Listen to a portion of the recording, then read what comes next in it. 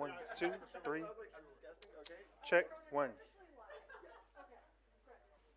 1, 2, check.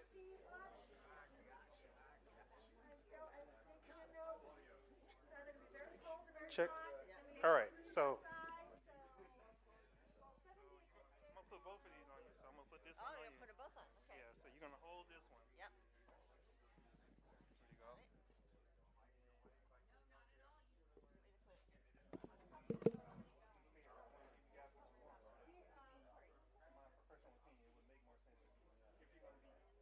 Quick Q&A.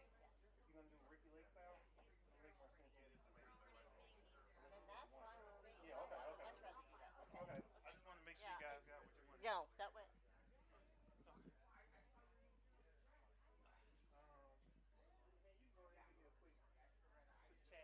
Testing 1, 2, 3. Testing 1.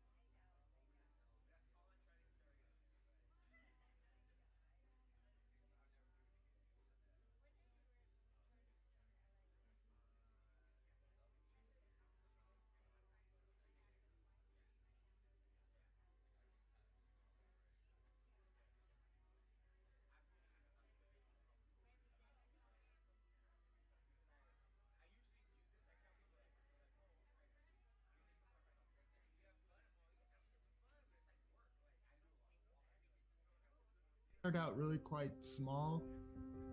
Courtney Coffin, Courtney. And I'm Lisa. So my name is Bob Pattison. I had been having issues with my stomach. Never had issues with it before. Heartburns and indigestion. Some, mild, not too crazy, stomach cramping. Sometimes like my stomach would growl so loud that my husband would say, "What did you say?" And I got to the end of the day and I was so full and I just couldn't keep anything else down. A little bit of acid reflux. Symptoms started when I was pregnant with my daughter. I started having a bad abdominal pain. I had lost 15 pounds. Doctors get sick too. There was no symptoms. It was just a routine physical, and they found out that he was anemic. I'm Dawn Candeloro. My name is Lisa Canavan. Brett was a people person. I was diagnosed on May 24th. I think maybe at the beginning I had a bit of cognitive dissonance that I just kind of didn't want to believe it. I'm not thinking cancer at all. It's not in my family. I've never been sick a day in my life. That's the furthest thing from my mind. We were all pretty shocked. The world just came down on top. And at that point,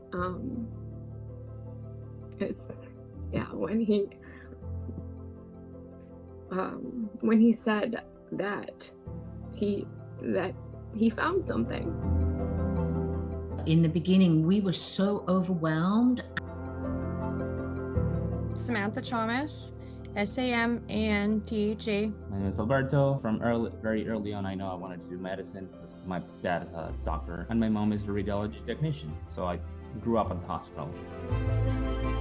When we found the stomach cancer support groups, I think that was where, I felt comfortable there, that people were talking about real experiences. Be involved in the stomach cancer community because I've learned a lot just from being in groups. Because I feel that it's important to pass on the awareness. We got through it, and we wouldn't have been able to get through it without all that support and love and attention. Be a strong advocate. I love Hope for Stomach Cancer. I know that they're an organization with integrity. They're an organization that truly cares for the patient. Again, it goes back to community. People have been through stuff.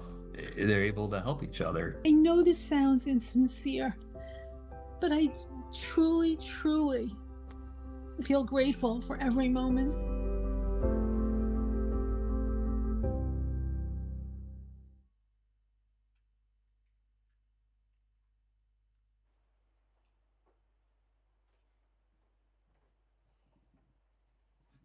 Good morning, everybody. Welcome back to day 2 of our Patient Empowerment Summit. Before we begin, I would like to thank our sponsors. For those who need it, the Wi-Fi information is up on the screen. Our wellness room is in the Capitol View room down the hall to the left. Cinnamon is incredible. If you've never met her, please take advantage of her. There's a sign-up sheet right outside the room. We have a full day planned for you with a lot of speakers, a lot of chances to ask questions and share your stories. Since we are live streaming and we are spread out throughout the room, we ask that you please raise your hand to ask a question and somebody will come to you with a microphone.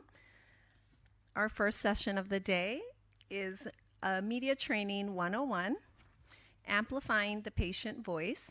I'd like to reintroduce Diane for those who weren't with us last night. Diane is president of MNC Communications, a public relation firm committed to representing inspirational people, organizations, products, and services. For the past 17 years, she and her team have worked with clients ranging from the Lung Cancer Foundation of America to King Soopers and Kroger to now Hope for Stomach Cancer. Forecasting challenging and turning situations into opportunities is her secret sauce. For brand protection PR, formerly Diane was the news director of Channel 7 in Denver, managing the newsroom during the Columbine High School shootings.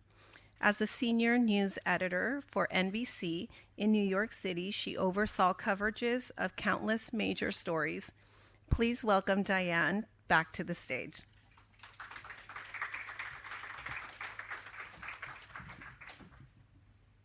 you so much, Irasima. How are you all this morning? Oh, it's so good to see you, even if that time change was no fun, right? Let's talk about that. Today, what I want to do is I want to teach you two things. We're going to do it in a little while, but first what I want to do is kind of explain to you who the media is. So when I say, if I called you right now and said in 15 minutes there's going to be a reporter coming to your house and they want to do a story with you, what's your reaction? Somebody, real quick. Yes. Oh, I love Stacy. Stacy. Hi. Hi. You will be that thrilled? Absolutely. I know why. Why not? Question with a question. That's good. Yes, exactly. Tell me more. Yeah, so I have a great story to tell, and I fought really hard to keep my voice, and I use it every time I can. Can we give this little round of applause? This is why Stacy's on the Speakers Bureau. Holy moly. Everybody else feel exactly the same way? No. Oh, no. No? Irasima doesn't feel the same way? No, I'm a nervous wreck. I can. I just, it's hard, right? I think, and I say this often in I've said it plenty of times in our meetings. I have a hard time not getting emotional. And, then I feel like it takes over the story. So, that's a good point. Yeah. So it's a little terrifying. But we talked about the emotion thing, right? So if you practice and you feel it coming, there are certain triggers that I have for sure. If I'm talking about Columbine, because I was the news director during Columbine, I immediately can feel it starting to raise, as you can see. And so it's very, very important that you figure out what those triggers are, kind of stay away from those, and when you're thinking about your interview, do it in your head. Do it in your head. What do you think they're going to ask? They want to know, first off, if anybody in here is approached by a reporter, you get a phone call and they're like, we really want to do a story with you. I first want to offer to you, and I truly mean this, and anyone who's watching, we're right on the web. You can call us. My phone is on 24/7, as is my team. We will look to find out who that reporter is, what types of stories that reporter has done. And what you do is if you pick up the phone and I say, hey, I'm Diane Mulligan. I'm calling from KCNC in Denver, and we're doing the story today. Boy, we'd really like you to add to this story and talk about stomach cancer. There's this new research that's out there, but your story is what's really going to make the thing. And we'd like to talk to you in 15 minutes. What you're going to say is, oh, that'd be great. Can I have 5 minutes to call you back? Because I'm not quite ready, but I promise I'll call you back in 5 minutes. Give me your phone number, what's your direct line, so they know that you're serious. And then get the heck off the phone. Don't say anything else other than that, and then call me or somebody on my team. We will absolutely walk you through what's going to happen. We can immediately research. The interesting thing is the journalism community is still very small, and many times we know people who are going to be calling you because we're talking to reporters in just about every city every month. It's crazy how much pitching we're doing. So we really know a lot of reporters, and the ones who are very interested in healthcare, we've really kind of targeted them. So call us, and we'll say, this is what you can expect. Now, Andy, we did that with you before the radio. Oh, I know. Sorry about that. I scared him. I love that. There you go. Remember when we talked about when you were going to go on the radio? Can you talk a little bit about that and how we prepped you for that? Well, Diane, I kind of remember that. And what I did is I messaged you and Mitch pretty much immediately.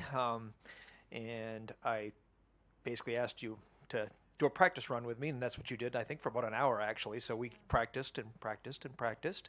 You gave me the lowdown on sharing my story, on how to share it, the mac and cheese story you told me to do. It went over great, so obviously you know what you're talking about, which is good. Yeah, not to brag, but you're great. But yeah, it was easy, quick, and actually it was kind of fun, actually. I actually did enjoy it. We went through a bunch of different scenarios, and every single scenario we did pretty much came up during it, so I was prepared, and I felt good going into it, and yeah, it worked out great. I wasn't really going for the testimonial, but I love it, and I'll take it, and thank you so much. That was super.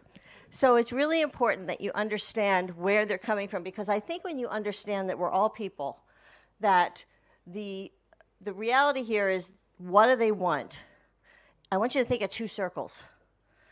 Over here is information, and over here is entertainment. And when I say entertainment, I am talking about passion. I'm talking about something that's going to pull somebody into the story, whether they're reading it or whether they're watching it. That intersection of the two is a perfect story. Reporters are absolutely just like you and me when they go to their job. They want to do the very best job that they can do. And what's wonderful is when they're doing a story that's on a nonprofit, unless there's some type of financial malfeasance, the possibility that they're going to send a weird question to you or something that's going to take the story in a weird direction is very, very low. I'd say less than 1%. They really want that story to sing. They really want to make you look good. They really want to pull that story out of you. So if you cry, that's not a bad thing. Now, if you cry and you can't speak, in fact, you saw here, Dawn. Dawn, are you here? There she is. You saw the video kind of go in on you when you got emotional. Why is that? We all went in too. And so that will happen. So it's not a bad thing to cry. And if you get to the point where you're thinking, they can't even understand what I'm saying, that's okay, because they're not going to use that, because they want to be able to understand and have the people understand as well. The other thing that's interesting is that their lives are run on the clock. I still run my life on the clock. There's a thing called back timing in news. If you're in broadcast news, or if you're a print, you have a deadline. If you're in broadcast and you don't hit your deadline, the screen is black, which I have had happen. Not personally to me, but I've seen it happen, where you'll see sometimes the screen goes black in the newscasts. Oh, black is very bad. It's a very bad thing. But you have to get your story done, and even though, let's say they're calling you at noon and it's for a 5 o'clock newscast, first off, if they're calling you at noon, you're probably the third story that they've been on that day, because 2 other stories fell through.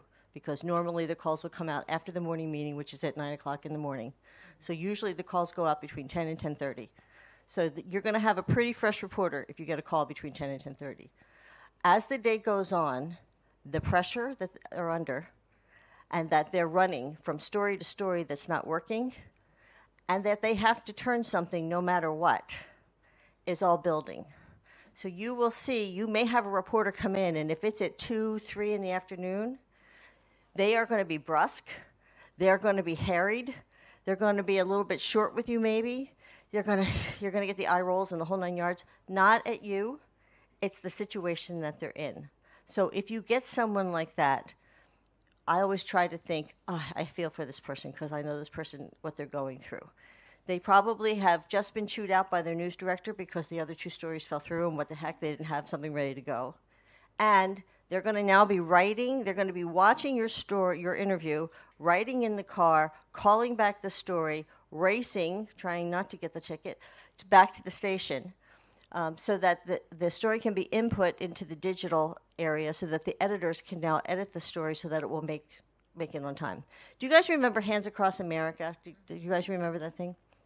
I was working in Tucson, and where we had to go up to, it was Quartzsite, so it was probably a 4-hour drive, and it was a 1-day turn story, and it was a 5 o'clock news story.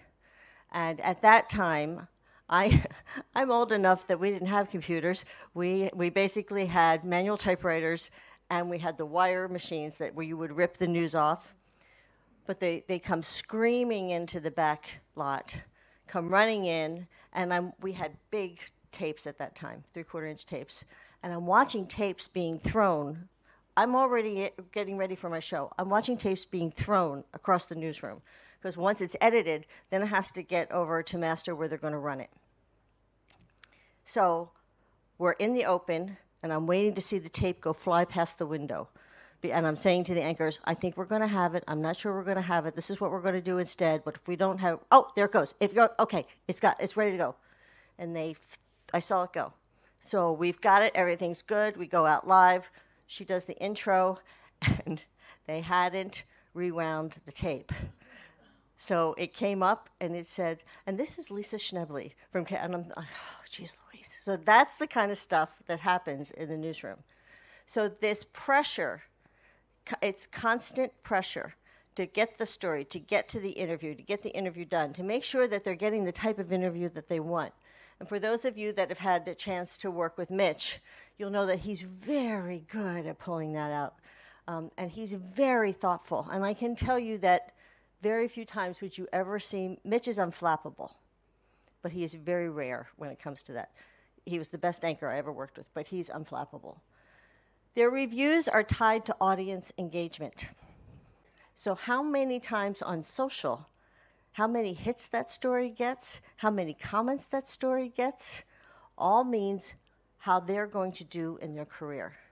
And for most of these people, if you're in a smaller market, they're not going to be there long. The whole goal is to be in a market between 18 months and 2 years and move, because that means you're moving to the larger markets and you're moving up the food chain. The regular reporters do not make great money, especially in the smaller markets. And so when I first started, I can tell you, my first job was $2.50 an hour. That'll give you an idea. And they wanted to give me a 5-cent raise. I went across the street. But anyway, it's very important for them to be able to pull these stories together really well. And you're the key to that. So you are very important to them, no matter how harried they are when they see you. So I want you to know that. They want information that's relevant to their audience and something that's going to make their audience lives better. When you go into journalism, the thing that really gets your heart going is if you know you did a story that can make a difference. I was in Vegas. There was a dry fuel manufacturing company there called Pepcon, which made the dry fuel for the shuttle. And next door to it was a marshmallow plant, and it was in Henderson, and this is back in the 90s. But there was one road into Henderson from Vegas and one road up.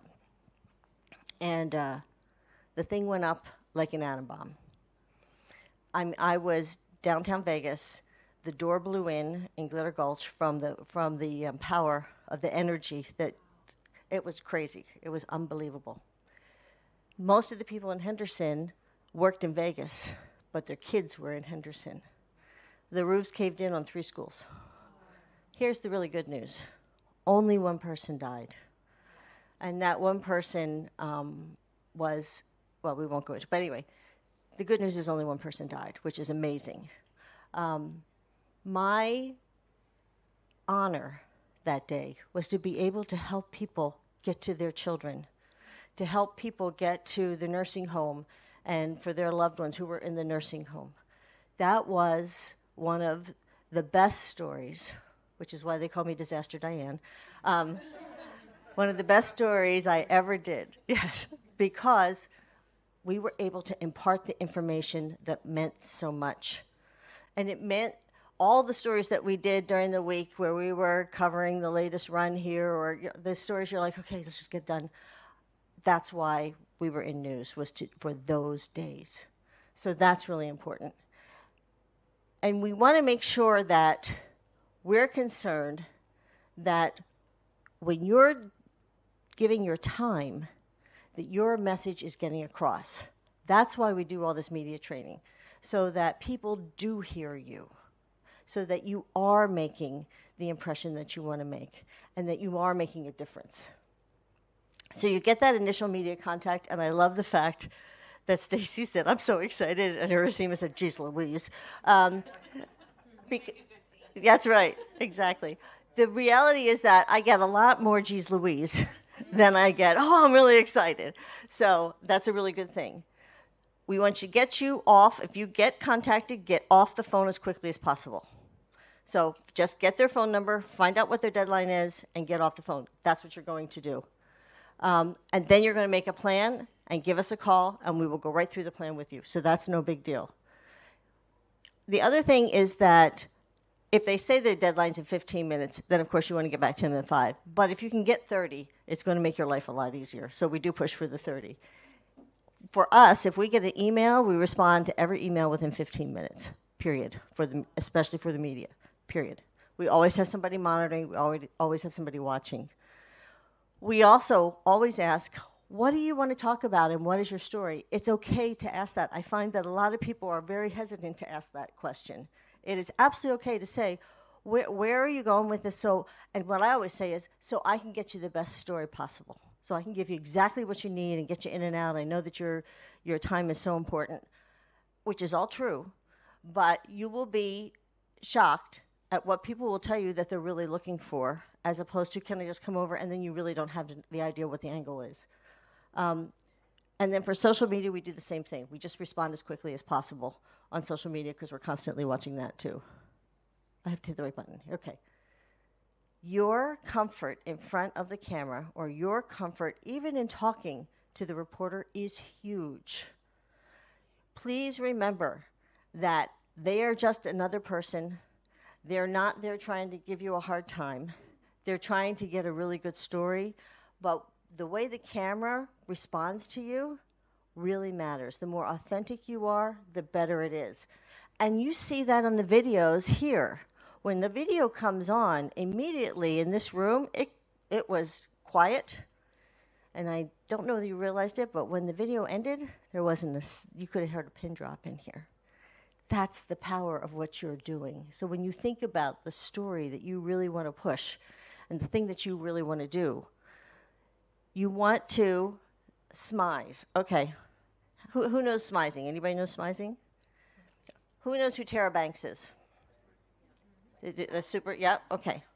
So smizing, so I won't tell you what we call this, and this is also really important for a Zoom interview.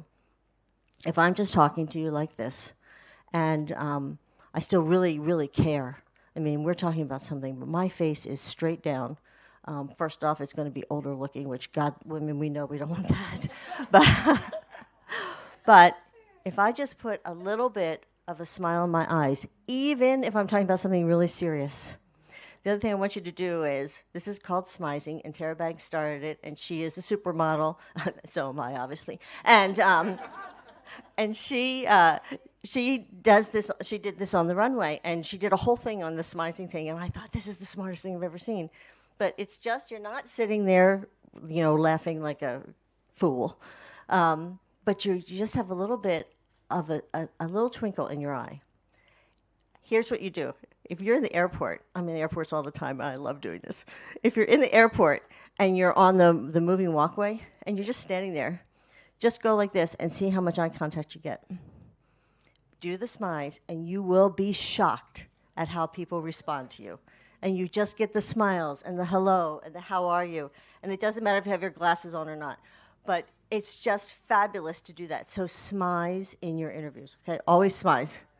Smize, okay? We got the smize? Okay.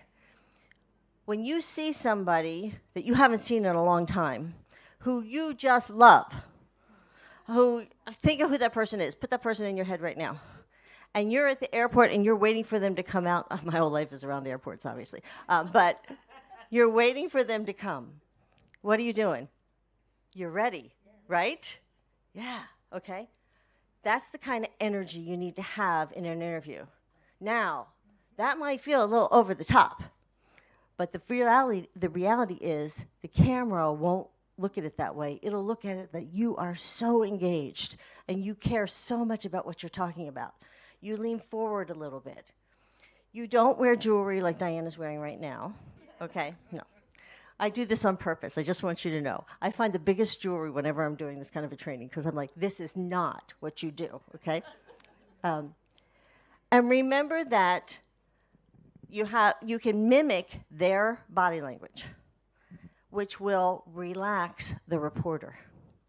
It's just a psychological way of communicating that makes everybody comfortable in the room. So if the reporter's got his or her legs crossed, you do the same. If they're sitting forward, you're sitting forward even more. You're just constantly looking at their body. Body language is between 80 and 90% of the communication, and that comes through the video as well. It also comes through when a print reporter is talking to you, okay? If you're doing a phone interview, I want you standing up and walking around. the whole interview, and I want you, no matter what you're talking about, to plaster a smile on your face. Your voice will change. The warmth of your voice will come right through the phone. So if you're doing a radio interview and it's just one of those really easy ones where you're on the phone, if you're sitting, your energy level goes down and you're just down like this, and you're like, you can be talking and you're like very happy with it. But if you're up and you're walking around, can you hear the difference and how? That's going to make a huge difference in what you're doing and in how this is going. Handling the media well. Just remember, you've got it in your head, this person is on a deadline. Make sure they know that you know they're on a deadline and that you honor that. Make sure you know that if you, for some reason, get somebody and you haven't talked to us, just Google them really quickly and look at their last story. It'll give you a commonality with them where you can say, I saw that story. That was really cool what you did there. All of a sudden now, they're so honored that you saw the story, and they're shocked that you took that 5 minutes to do that. It'll make a huge difference. So be very comfortable. You are being judged by the viewer or listener, or if things are taken out of context. So let's say you say something. I'm trying to think of an example, but let's say you say something that you thought, as it's coming out, have you ever had this where you were talking to a friend and you said something and all of a sudden it's like it's slow-mo in your head and you're like, this should not be coming out of my mouth? Yes? Right? Have you? Oh, you've all done that. Yes? Okay. Cough. That's the answer.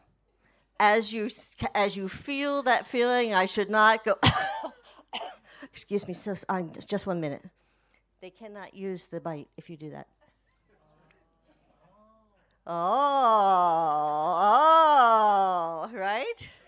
So your brain is working faster than what's coming out of your mouth. You're feeling that what I just said was maybe a little bit off. And it doesn't have to be terrible. I mean, it's just something I'm just, whoa, if they just, I'm not sure I should have said it that way. Excuse me. Oh, geez, I'm so sorry. I'll be right back. Okay. All right? Okay? That's an easy one. All right. We talked a little bit about body language. Look at these numbers up here. 7%. Only 7% of what you say is getting through. The rest of it is how you feel, how you look, what you're doing. I think that's just huge. And your tone of voice. That's why we talk to people about smizing and about standing up and walking around and plastering that smile on your face. So you're smizing, you're talking about, ask the reporter how long they have, okay? And if they say, I've got an hour, you don't. You have to go pick up the kids. You've got a meeting that you got to get to. You have 30 minutes, okay? Especially in a broadcast interview, you have 30 minutes. Because if the reporter says they have an hour, that's a very long time to talk about a lot of things, and there's a lot of opportunity there to go all kinds of places. And so I would say try to keep an interview to 30 minutes, and most of the time that's what the reporter's going to have anyway.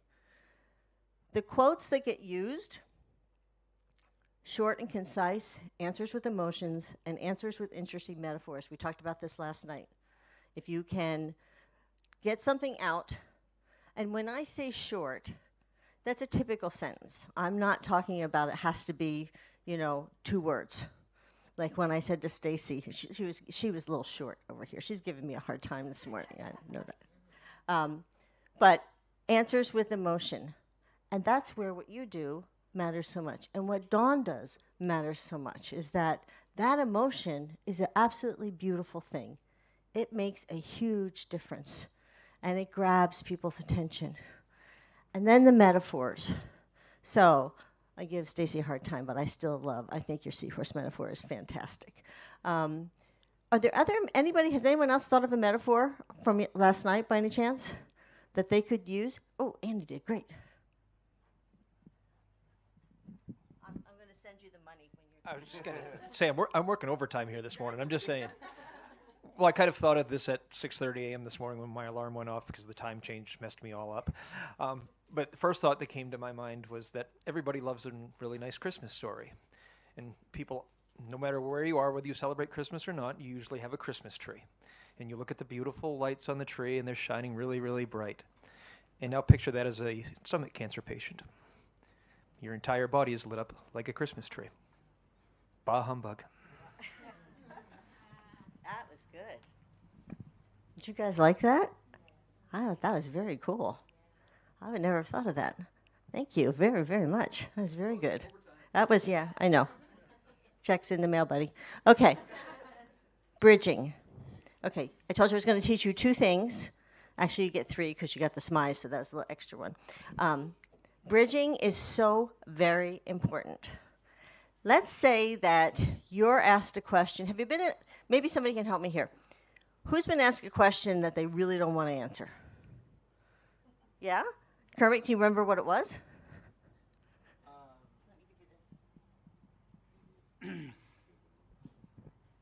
Why, thank you for putting me on the spot. You bet. Just cough.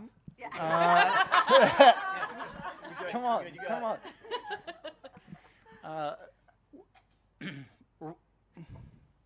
How can I say this? Sometimes you don't want to be vulnerable, and you don't know how to answer a question because you want to keep your composure, and you don't want to lose your stuff, right? Crap. And how to have a measured response but still be authentic is a difficult thing to do, right? So, especially with guys, we don't really like to let go of all the things, but it's also in some ways therapeutic. So, how you manage that is there a specific important. question that you've been asked? Yeah. Tell me your story. That's pretty simple, right? Okay. Yeah. So, if you want a bridge, when somebody says, "Tell me your story," you could always say to them, "Oh, we will get to that, but I got to tell you something that's really important.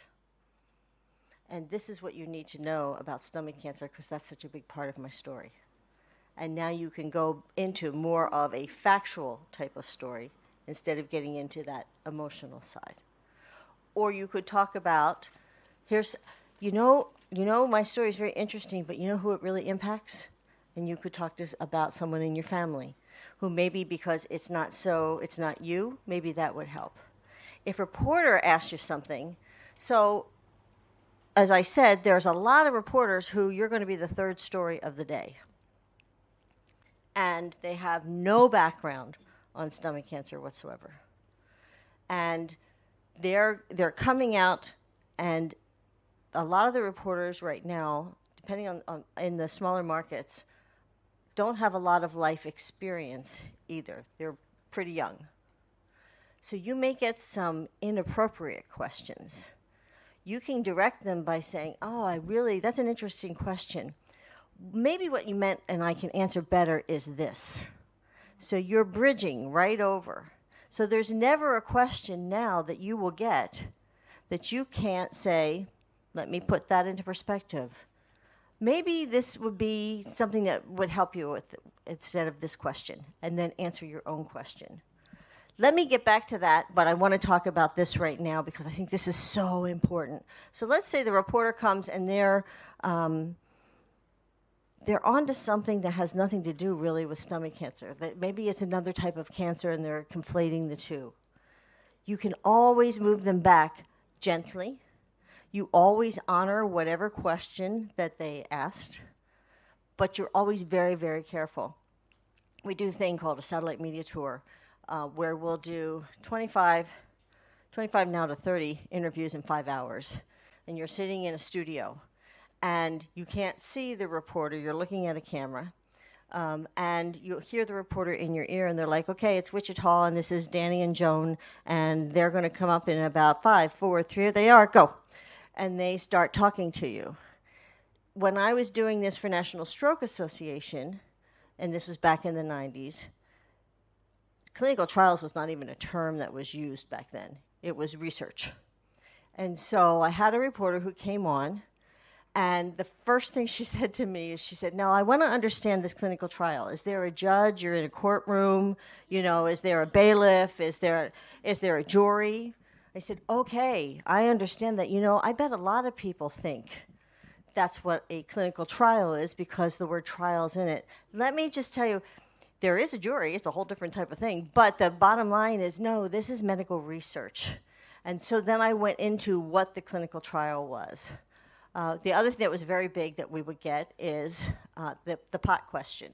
Now you have to remember this is the 90s, so this was, and they were like, we hear that smoking pot can really make a huge difference for stroke patients, and that they're having, and there was no research going on or anything. And again, that's another place where you can go, I think a lot of people probably heard that, but here's what's going on. So it's such an easy way for you to go to another place. So that's the one thing. The other thing that I want to teach you, before we do that, any questions on bridging? Or anybody who wants to practice? Oh, come on, man. I scared you. I love that you did that. Can we give this woman a round of applause? Oh, my gosh. Okay, Rachel? Okay. This is something I'm terrible at. So. I'm going to ask you the question. I'm going to do this. Okay, all right. Rachel, was it the absolute, I can't even, I don't even know how to ask you this question. What did you think about when, and they're taking you down this road, what did you think about when you heard about Frank? And I really want to know, what did you tell your mom? And I really want you to tell me, I really want you to go there. You just go there. Oh, my God.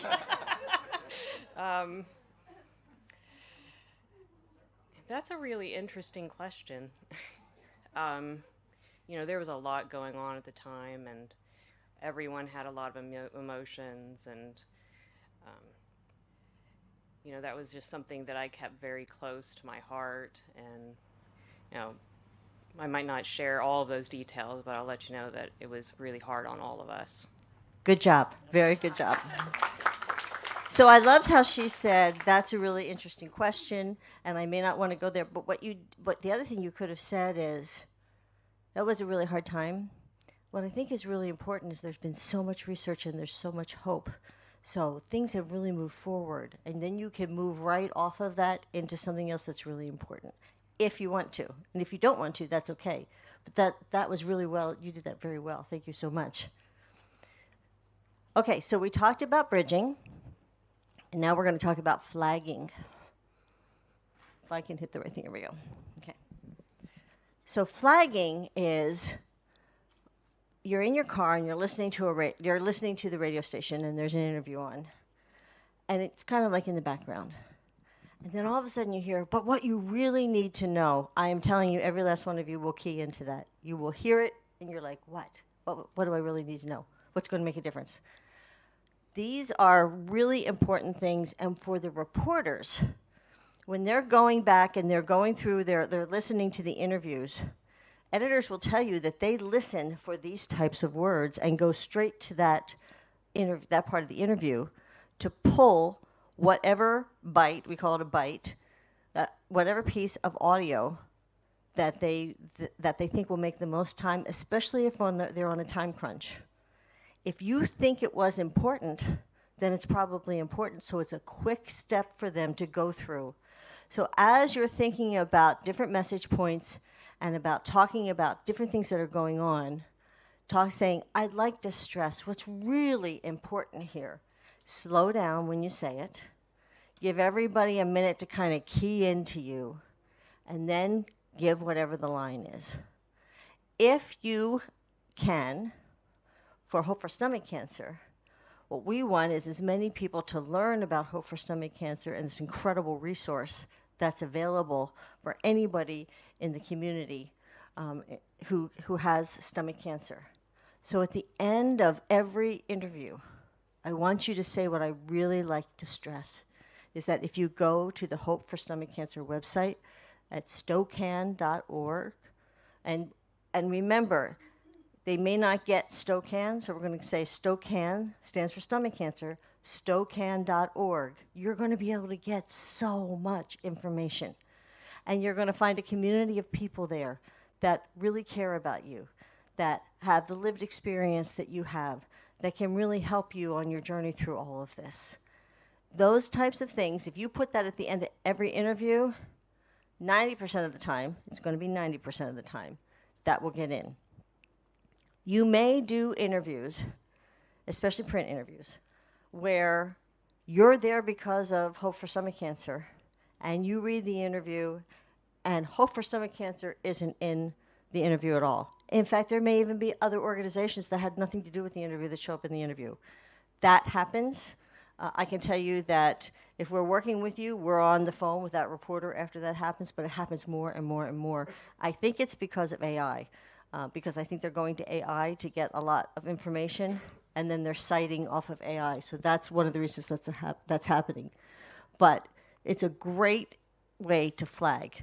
The last thing is, they may say to you, is there anything else that you want to add?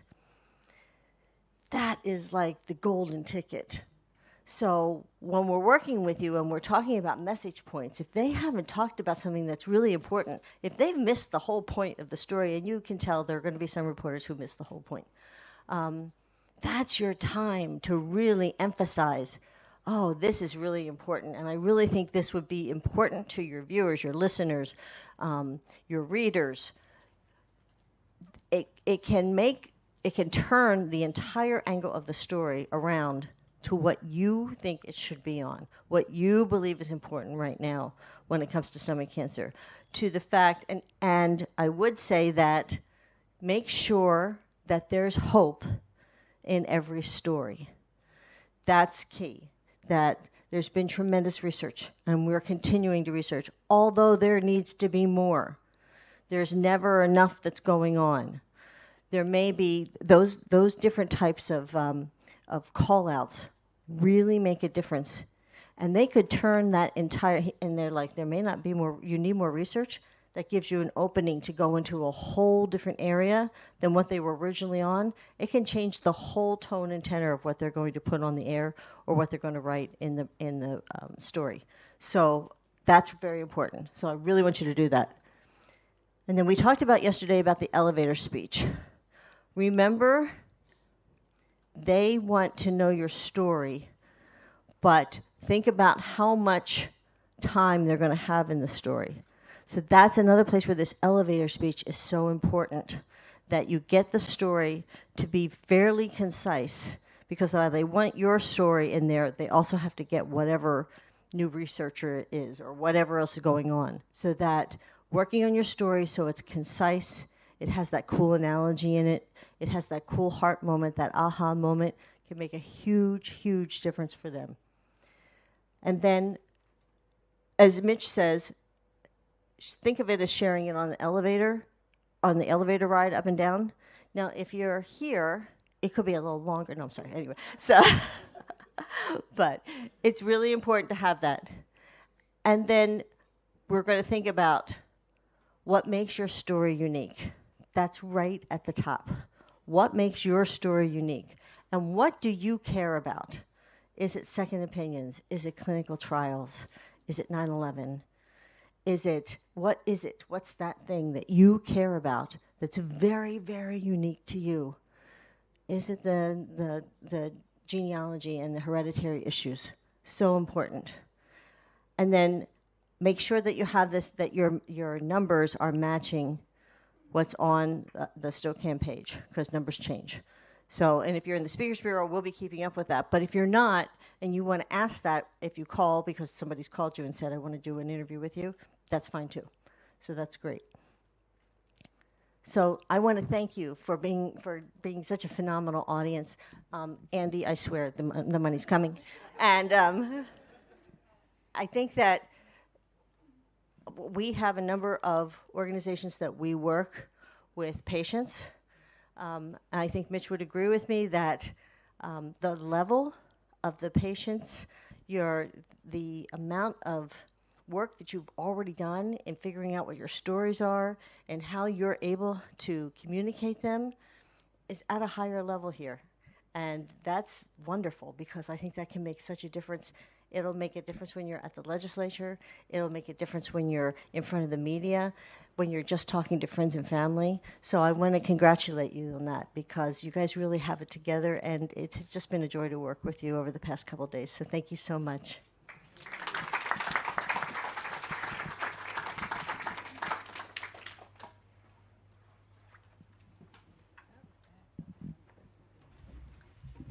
Thank you, Diane, for being with us this weekend. We will now take a break for lunch in the reception hall, and we will reconvene again at 1 p.m. for our next session. Thank you, everybody.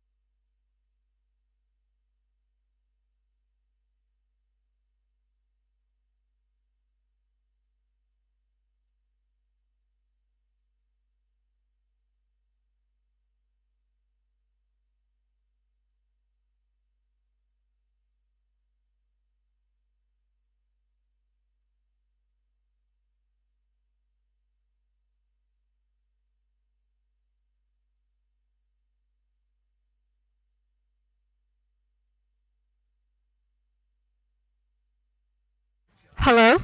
Oh. Welcome back, everyone. To begin our afternoon session, I'd like to invite Kendle Salisbury to come up and share her story.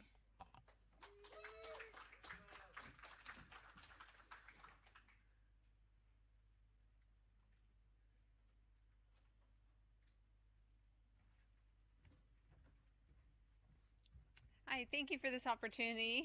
My name is Kendle Salisbury, and my story started in 2018 with a routine mammogram, and I was diagnosed with breast cancer, stage 2. I was able to have a lumpectomy and did radiation, and I beat breast cancer. And I thought my cancer journey ended there. 5 years later, I thought, okay, I hit my 5-year mark. I'm cancer-free, everything's good, and started having some just health little issues that I wasn't sure what was going on.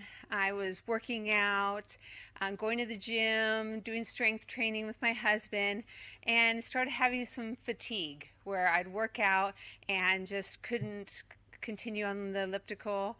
I had some side pain, like right by my ribs, and just thought maybe I need to go in for a physical. And so I did and saw my family practice doctor. He did run some blood work, and my white cell count was low. Other than that, everything was normal. He did decide to refer me to an oncologist because I had breast cancer previously.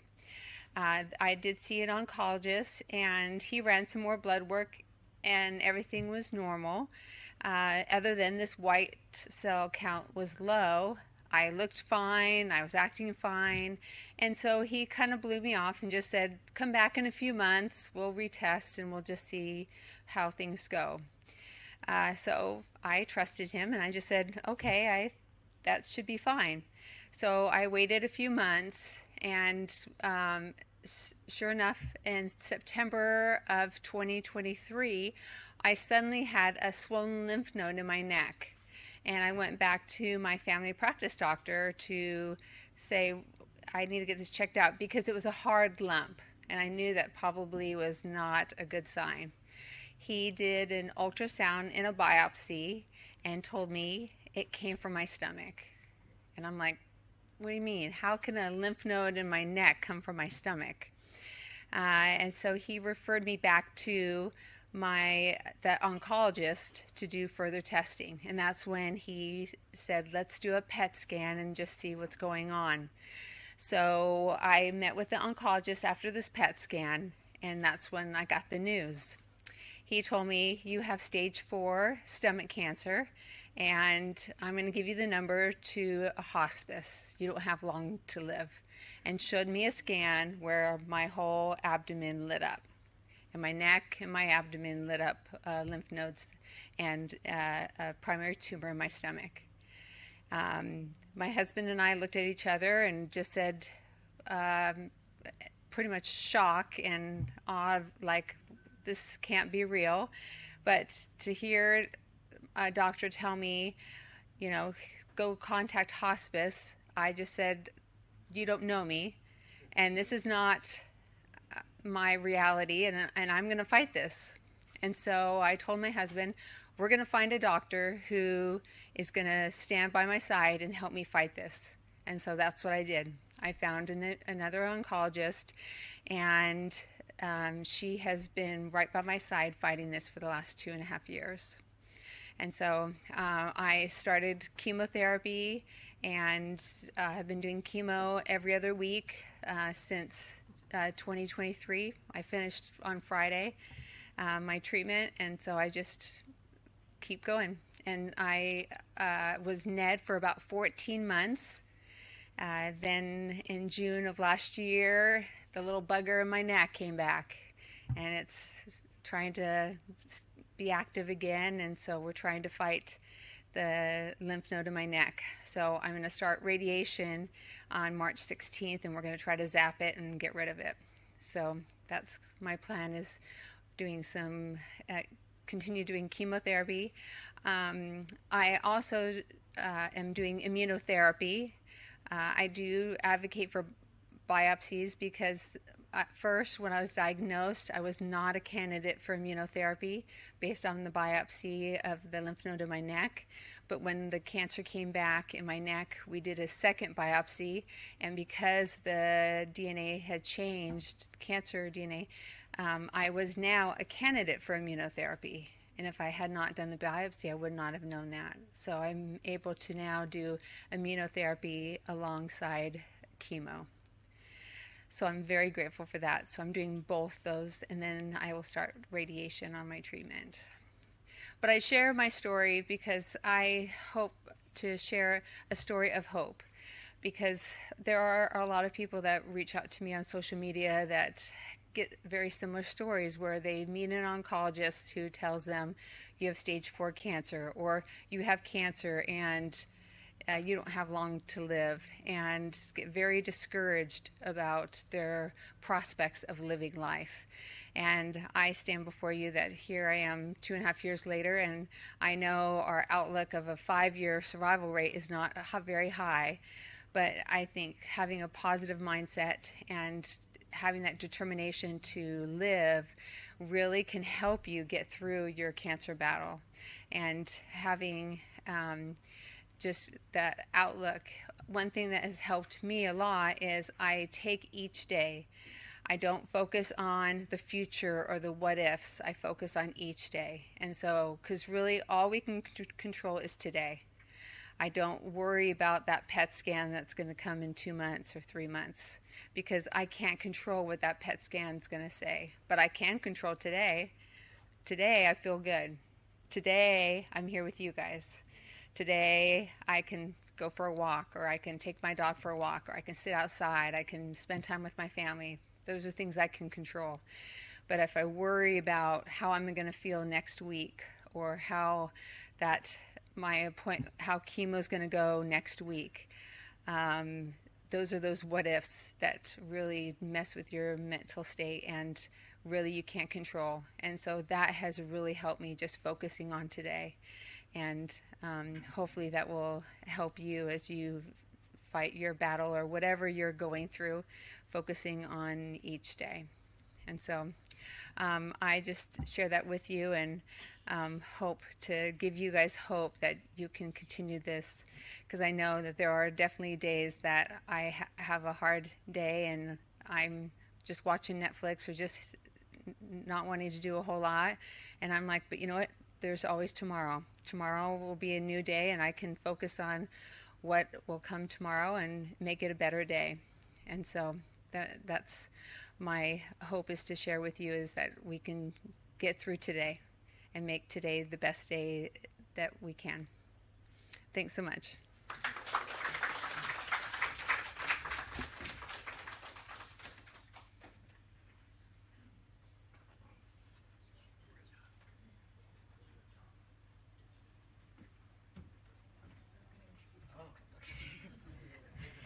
Thank you, Kendle. For the next story, please welcome John Fitzgerald.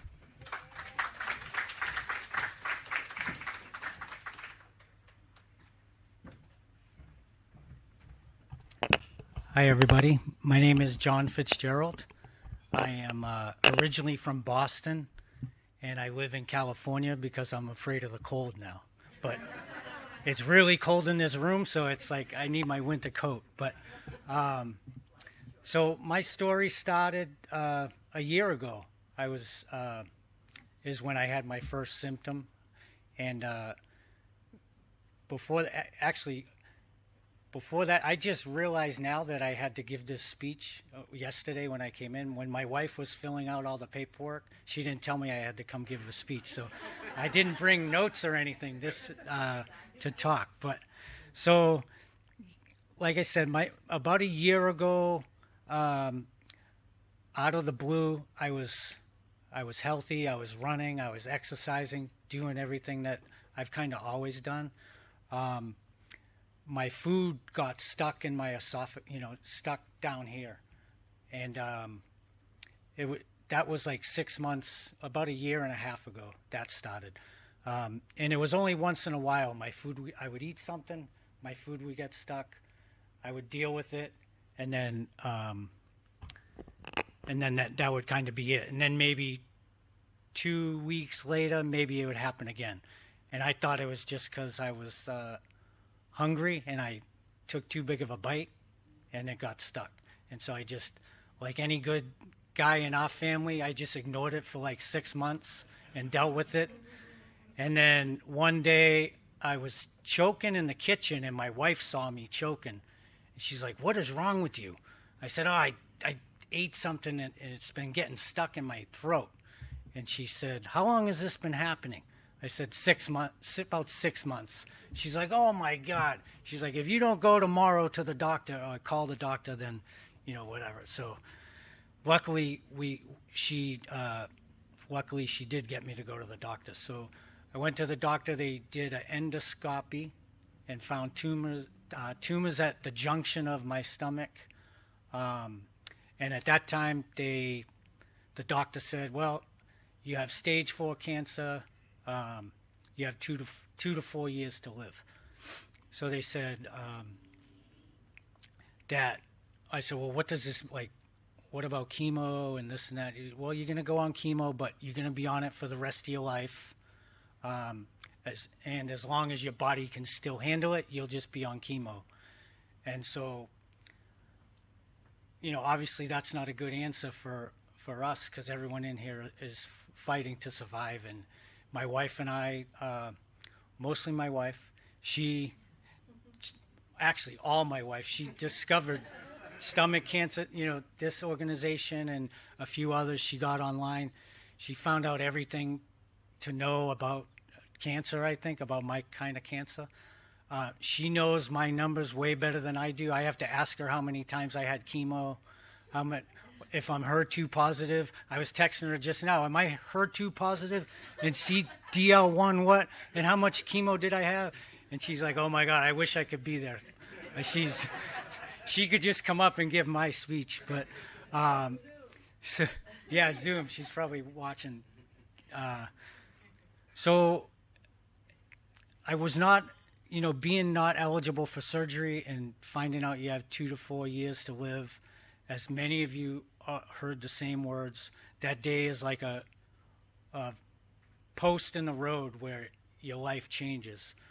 So we obviously decided to fight, like everyone in this room, and I got chemo. I got 5 rounds of chemo.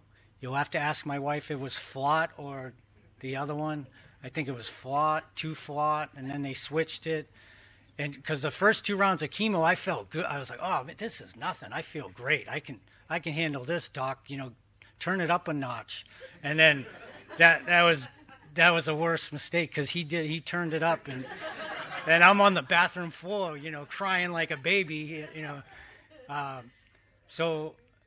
But you know, the great thing about chemo was it shrunk the tumors enough to where the doctor said, "Well, now I think we're going to think about surgery. You're in a gray area. You're stage 4 and it's spread to a lymph node, but you are in a gray area, and I think we'll go for a home run and we'll do surgery." So they did I had a esophagectomy.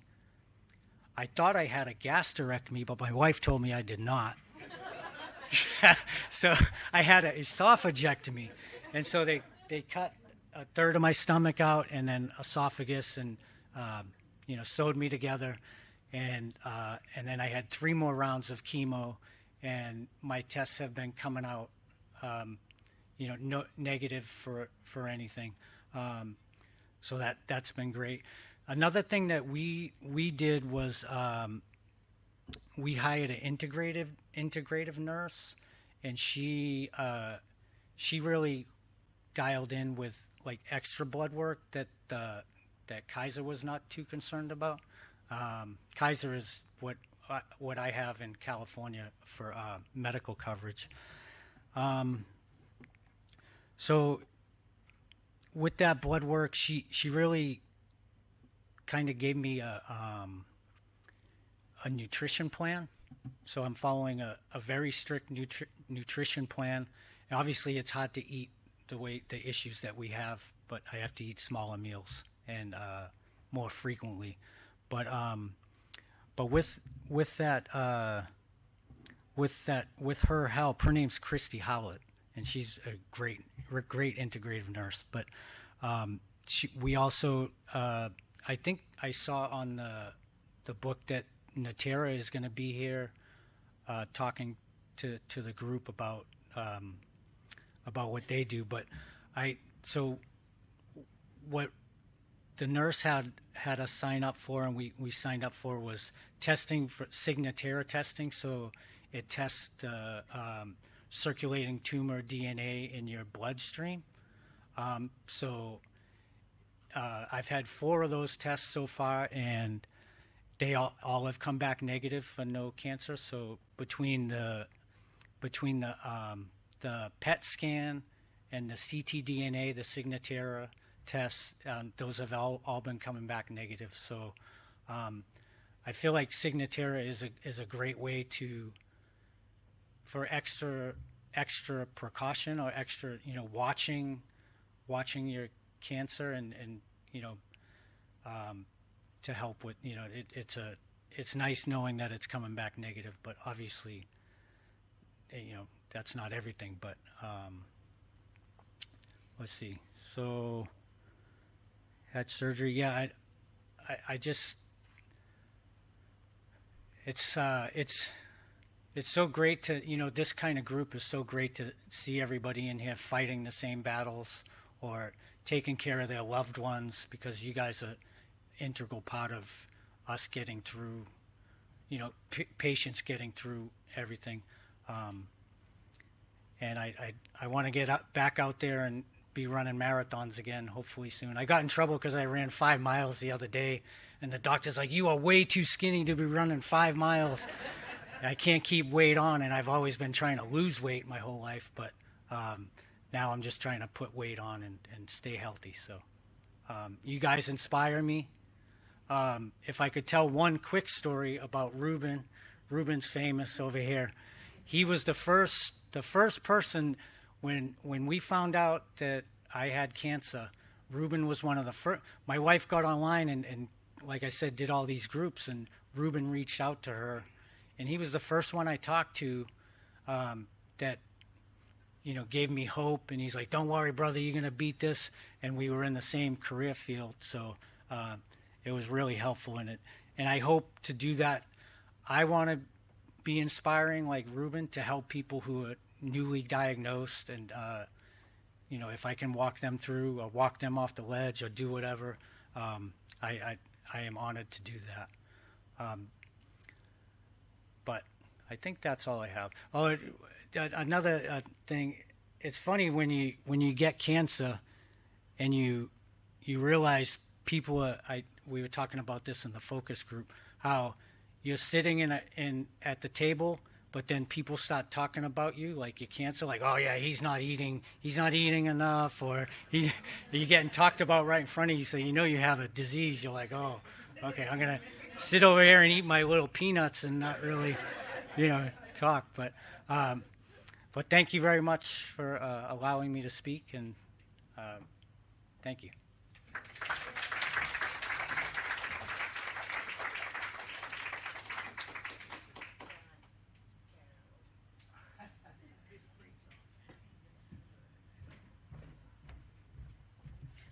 Thank you, John, for sharing your story. As a reminder, if you have a question during the Q&A portion of each presenter, please raise your hand and a microphone will be brought to you. I'd like to welcome Dr. Benjamin Weinberg, who will be discussing the role of ctDNA in gastric cancer management.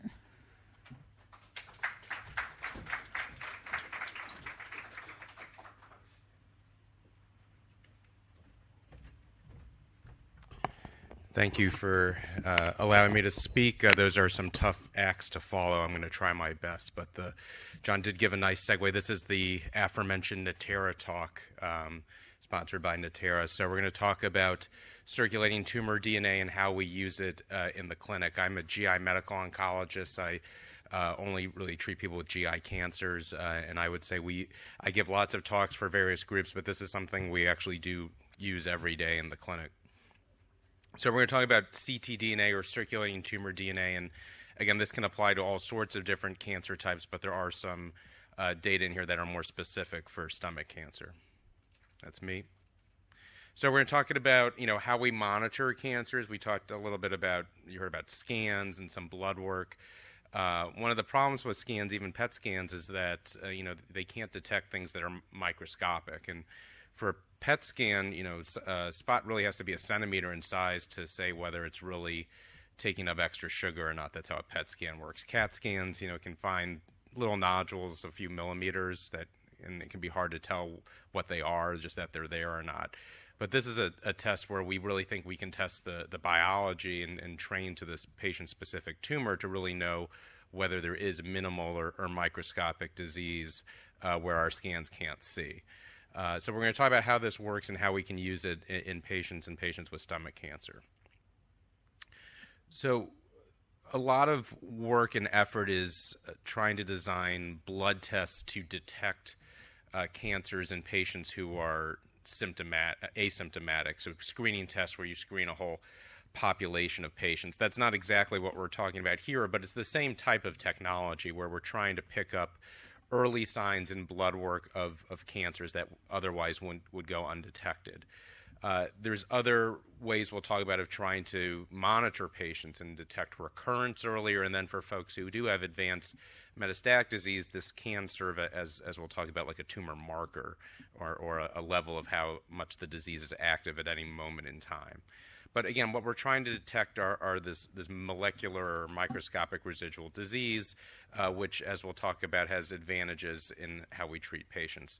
There's a few terms here that it's a little hard to see, but most of what we're talking about, circulating tumor DNA, is actually a small subset of what we call cell-free DNA. So our cells are constantly growing, dividing, falling apart, dying, breaking down, getting replaced.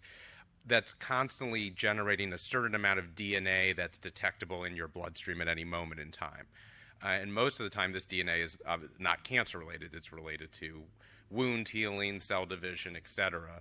So what we're trying to detect is this needle in the haystack, these few fragments of DNA that are tumor-associated. This is the ctDNA, or circulating tumor DNA, which is a component of cell-free, or cfDNA. There are also, in folks with advanced disease, often circulating tumor cells, which is kind of exactly what it sounds like, where we think these are the cancer cells that are responsible for metastasis, that they're traveling from the site of the primary tumor in the stomach, esophagus, to other areas in the body. And there's other tests that can be done to try to identify these specific cells. But the focus of this talk is really on this component of cell-free DNA that we call circulating tumor DNA. And this is something that we can pick up in the bloodstream. This is very dynamic. These DNA are only hang around for about 30 minutes and then get broken down. But again, they're constantly getting replaced and recycled. So we think we can detect it, in real time. And again, what we're looking for is really a needle in the haystack. So when we test for this, for example, I usually don't like to test folks like the day after a big surgery. Big surgery, lots of inflammation, lots of wound healing. There's lots of cell-free DNA that's being released into the circulation. Our haystack is a lot bigger, okay? So I usually wait at least 2 weeks after a big surgery to do this type of testing, because then the haystack has gotten a little smaller again. We're trying to find the needle, and this technology, the Signatera, is like a really strong magnet that's trained for that very tiny needle. So again, we're trying to detect something that's quite small, quite ephemeral in the circulation, but it behooves us to time our testing so that we can achieve the best results.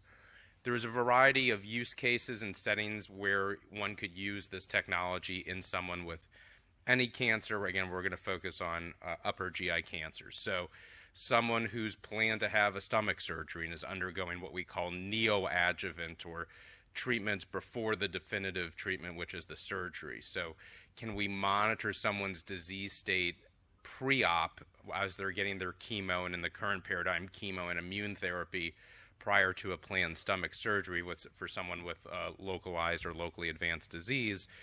The ctDNA going down, if detectable at baseline, is advantageous and could be a sign that the neoadjuvant treatment is working. Most of this technology comes in the second bucket, which is, am I cured from my disease? So I did my chemoimmune therapy, I did my surgery, waited those 2 weeks, now I've done a blood test. You want that test to be 0, undetectable. That means there's no evidence of the tumor you had, the DNA circulating in your bloodstream after the definitive surgery. Now, as we'll talk about, the test, like all tests, is not perfect, but you much rather be 0 than detectable or positive at that time point. The power of this test comes from not one time point, but many time points. So the nice thing about this test is once the test is made, it can be repeated serially, longitudinally, and you can repeat it, every 3 months or so, and then space it out as you get further out from the definitive surgery. But this is, we think, a better test at detecting relapse in terms of timing than scans. So standard is everybody gets blood work, everybody gets scans. You add this technology on top of our pre-existing surveillance paradigm, we think you can actually pick up recurrences earlier. And this is important because sometimes, this more in the colorectal cancer space, we think we can cure folks by plucking out a site of metastatic disease if we can find it earlier, right? Stomach cancer, it's more of a challenge, but we still do sometimes that if, hitting a lymph node, for example, if we can find it, detect it earlier, again, hopefully detect it earlier than we would on the normal CAT scan monitoring.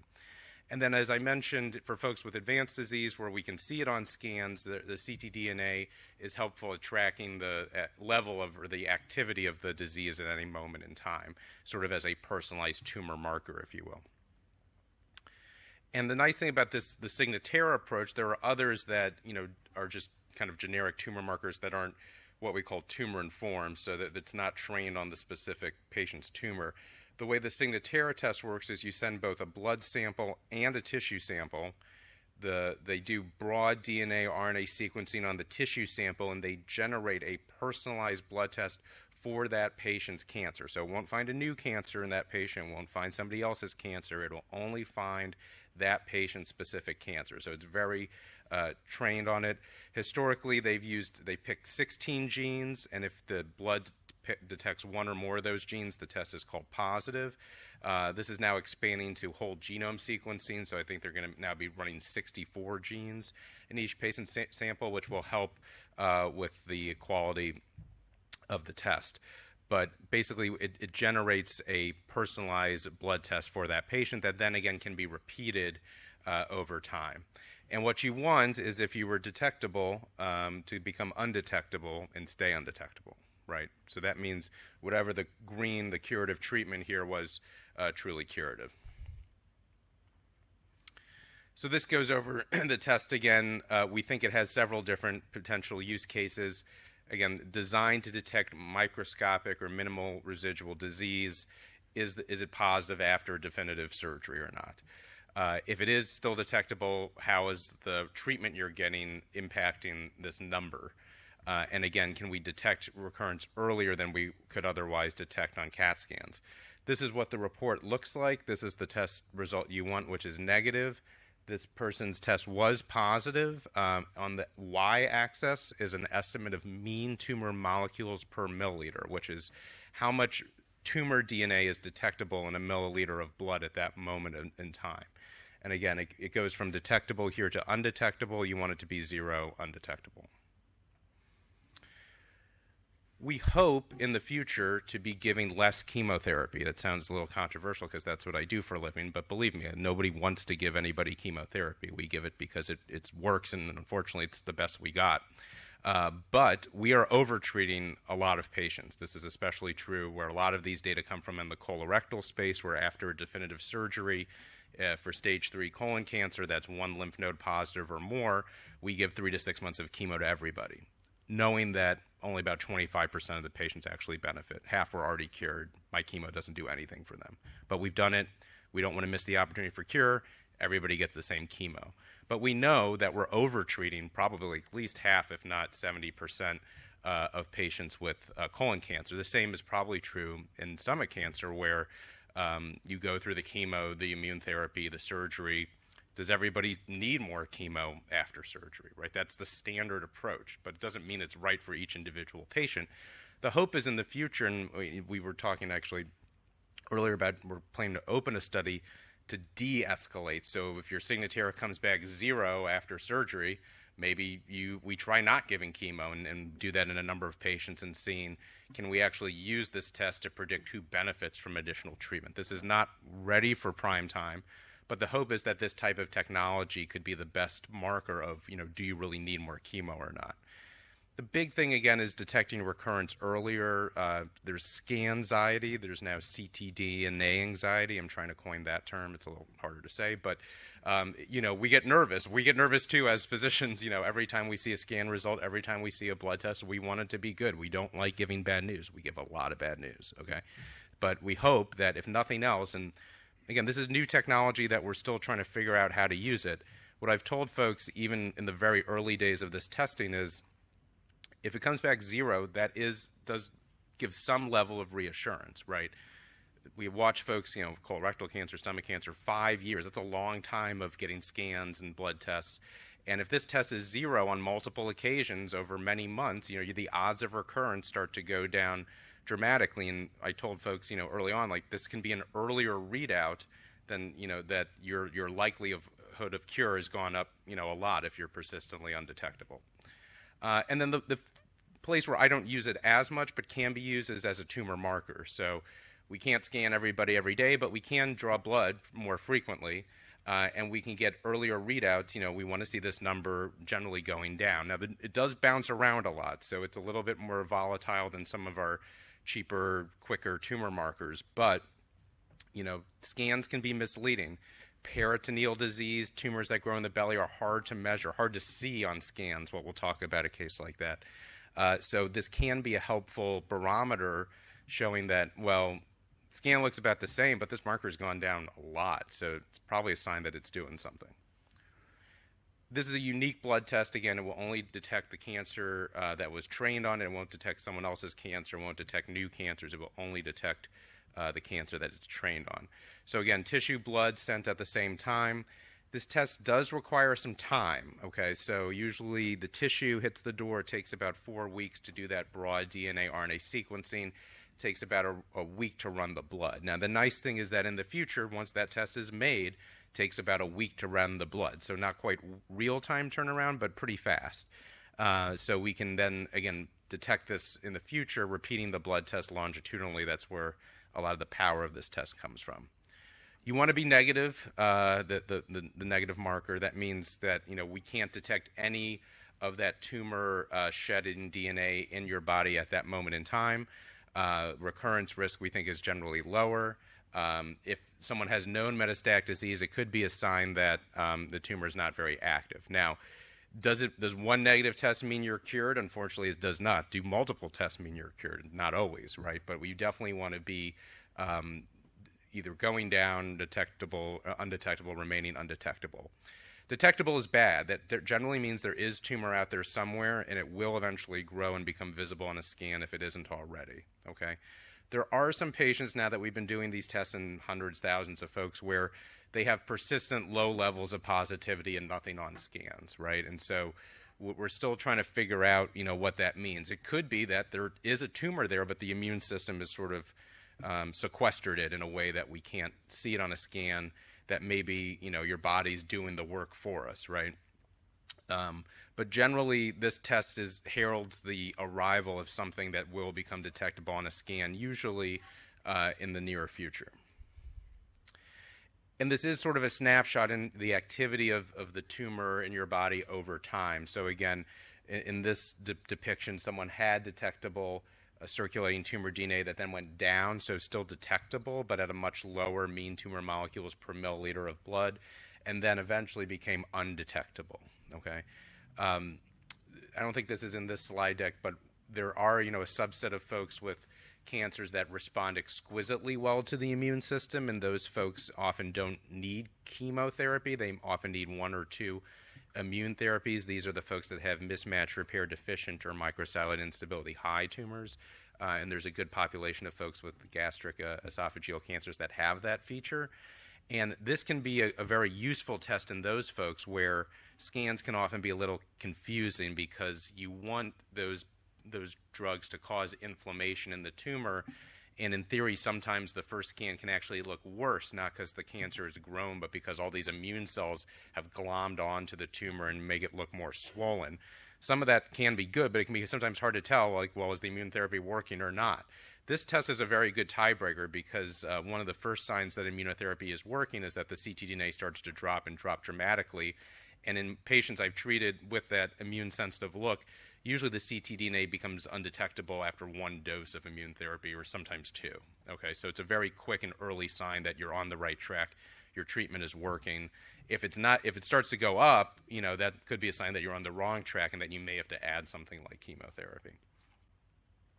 So again, 3 to 4 weeks to get the sequencing, the DNA, RNA sequencing on the tumor. The nice thing about the company is you can also order, you get the results of that test, so you're not wasting the tumor tissue. So not only are we getting a blood test, but we're also getting the results of that next generation sequencing. So it gives a lot of insight on a molecular level of what is driving that patient's cancer. So I'm also, you know, I want to know what the Signatera results are, but I also get the results of what's called Altera, which is the next generation sequencing. And that testing can be very helpful because I've had, for example, a patient with a rare fusion called a RET fusion that was detected on Altera, and it actually offered a pill treatment that is used in other cancers like lung cancer that as a GI cancer doc I actually had no experience with, but this was a finding that was found on the Altera as I was ordering his Signatera. So it actually can sometimes affect the patient's treatment options by getting the results of that sequencing. But again, the purpose of ordering this is to get that blood test to those 16 genes, which interestingly, you know, are not genes we actually care about. They're genes that are called passenger or truncal genes that should not change or evolve over time, that are present in the tumor and not in other normal cells, but should not be affected by the pressures of certain treatments. So we get the blood test. Again, we get those results about 7 days after the sequencing results. So let's talk about, you know, how we can use this in these cancers. So another way of depicting what you already heard is, you know, there's ctDNA that can be detectable at diagnosis before any definitive surgery. We can use this as a response, measurement of response to, again, the neoadjuvant or the pre-op treatment, which nowadays is usually a combination of chemotherapy and immune therapy. You could even, in theory, treat until it becomes undetectable, right? So we don't know to do that or not, but again, we want to see the ctDNA coming down. That's a sign that our treatment is working. Ideally, with surgery, the ctDNA, if still detectable, becomes undetectable, right? Because now all the tumor, in theory, should be gone. And then in the middle, we can use this potentially to detect recurrence earlier, so earlier than our normal 3-6 month CAT scan will pick up. And then we might be able to intervene earlier. We might be able to find that what we call oligometastatic disease, so that 1 or 2, maybe 3 sites of disease that have spread beyond the stomach that we might be able to do local therapies like radiation, ablation, surgery. You know, depends on the location and the situation. But there may be opportunities to intervene in someone with potentially still curable stage 4 metastatic disease. And then for someone who has measurable disease, you know, again, we can use this as a monitoring of disease activity for folks on active treatment. There was this study, the Plagas study, I don't know if I'm saying it correctly, but this was an observational study where they used this test, the Signatera circulating tumor DNA tumor-informed assay in folks who were undergoing treatment for stomach and gastroesophageal cancer. So they got it at baseline, they got it during their neoadjuvant treatment, after their neoadjuvant treatment, before surgery, and then after surgery. So at 4 very important but different time points. And what they saw is that a clearance of the ctDNA was the strongest predictor of not recurring, right? So historically, we've used what I call 19th century technology, because it is 19th century technology, where they take out your stomach, they send it to a nice pathologist who will sit there and look at it under the microscope and look at the margins and look at the number of lymph nodes and how many of those lymph nodes had tumor in them and how many lymph nodes didn't have tumor in them. And thankfully they do this, but this is using, you know, a microscope. There's nothing special or particularly innovative of what they do. And historically, like in the colon cancer world, we use their pathology report to decide who gets chemo and who doesn't, right? And so it's very frustrating to be, you know, making these big decisions on old technology that is not really evolved. So clearly, if we add some that's new technology, which is quite powerful, this is a much stronger predictor of who's cured and who isn't. Our hope, again, is to also use this technology as saying, well, who actually needs more treatment, more chemo, more other therapy after surgery? Because, again, historically, we've been reliant on old technology to make these sorts of decisions, and clearly the ctDNA has a much stronger weight or factor into the likelihood of recurrence. So this is a case, a 60-year-old patient who had a stage 2 stomach cancer, HER2 negative, no PD-L1 expression, had a new target called Claudin 18.2 that was positive. They received perioperative FLOTs, which for those of you keeping score is 5-FU leucovorin, oxaliplatin, and docetaxel. Nowadays, we also throw in immunotherapy with durvalumab. So they got perioperative chemo, including surgery, and then they got surveillance with ctDNA. So this all went well. ctDNA was undetectable, but then it flips positive. Now, interestingly, and we see this a lot, is that the CAT scan doesn't show anything, right? The generic, cheap, easy, quick tumor marker, CEA, is normal, not helpful, okay? Patient has a bowel obstruction. They look surgically, there's tumor. So the tumor was missed by scans. It was missed by generic tumor marker, CEA. It was only detectable on the circulating tumor DNA, the Signatera. This, again, goes to show, as I mentioned earlier, peritoneal disease is really tough. It's tough to manage. It's tough to see. It's tough to track, okay? It's missed on scans. It's often underestimated on CAT scans, the amount of peritoneal disease, because our CAT scans are slices, right? It's like slicing a loaf of bread. You have tiny little nodules that are dotting the inside of a balloon, in this case, which is the peritoneum, which is a balloon-like sac that encases your belly organs. You'll miss it, but you go in with a camera surgically, and it's like you can see all the little starry sky by just looking directly with a camera. So this is, again, a place where ctDNA may be more helpful at monitoring disease activity, where our generic markers and scans fail us. This patient now has stage 4 metastatic, we think, incurable peritoneal disease. They're studying it on different chemo plus a drug called zolbetuximab, which is a relatively new antibody against the Claudin target, and then the ctDNA flips back negative. So here, CAT scans are not really helpful, right? Because the scans missed the recurrence, even though there was peritoneal disease. So the only real marker we have of disease activity in this patient is the ctDNA. So this is a place where the Signatera test is exquisitely useful in disease monitoring, because it's the only one that's really been effective in this patient to date. And we do see this from time to time, where occult peritoneal disease only identifiable at surgery, and the only other test that is useful is ctDNA. And even then, the ctDNA doesn't always detect these, okay? But it's sometimes the best we have. This is another patient, stage 3 gastroesophageal cancer, gets chemoradiation followed by surgery, a somewhat older paradigm, but is still used sometimes in esophageal cancer.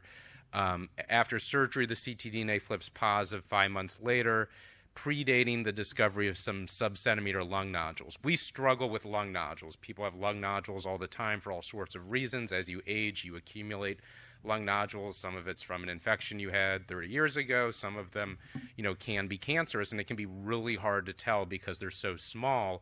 We're stuck, especially if there's no old scan from 10 years ago, we're stuck with just watching them on repeat CAT scans.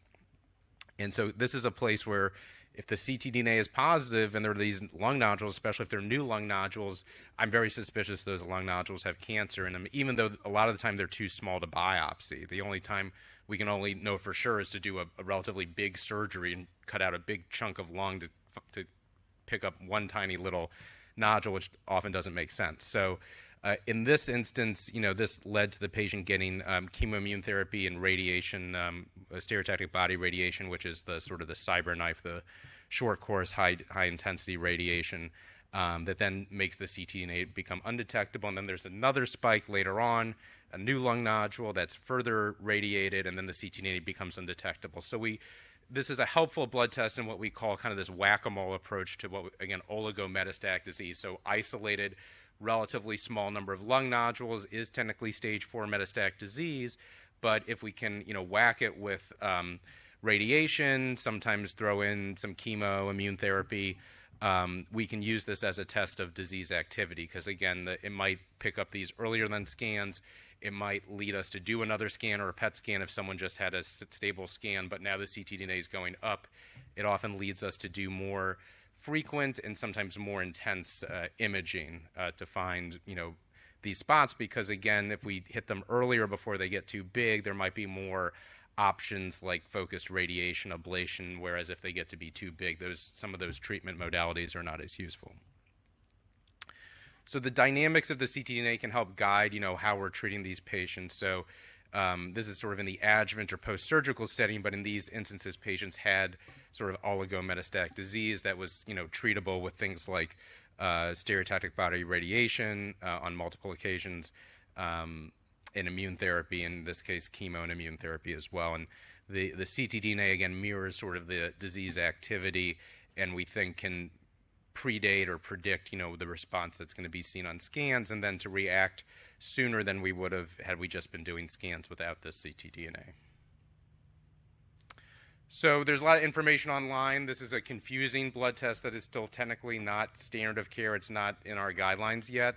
But I would argue anybody with available tumor tissue and any cancer related to any stage, this test should be considered because it does add a lot of information. We get information about the tumor genetics, again, which can sometimes show outside the box treatment options. We get information about the status of the disease. It gives us something we can monitor the disease more effectively with and have a better idea of what's happening sometimes sooner than what we see on scans.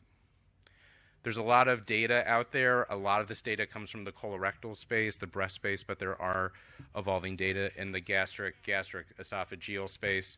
And again, a lot of what we do in my world is to design new clinical trials incorporating this technology. I have a trial right now in colon cancer where a small company, it's tough out there for some of these small companies, not much money, have an exciting drug, trying to get it, more interest in it. And one way they can quickly show is if they can make people's ctDNA go down, that's a sign that the drug's working. And it's a quick test, we know within weeks, not waiting months, not waiting to see how long people live. We can, and sometimes how we measure sites of disease on trials is a little wonky and technical and can be misleading. So there's always some subjectivity there. It's nice to have another test, a barometer of whether the drug is working or not.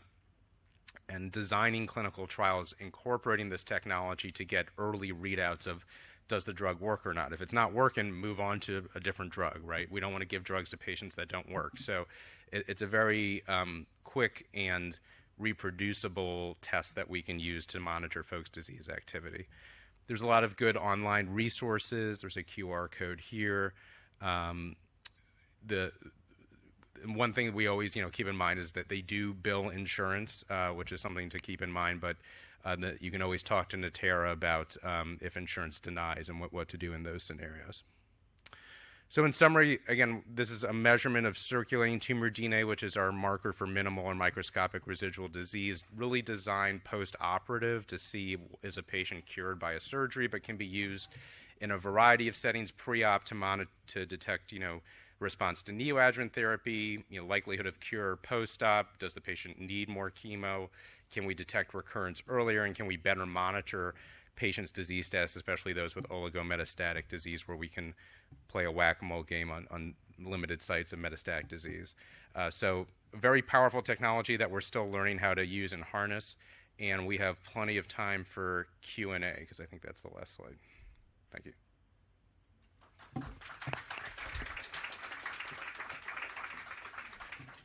Yeah, I think there's a microphone coming in a moment. So don't shout out too fast, because there's an online population that I think there's a question over here. Yeah.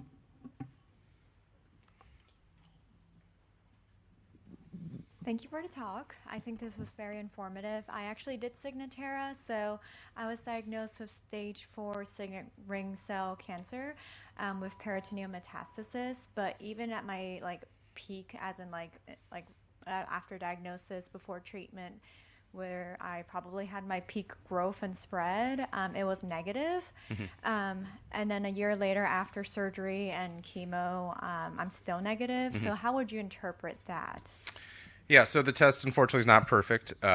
We don't, this is, I think, one of the best tests we have, but we don't have very good tests for peritoneal disease, like, period, both scans, blood work. The problem with peritoneal disease is, you know, you can have cells, like, free-floating in fluid. They don't have much blood supply. They're hard to treat for that reason as well, but they can be very hard to detect. And I do have similar patients where their ctDNA is always negative, despite, you know, like the patient we talked about that has laparoscopically proven metastatic disease. It's just it can be very hard to detect. So also, I think this might be like a little bit like convoluted, and you may not have an answer, but do you know, so I know there's different types of metastatic spread, so it sounds like it could be like blood, lymphatic. So in my case, do you think it was like just not detectable in blood and it wasn't spread through blood and it was just a different pathway?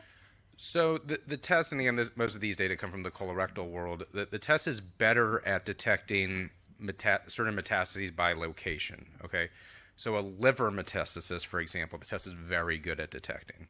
It actually is pretty good at peritoneal, you know, with caveats. It's not as good at some of the small lung nodules, right? So I have patients with lung nodules that, you know, eventually we figure out they're cancer, and sometimes the test is positive, sometimes the test is negative. You know, sometimes those nodules are just secreting a very low level of circulating tumor DNA, and depending on the moment you draw it, you know, it's bouncing right at that threshold, because, you know, all tests have a limit in terms of, you know, what can they detect one molecule of DNA. We don't think so, right? So, and again, some of that goes to, you know, the timing, like, you know, right after a surgery, or like on chemo is a good example where, you know, if someone goes on chemo, even just a low dose chemo, it can make it 0, right? Even though there's still tumor that I can see on a scan, right? So it's a very, and again, there's a short half-life. It's only present in the circulation for like 30 minutes. So it can bounce around a lot.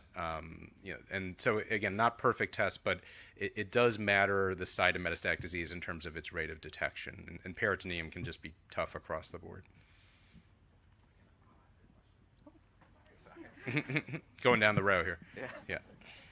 Yeah, so my experience comes from her because I'm her husband. But one thing I did want to ask that I found interesting was that I actually didn't know that they take part of the tumor to test, and that's why the Signatera test in the beginning was so long. But I was wondering, there was a point where we were testing for her markers, and I was kind of anxious and nervous. But I feel like I remember hearing that markers can change. And so I'm wondering if there's a period where you would want to retest for the Signatera test, and if that's been discussed or if that's a thing.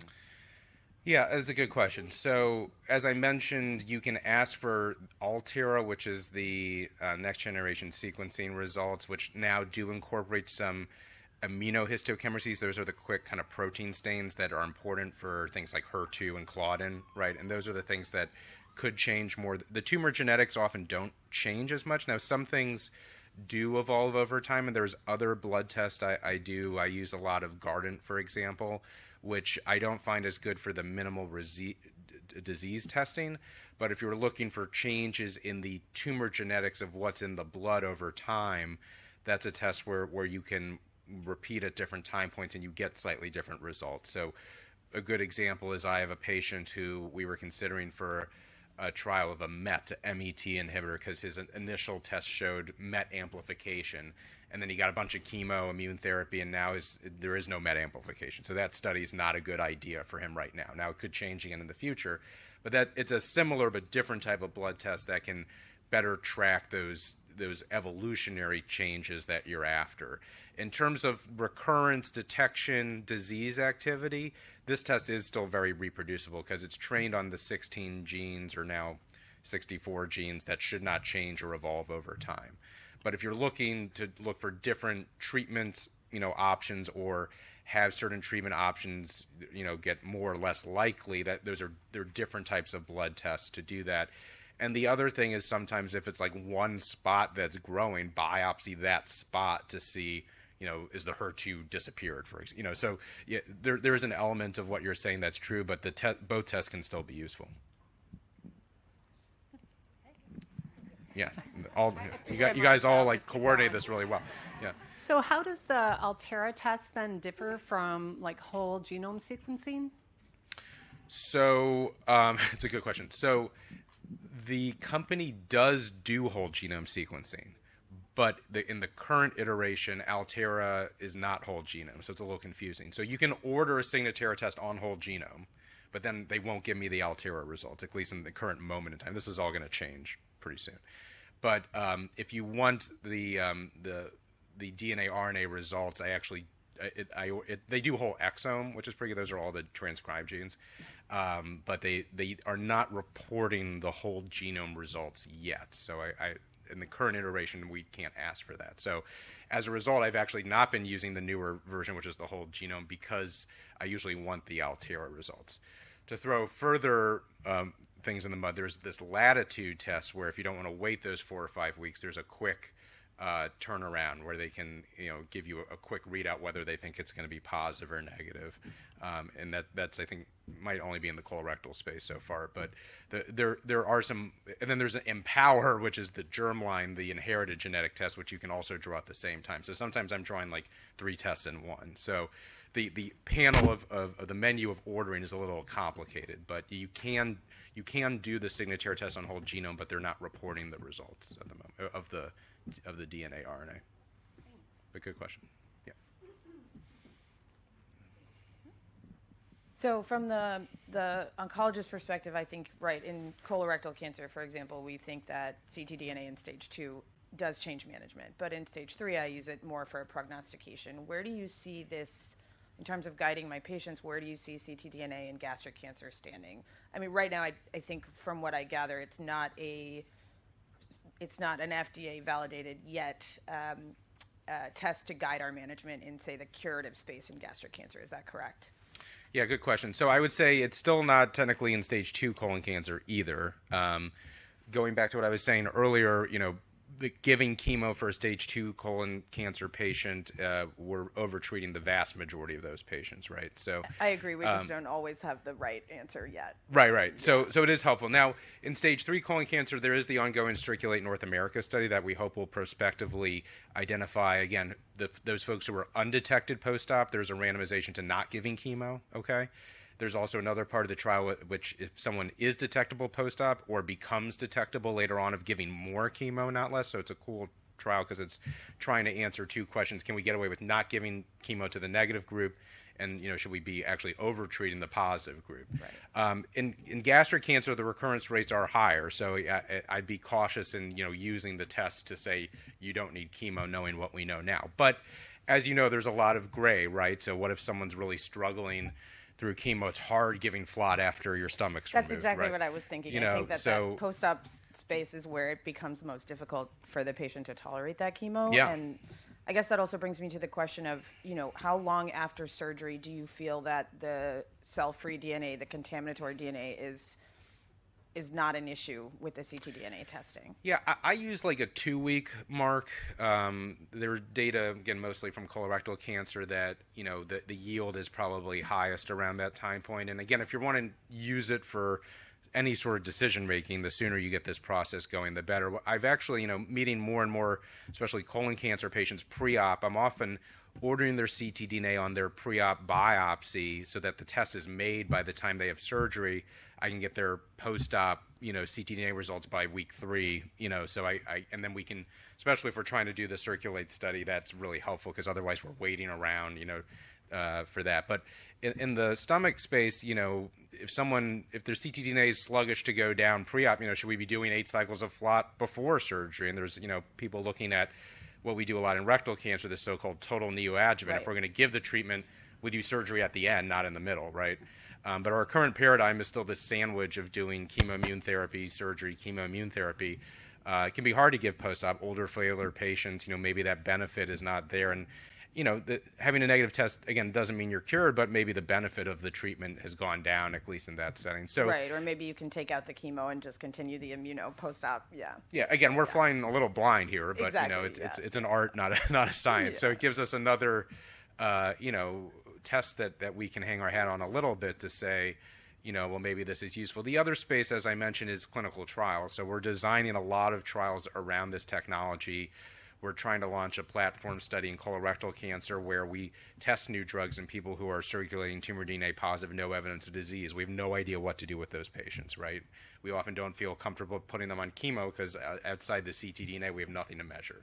But can we make their ctDNA go to 0 and stay at 0? That's a quick and easy way to test a new drug and see if it works or not. If it doesn't work, again, move on to a next drug. And that's a way to, especially for these companies that are squeezed financially to put 20 patients on a trial and get very quick readout whether their drug works or not. So I think it's going to be even more important from a drug development standpoint of a way to quickly test new drugs. To measure for that residual disease or for active disease. And then I think going back to the patient's question, in terms of the shedding of the ctDNA, how reliable do you feel that is in gastric cancer versus some other diseases where I think we know they very reliably shed or quite reliably shed? Yeah, no, that's a very good question. So I think colorectal cancer is sort of the poster child because it's a high shedder for whatever reason, that it tends to, if it's present, it's usually easier to detect in the ctDNA. Gastric, esophageal, probably not as good, but still, I think, pretty good. There's other tumors, like sarcomas and things we worry about,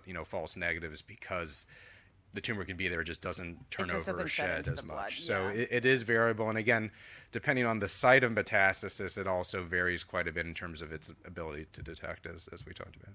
And so you mentioned that the peritoneal disease does not shed as reliably into the bloodstream, correct? I think peritoneal disease in general just doesn't interact with the bloodstream as much as pretty much any other site of metastasis, just because of the how it's built.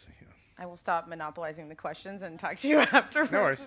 Are there other? We got another minute or two. Yeah, a question in the front.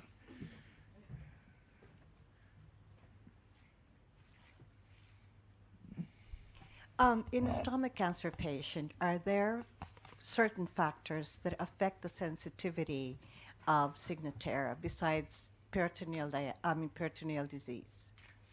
Yeah, it's a good question. Other than detecting the specific sites of disease, I don't know of any patient-facing factor that would lead to something being more or less sensitive. Obviously, the stage and tumor bulk are very predictive of whether you can detect it or not, and then the site of metastasis.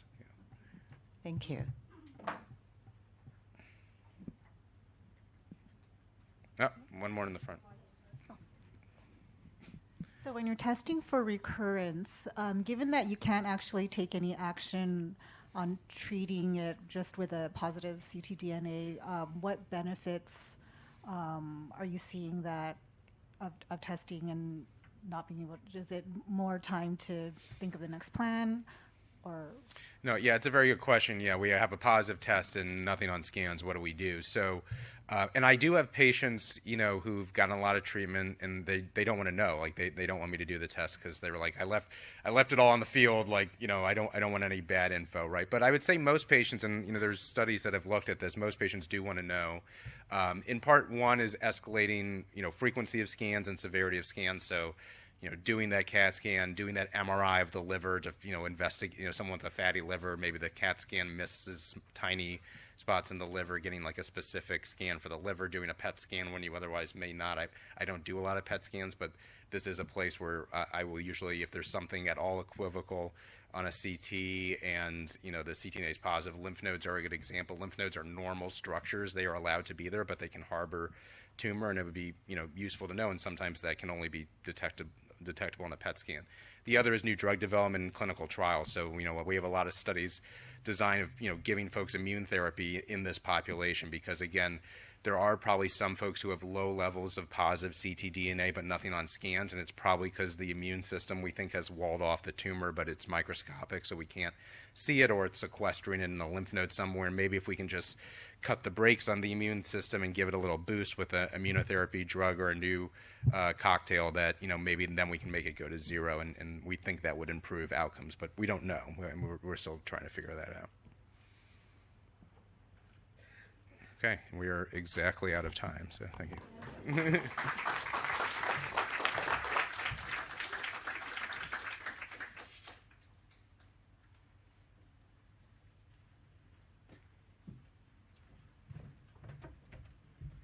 Thank you, Dr. Weinberg. Next, we have Dr. Michael Gibson joining us to talk about what's new in biomarker-directed therapy. Dr. Gibson is Director of Translational Research for esophagogastric cancer at the Vanderbilt Ingram Cancer Center, Vanderbilt University Medical Center, where he also holds a faculty position as Professor of Medicine. He is also Adjunct Professor at Juntendo University in Tokyo, Japan. Dr. Gibson's goal is to integrate the multidisciplinary preclinical research and clinical trials programs in esophagogastric cancers at the Vanderbilt Ingram Cancer Center. He manages the trial portfolio for these diseases to integrate the research programs across disciplines and lines of care. Please welcome Dr. Gibson.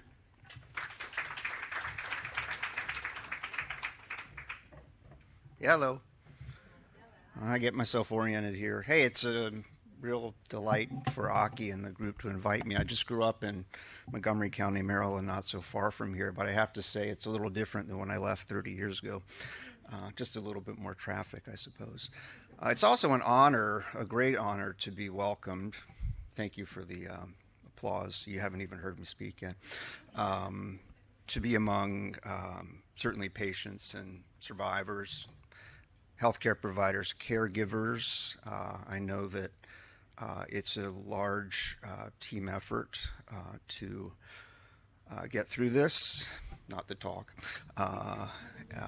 the cancer, and hopefully this may help a little bit with y'all getting through things. And I'll be here for dinner tonight and tomorrow if there's any questions, so it's no rush. And in fact, my talks kind of overlap, so I don't feel time pressure, because if I don't finish now, I'll just finish tomorrow.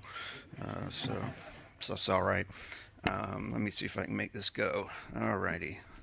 Well, here's my official slide. I wanted to use the word hope here. I put it in a couple slides. So this is hope for stomach cancer patient empowerment. So I'm mainly teaching today. I hope I can do an okay job for y'all. My homemade slides. Here's the summary of my discussion. I want to go over what predictive biomarkers are. And then I'd like to choose a couple of these biomarkers. There's immunotherapy marker called PD-L1. There's HER2 that you all know about, and more recently Claudin 18.2. And I think the clinical application of these markers is providing more and more hope for patients, not only with cancer that is local, but also cancer that has spread and recurred. So predictive biomarkers. So, anything can be anything can be a marker, I suppose, but a biomarker is one of these things, I don't want to use my pointer, that can help you, like as a surrogate, to detect or predict what's going to happen with the patient. And they can be, as you've heard earlier, prognostic. They can tell you time. But they can also be predictive, which is what I'll talk about today. They can help you determine which therapy is most appropriate and active for an individual patient. So they have to be measurable. They have to correlate with some biologic process. In the case of predictive markers, it's deciding whether a drug works. So they're actually practically useful. Biomarkers are, I guess for an oncologist and a patient, incredibly a big step ahead when you get a good biomarker. So circulating tumor DNA is another example of a biomarker. It can help you determine prognosis, but also recurrence and when to reinitiate therapy. And the key of a biomarker is that if you see this diagram, there's lots of different colors of cartoon humans on here on your left. Each of them has, based on color, some biomarker, call it X, Y, or Z. And imagine there's a drug that only works for patients who have biomarker X. So if you give that to all the patients, only the subset, we'll say the yellow patients, will benefit from the drug. The rest of the patients you're giving a drug to that's not helping, and it could be since, as you know, our drugs have side effects, harmful. So if you stratify with biomarkers and then attach a biomarker to each patient or their tumor, then you can put patients into groups based on which biomarker they have, HER2, for example, and then choose the appropriate therapy that should be applicable to every patient with that marker. But if they don't have it, then you don't treat with that marker, you use something else. So it allows patients and oncologists to better apply a particular therapy to an individual human, or in this case, patient, sorry. So I'm going to talk now about predictive biomarkers. Again, these are the ones that help you pick which treatment to give an individual patient. They're pretty good. And so positive biomarkers, predictive biomarkers are the ones I'm looking for. For example, I have the paradigm of HER2 coming up in a minute. Most everybody knows about that. So if you're HER2 positive, that's a biomarker that allows you to get Herceptin, but it also predicts that the Herceptin will work and increase lifespan. So here's an example briefly. HER2 is a predictive biomarker. It's expressed in, I don't know why I got it into the single digits. I'll say 20% roughly of patients with esophagogastric adenocarcinoma, give or take a few. And this is really the first one, 2010, I guess, is when the original TOGA trial came out, where we used this biomarker to select patients for adding trastuzumab or Herceptin to chemotherapy. This is how it works, and this is a pretty simple cartoon because I'm pretty simple for those that know me. I like to keep it that way. And just as a visual, so the biomarker in this case is whatever that aqua-colored stem is coming off the cell. That's the HER2 target, or the HER2 protein on the surface of the cell. And let's say on the left, that's a normal cell. Many of our cells express this protein because it has normal functions as well. It's not just something that is overly active or abnormal in cancer. But if you detect a lot of it, as in on the right side there, on a cancer cell, that predicts whether a drug that goes at it, in this case Herceptin, will add to the benefit of chemotherapy.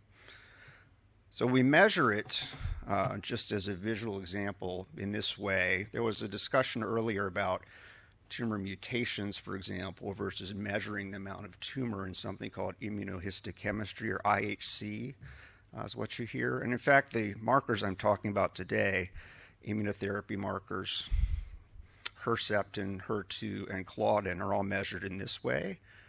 You add a stain to the tumor cell. So this is a normal tumor cell. Well, let me back that up. Tumor cells aren't normal. That is an unstained section of tumor on the A panel.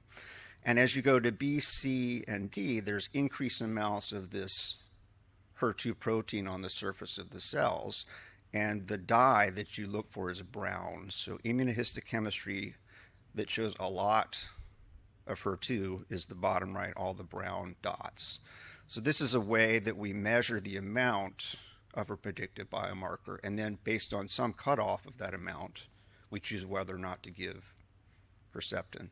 Now you can imagine that this biomarker is tough. I was speaking with one of my pathologists yesterday. I was actually apologizing to my pathologist because I was calling this the biomarker that depends on the pathologist's eyeballs. I said, well, yeah, I said, it's not, Lord have mercy, well, that was my, I said, it's not perfect, and me too. She said, no, you're not. Could you comment it like that? I said that, you know, basically this is sort of an subjective way that the pathologist sees the amount of intensity of the color, but also the fraction of the cells on the sample that have it. And interestingly enough, my pathologist said the eyeball comment wasn't too awful. She also said, as this is an aside, that pathologists often err on the side of calling it more positive because they know that based on the result of this test, a patient may or may not get one of these therapies that will help them do better. So this is how we're going to measure these predictive biomarkers. In this case, this is called immunohistochemistry, and it's staining for the protein that's on the cancer cell using a marker that you can see. and that's HER2. But you know, biomarkers in esophagogastric adenocarcinoma are numerous. In fact, I treat other GI cancers, but we have the best collection of biomarkers in esophagogastric cancer because we have the most. And in fact, over the past 20 years, we have 5 or 6. In fact, I, believe it or not, have a slide about this right here. So these are some of the biomarkers, with the exception of FGFR, which we don't use in MET. I think those are the 2 bottom right. These are the biomarkers that we call actionable. We have drugs that can go after these if they're expressed on the patient's tumor. So you've heard of these: tumor mutational burden and PD-L1 combined positive score. These are our markers to determine immune activity of a tumor and whether they qualify for immunotherapy. We have HER2, which I spent a fair amount of time talking about, and Claudin, which is recently added to our armamentarium. So really blessed with quite a few biomarkers. And you can also see on here, however, that they're not present in 100% of patients for any given biomarker. I mentioned my estimate of 23% for HER2, but you can see that CPS score greater than 1 is actually 90%. So 9 out of 10 patients qualify for a checkpoint inhibitor. Claudin ranges around 40 to 60%. They vary in their fraction of expression, and of course that based on the pathologist's eyeballs as well. So there's some amount of error in here that you have to take into account. So let's talk about 3 studies. I'm supposed to be talking about real-world new therapies, biomarker predictors. I finally got there after 8 or 10 minutes. So thank you for hanging in there. I'll talk about 3 biomarkers in practice. You've heard of all of them. One is PD-L1, and that's immunotherapy. That can be used both in cancer, which is local and treated with what we call curative intent, and recurrent metastatic. In this particular trial that you've heard about since probably June, and then in Berlin, I think it was in November, Yelena Janjigian presented the Matterhorn data. Again, this is in patients whose cancer is local and can be removed with surgery. And the goal is to, as I say, make it go away and never come back. So in the setting of cancer, which is local, I imagine you've been following this because esophagogastric cancer, which is removable, has gotten a lot of attention at our annual meeting. The past 2 meetings, our disease, well, pardon me if I say that, the disease that I treat has been at a plenary session, so like one of the top 4 or 5 studies at all of ASCO. And the questions that they were addressing was, what is the best approach to cure the cancer which hasn't spread? So you've probably heard of 2. One of them is preoperative concurrent at the same time, radiation and chemotherapy. That's called the CROSS trial, the orange one. It's been around since 2012. We know that giving preoperative chemoradiation is better than surgery by itself. Then, kind of concurrently with something called the MAGIC trial and the FLOT4 trial, we also learned about the sandwich approach, which was brought up earlier. Chemo, surgery, chemo. But nobody really knew which was the best to choose. Do you give a patient preoperative chemoradiotherapy and surgery, or do you give them chemo, surgery, chemotherapy? And I was raised, well, I told you I was raised in Montgomery County, but I mean in oncology to do the CROSS trial. But there were data that came out 2024, right, ASCO, year and a half, that compared preoperative chemoradiation followed by surgery to the sandwich approach of chemo, surgery, chemo, and the sandwich approach won. So the red line is the sandwich approach, and you've probably seen these, but these curves, as we usually call them, are called Kaplan-Meier time to event curves. So on the let's see, what axis is that? The lower axis is time. I think that's X. And then the one on the left that goes up is percent. And I know it's blunt, but the way this works is you track the curve as time goes by. Certain people are no longer alive. But the higher that curve is up, the more people are cured. So you can see the red line is better than the blue line. So the perioperative or sandwich approach is now what we do. But we also want to make things better. And this is an example of one predictive biomarker that works. It's called the Matterhorn trial. Basically, they took the experimental arm, the red arm here, which was called FLOT, chemo-FLOT, and they added immunotherapy to it called durvalumab. So it's a little long story, but generally speaking, you can look at certain scores of a marker called PD-L1, not in this study, by the way, to allow you to determine whether to not add immunotherapy to FLOT. So this is what they did. They basically compared the red arm, which is the control arm of that, and then the experimental arm is in green where they added immunotherapy. So what you get is yet more moving up of the curve. So you've gone from perioperative FLOT to FLOT, and when you add immunotherapy, you can see that the survival time and duration goes up even more. So we've marched forward over time, getting better and better with these iterative approaches. So that is immunotherapy using a predictive biomarker to select called PD-L1 or CPS score in patients whose tumor can be removed. And I'll do one more biomarker in the sense of time, and then tomorrow I'll finish off. So I'm going to move to cancer that is advanced. So either you walk in and your cancer is spread, or it comes back after you've had surgery. And I heard a speaker earlier today say that when they were diagnosed, somebody gave them a survival time, how long you're going to live. I don't know that I have that power of prediction, but I do know that we say when your cancer is advanced, we try palliative approach, so that's time and quality. But now I would argue with these predictive biomarker-based studies, we can make cancer go away, even if it has spread. So that's the word hope, again, from my talk. So start with HER2. That was the example we talked about earlier. We're going to go over adding Herceptin to chemo. But remember, unfortunately for everybody, the chemo is always the backbone most of the time. So you got to get something like Folfox or Zelox or Folfiri. Then we add stuff to it based on these biomarkers. So for HER2, just going to skip a little bit here, we have added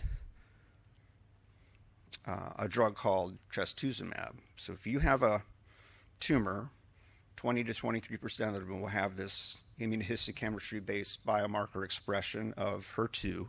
Then you can get Herceptin plus chemo. That's the TOGA trial from, what did we say, 2012? What was I doing in 2012? Can't even remember. So they did a similar study where you give half the patients chemo plus the targeted therapy. And again, the red line is better, and that's chemo plus Herceptin. So that's an example of how HER2 expression is a predictive biomarker for adding Herceptin to chemo.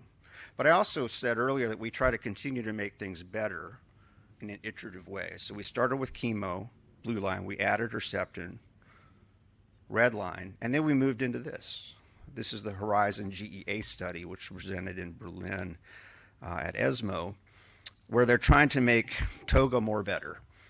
And the way they're doing it is they're adding a new HER2-directed drug. It's like I'll just call it a better version of Herceptin, number one. But number two, they're doing this with immunotherapy because I skipped over the slides due to time, but we also know, you guys know, that if you have recurrent metastatic disease, you add immunotherapy to chemo, it's better than chemo. So what they tried to do here is add immunotherapy plus a fancy new version of Herceptin to chemotherapy to see if they could move that curve even higher than it was with the TOGA trial. It's called Horizon GEA, and this is the design of the trial. I'm going to skip the drug background. We can talk more after just a minute and a half or so. The Horizon GEA study, compare arm A, which is gray, to arm C, which is aqua, I guess. So arm A is like the TOGA trial, chemo Herceptin. Arm C is chemo, the fancy Herceptin, and immunotherapy. So they've actually modulated two different predictive biomarker-based therapies in arm C, HER2 and PD-L1. And then to finish off, here's the result of the fancy zanidatamab. If you'll pardon me, I don't mean to be insulting to you guys, but I just call it the I told you I'm simple, so I call it the fancy Herceptin. So if you substitute out the Herceptin for the fancy Herceptin, zanidatamab, plus immunotherapy, plus chemo, you go from, I think that's a black line, up to green. So that is, historically speaking, that is so much better than chemo by itself, number one, but these are patients who had metastatic cancer when they showed up, and you can see on the far right side, the green stops going down, which suggests that there are patients whose disease doesn't either stays controlled for a long time, up to 4 years, or maybe doesn't come back. So this is hope based on predictive biomarker-based therapies for patients who have advanced esophagogastric cancer. So with that time up, I will have a teaser for tomorrow when I'm going to talk about Claudin with the GLOW and the Spotlight trials, and Illustro, which is chemo immunotherapy, and zolbetuximab, which is the Claudin-based target. Thank you.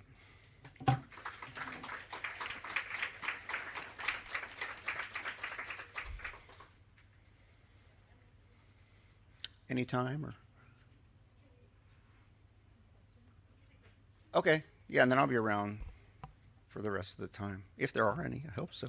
I like answering questions, like where I'm from and when I graduated from medical school, 1996, by the way. So high school, 87. All right, now you know how old I am. That's no secret. Well, if there aren't any questions, oh, I see. Well, I can't see over there. Hello, okay. In the back corner. What's up? I'm not sure if somebody asked a variation of this question earlier, but with Herceptin, if the tumor tests HER2 negative, is it worth retesting? Like, how often do you have a conversion? Like later on, if you have recurrent disease, like if you were negative at the original disease time and you have recurrence, is it worth testing again? Yeah, and to summarize, the question is, does the result of testing for HER2 change over time, I suppose? You might test once and it's negative, positive. Does it flip back and forth? It generally moves in one direction only. So it goes from present to absent, but I have not seen it go from absent to present. Generally speaking, you're going to lose it as you go over time as the cancer changes and mutates. And there is a drug you've heard of called Enhertu, I think, which is another type of Herceptin, which you can give after a patient already got Herceptin with chemo. But and my colleague here is probably going to remember better than I do, but maybe 10% of patients, is that right, lose HER2, 15%. So that's important clinically, because if you lose the predictive biomarker target and you use this in HER2, it's not going to work. So generally speaking, we do retest for HER2 expression as the tumor evolves over time, and we treat them with Herceptin. But I haven't seen it go the other way. Is it true for the other two biomarkers, for the Claudin and, is it true for the other biomarkers like Claudin 18.2 that you mentioned, that you can go from present to absent?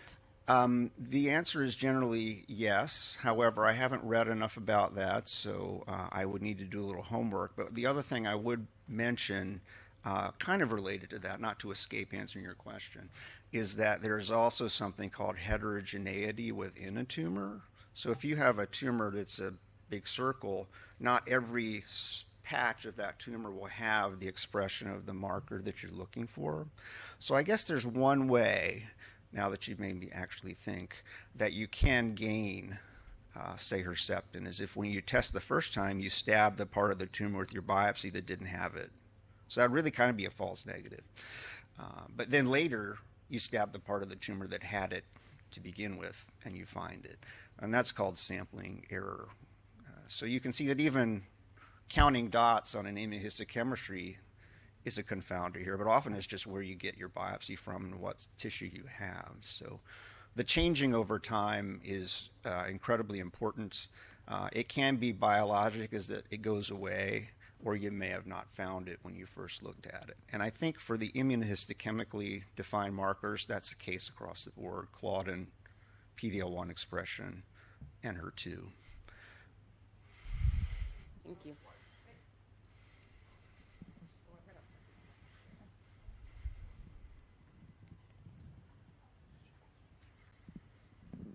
So not to keep throwing the pathologists under the bus, but That's I okay. don't think they're any here. They're not. Okay. They're not. They're in the basement somewhere. Yeah. Yes. Yeah. With the radiologists. So you talk about HER2. I think PD-L1 is really a terrible biomarker, and yet, I agree. And yet we use it to make decisions. Who gets immunotherapy or not, and that's not even 1, 2, 3 plus. That's like counting number of cells, and so it's a big time intensive thing for them. So along those lines, I think there were some guidelines that just came out recently. But if you have someone who's PD-L1 weakly positive but Claudin high, how are you choosing who gets Zolbi versus Nivo in those groups? Yeah, that's not a trick question, but it's a difficult question, so I'll say thank you for that. So real quick, when you have a patient who's just diagnosed with metastatic adenocarcinoma of the esophagus or stomach or GE junction, you will test for all of these biomarkers at the same time. So you can get PD-L1, Claudin, and even HER2.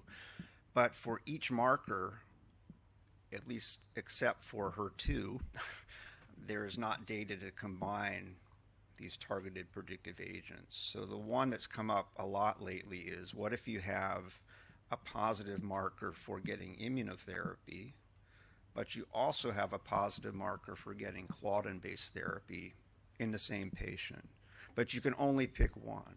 Wait, that's two. You can only pick one, but they both work independently. This comes down to marker testing, because there's amounts of marker. It's a rheostat. It's a continuous variable. It's going to be 50%, 60%. So the higher the marker, the more likely that drug will work against that marker. So then we're doing relative things. And I think what has recently come out, if you have a Claudin and a CPS or PD-L1 positive patient, if the Claudin is really high and the CPS is low, people tend to move to the Claudin drug first. But these are the things where I can't say that I hang out with, I have a dork sign on my badge, hang around with cancer nerds and talk about this, but I do. But it's hopefully going to be obviated by new studies we're doing where we're combining two drugs, and that's Illustro that we'll talk about tomorrow, which is chemo plus Claudin plus immunotherapy. But it is a tough one. And the other hard part is, I know I'm over time again, is that if you have both markers up front and you pick one, you can't use the other one after that. So you only got one choice. And that's a paradigm which is challenging for everybody.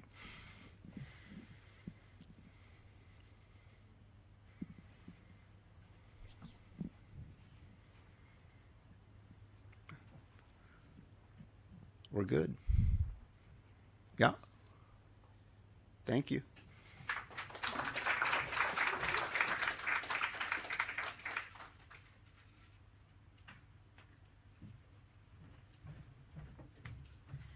Thank you, Dr. Gibson, for sharing your expertise with us today. Our next presentation will be on GI challenges after gastrectomy, nutritional deficiencies, and intestinal overgrowth. Dr. John Woog has taught at Harvard Medical School and Tufts University and is Professor Emeritus at the Mayo Clinic. As a physician, he has had a long-standing interest in patient advocacy. His commitment to patient advocacy was reinforced when he was personally diagnosed with stage 4 stomach cancer. He was fortunate to have had a dramatic response to experimental therapy. Over the years since, Dr. Woog has supported through advocacy efforts other individuals with cancer and has worked to promote the development of new cancer therapies and to connect patients with these novel treatments. Dr. Woog and his wife recently published a book describing their experience entitled Facing Cancer with Hope, Suggestions for Patients, Caregivers, and Patient Advocates, based on a surgeon's own cancer journey, with the goal of sharing lessons learned with patients facing cancer as well as their family members, caregivers, and advocates. Unfortunately, Dr. Woog cannot be here today to present, but will be joining us in person tomorrow for Q&A. Fortunately for us, he has provided us with the recording of his presentation today.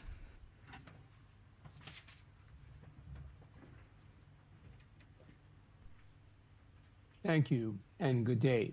Would like to thank Aki and Team Hope for organizing this great program and for the invitation to speak. Today, we'll review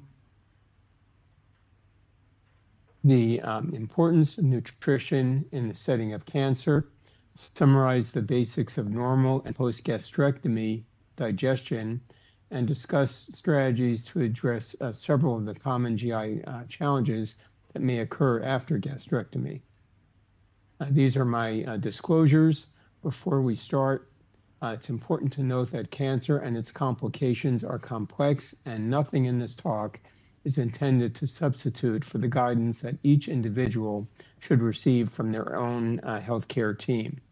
I apologize that some of the slides will flash by, but all of the presentations today are being recorded and will be available on YouTube after the summit. Before we focus on nutrition, just a brief word regarding my background, cancer patient, to put our discussion in context.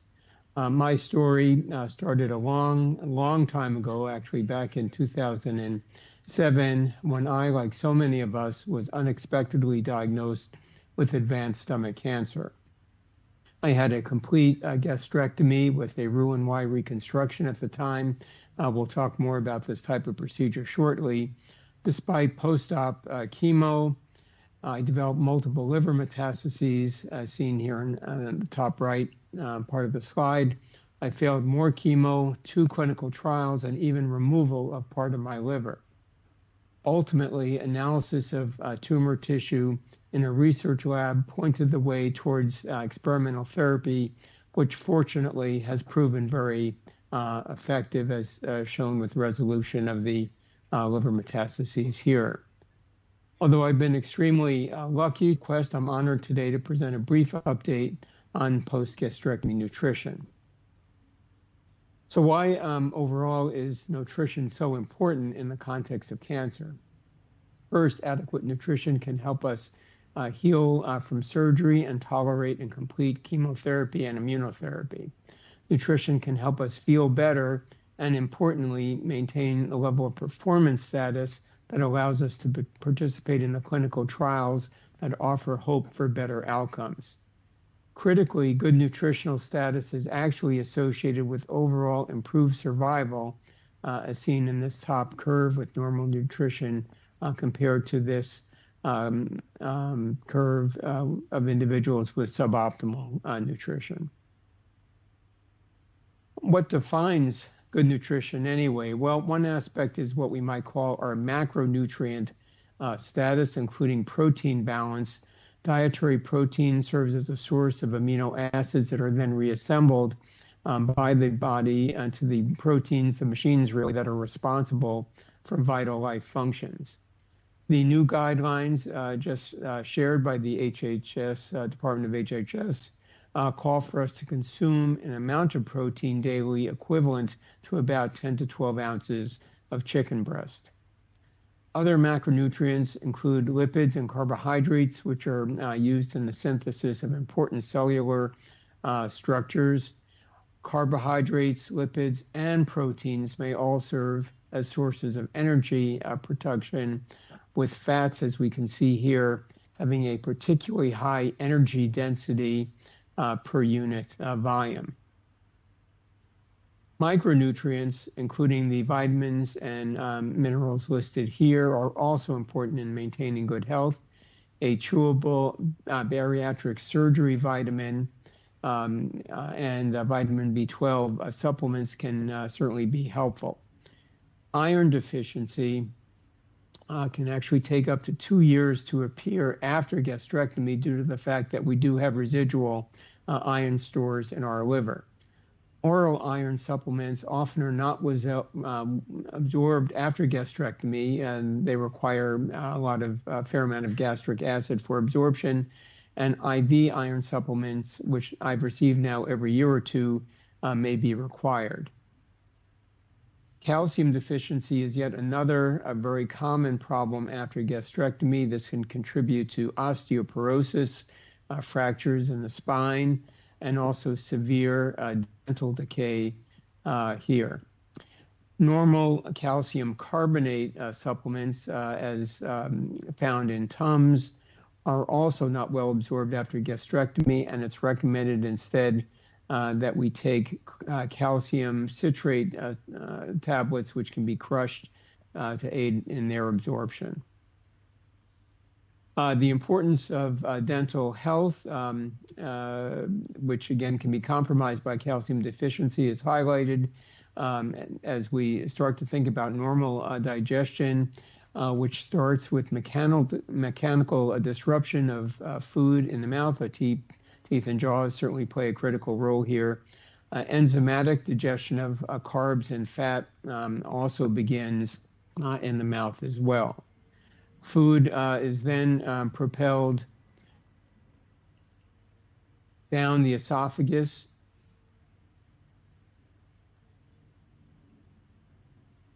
into the stomach, where for the next 1 to 4 hours, mechanical digestion continues, resulting in really tiny food particles that are then gradually injected into the duodenum, the first part of the small intestine.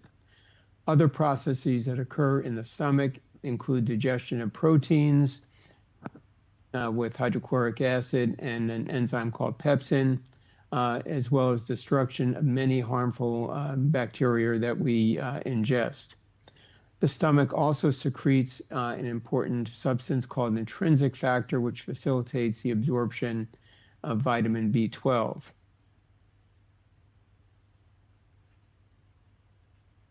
And again, food is passed through the esophagus into the stomach. It stays in the stomach for quite a while, again, 1 to 4 hours before it's gradually metered out here into the duodenum. Bile acids and digestive enzymes produced by the liver and the pancreas are then mixed into the food slurry in the duodenum to continue chemical digestion. The pancreas also secretes insulin into the bloodstream in response to elevation of our blood sugar levels. Food is gradually moved through the duodenum and into the next parts of the small intestine, the jejunum and the ileum, over the next 2 to 5 hours. Nutrient and water absorption continue over this time. The small intestine is really multifaceted. It also plays an important role in our immune and nervous systems, supporting the synthesis of neurotransmitters, including serotonin. Finally, in the colon, further water absorption occurs along with the formation of stool. So this is what happens normally. What happens after gastrectomy? As we mentioned, the reconstructive surgery performed is a Roux-en-Y reconstruction, where a part of the jejunum seen here is pulled up and actually sutured to the end of the esophagus. The duodenum, which contains the ducts from the pancreas and the liver and gallbladder, is then reattached further down on the jejunum. How does this affect digestion overall? Well, after gastrectomy, we lose the normal reservoir function that we have in the stomach, which can expand to hold up to 135 ounces of food and liquid. Instead, after gastrectomy, we can usually only tolerate relatively small meals, about 8 ounces or so. Speaking of the impressive reservoir function of the stomach, does anyone know who this is? And if you look carefully, you might be able to discern a clue on the front of his T-shirt. Here's another clue, a little less subtle. And this, in fact, is Joey Jaws, a chestnut, widely acclaimed as the world's greatest competitive eater. Joey's record is 76 hot dogs with buns over a 12-minute period. And here's a picture of a victorious Jaws chestnut here immediately after consuming what is actually 17 pounds of hot dogs and buns, translating to about 200 ounces, or about 25 times the reservoir that we have after gastrectomy surgery. How can we hope to maintain healthy nutrition with this limited reservoir status? First, it's helpful overall to set goals, including the consumption of 75 grams of protein and 1,800 calories a day, and these are probably fairly minimal figures. We can follow our body weight and a protein called serum albumin, a protein that reflects overall protein status in our blood. A useful strategy in general is to consume small, frequent meals with grazing in between. Since we don't have a stomach to help with mechanical digestion, it's important to chew thoroughly, hence again the importance of regular dental care. We may even want to consider pureeing or blenderizing our foods. Sometimes even if we hit these targets in terms of what we're taking in, we may still be losing weight or have a low albumin. One reason may be a mismatch between the timing of passage of the food, which often, again, is not completely mechanically digested in the absence of a stomach, down into the small intestine.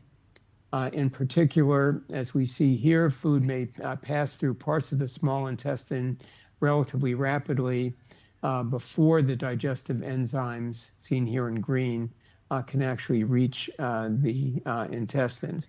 This results in incomplete chemical digestion of food. I was actually having a lot of difficulty myself regaining weight after my gastrectomy. A very common problem. A nutrition intern suggested that we compensate for this food enzyme mismatch by taking a digestive enzyme supplement with meals.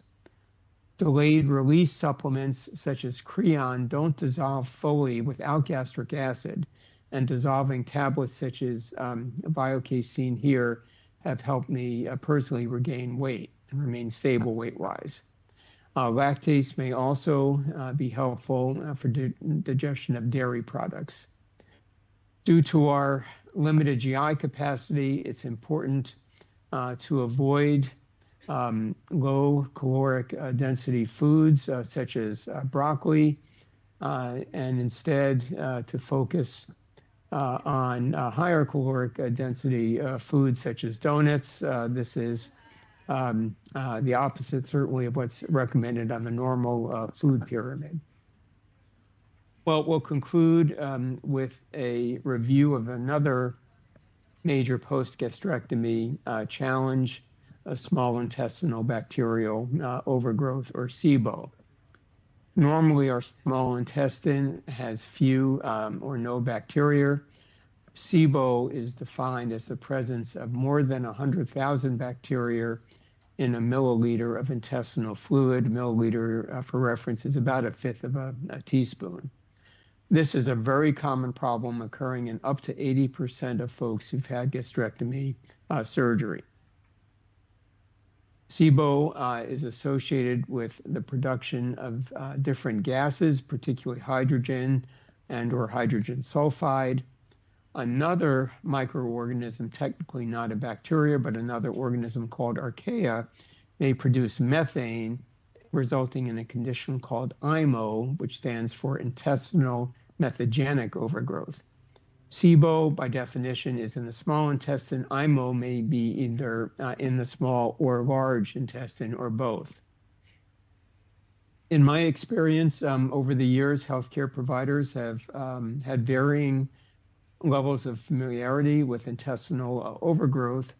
And if you or a loved one you're supporting has overgrowth, I would strongly recommend investing in a copy of this book, The Microbiome Connection, by Drs. Pimentel and Rezai, who are acknowledged experts in the field of overgrowth, as well as very active researchers in this field. Much of what I'll share in the next couple of slides is actually based on their work. Well, what causes SIBO after gastrectomy? In the absence of stomach acid, bacteria that we ingest are not killed, but they instead can reproduce using incompletely absorbed food. This is an endoscopic view of the intestine with a slurry of incompletely absorbed food seen here. Malabsorption may add to the issue with food retention, as may impaired motility of the intestine following required resection of nerves at the time of gastrectomy surgery or chemotherapy, particularly with oxaliplatin. Oxaliplatin, as we know, is the O in FLOT and the ox in FOLFOX. The bacteria just love this undigested, stagnant pool of food. They grow and they can then start to ferment this food, resulting in production of the gases that we mentioned earlier. This gas production in turn results in a number of symptoms, including increased belching or gassiness, nausea, abdominal pain, and feeling full very early after eating, just a small volume, or other common symptoms. Diarrhea is also encountered frequently, but constipation may also occur, particularly with IMO, or intestinal methogenic overgrowth with production of methane. Severe episodes of SIBO can lead to dehydration, malnutrition. In my situation, this has led to hospitalization on occasion for IV fluids and antibiotics. Ultimately, we can lose weight. In addition, there are important connections between the gut and the nervous system, as we mentioned earlier, and SIBO can be associated with headache as well as mood disorders. In addition, in severe cases, intestinal organisms can actually spread from the inside of the intestine into the bloodstream, causing serious systemic infection, which I've experienced as well. In terms of diagnosis, the gold standard of diagnosis is culture of fluid obtained during endoscopy from the small intestine. Again, the number that is a cutoff is considered to be 100,000 bacteria per milliliter. Not every institution is equipped to perform this somewhat technical process, and in many cases, breath testing is performed instead to detect the gases that are produced by microorganisms. The breath test procedure can be performed either in a medical facility or with a home test kit now.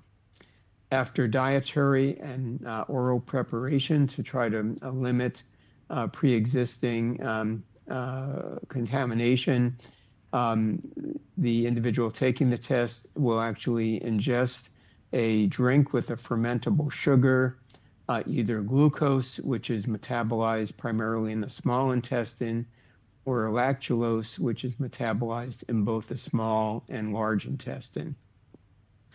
After drinking this solution, samples of exhaled breath are collected about every 15 minutes or so for the next 1 to 3 hours. These samples of breath are then analyzed for the production of hydrogen, methane, or in the case of the Gemelli Biotech home assay, hydrogen sulfide. The levels of these gases that are produced are then actually graphed and these levels are compared to cutoffs that have been correlated with the presence of these various forms of overgrowth. Once a diagnosis is established, we can start to think about management, which ideally starts, in fact, with prevention. Safe cold food storage is very important. While dining at home or out, I personally tend to avoid uncooked vegetables and salads, as we see here, as well as unpeeled fruits. Our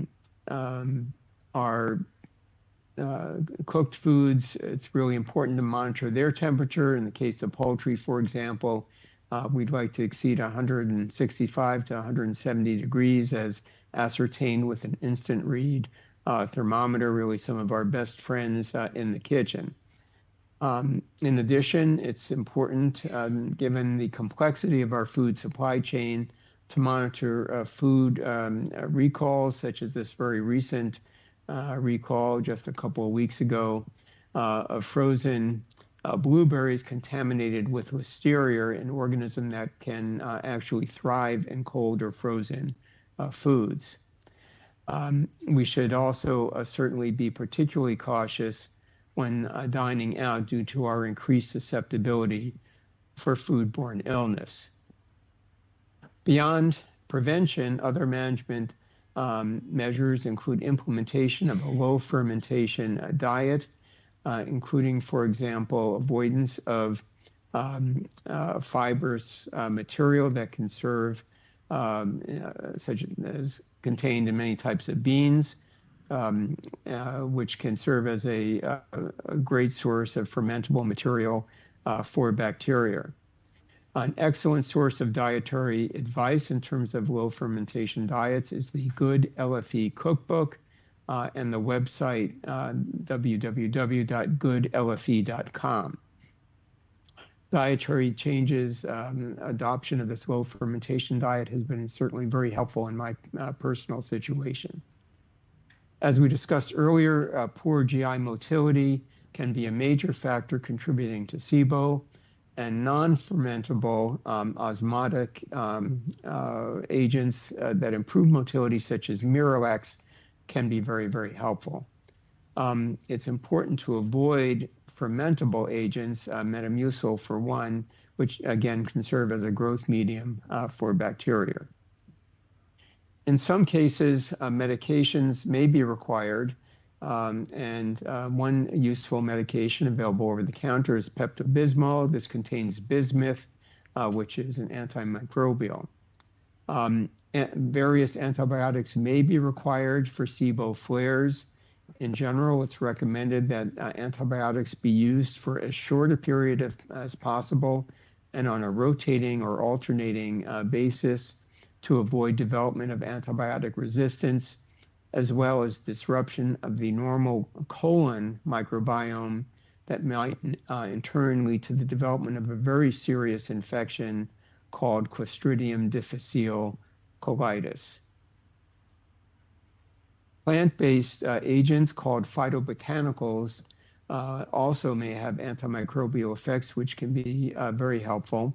These include oregano, berberine, and neem. Allicin is an agent found in garlic and onions. These whole vegetables do contain fiber, which may be fermentable, and sometimes allicin extracts are recommended instead. I have personally found peppermint tea, which has antispasmodic, anti-nausea, and antibacterial effects, to be very helpful. There are a large number of phytobotanical options out there now, and a consultation with an integrative nutritionist who specializes in this area may be worthwhile. In summary, there fortunately are a number of things we can do in conjunction with our care team to optimize our nutritional and GI status, our quality of life, and allow us to complete our recommended cancer therapy and, if appropriate, participate in clinical trials. Please feel free to share your questions with me online or by by email, and thank you very much.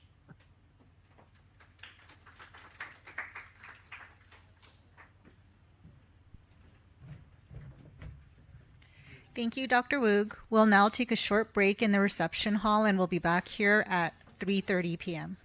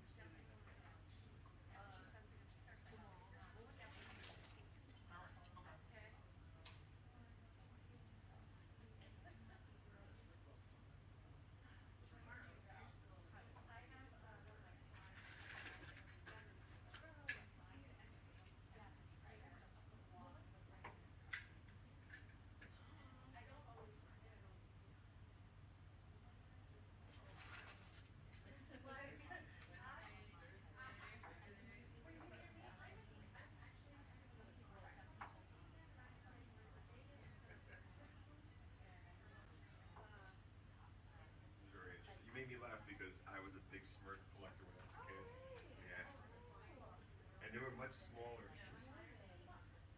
And pretty much the same sort of. Just brought back so many memories.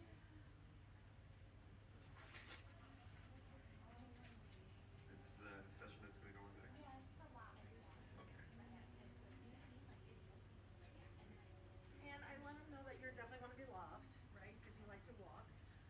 But how do you want to do? Do we do? Are you going to hand them the mic if they have questions or want to speak, or do you want a mic runner to do it? That might be difficult because it's in the back. Okay.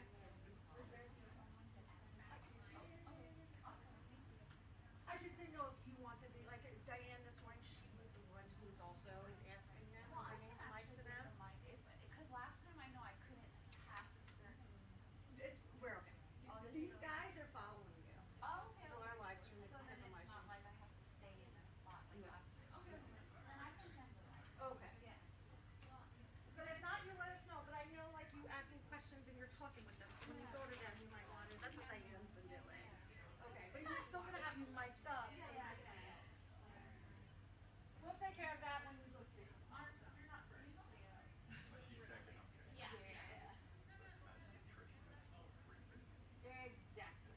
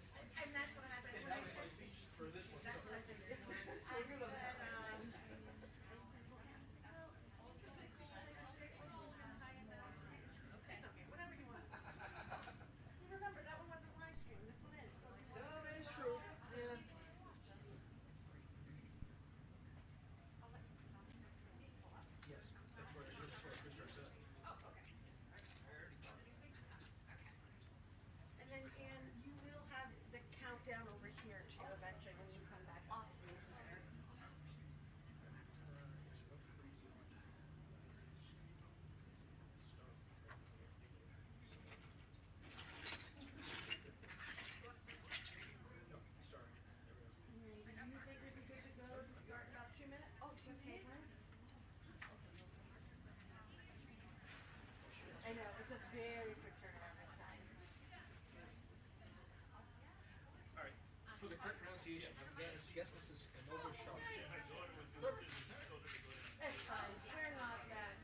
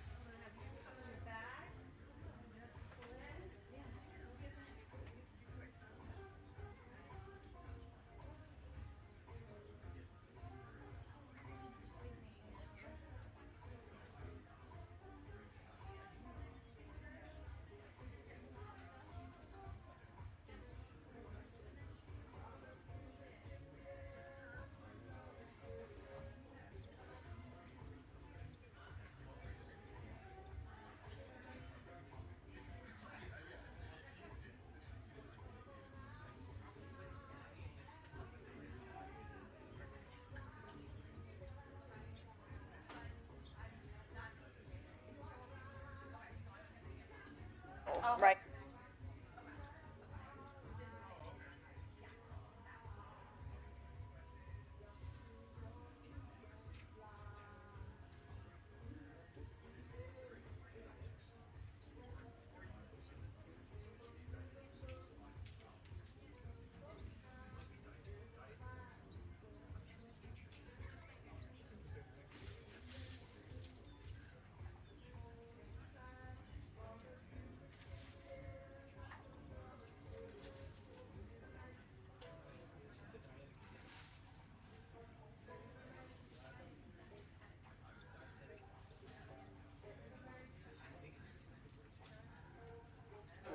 Into my pocket.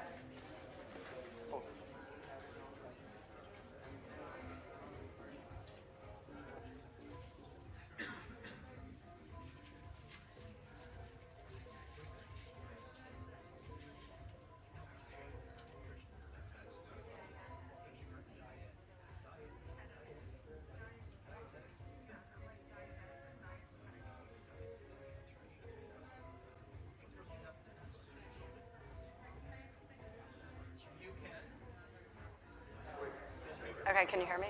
Oh, that's so weird.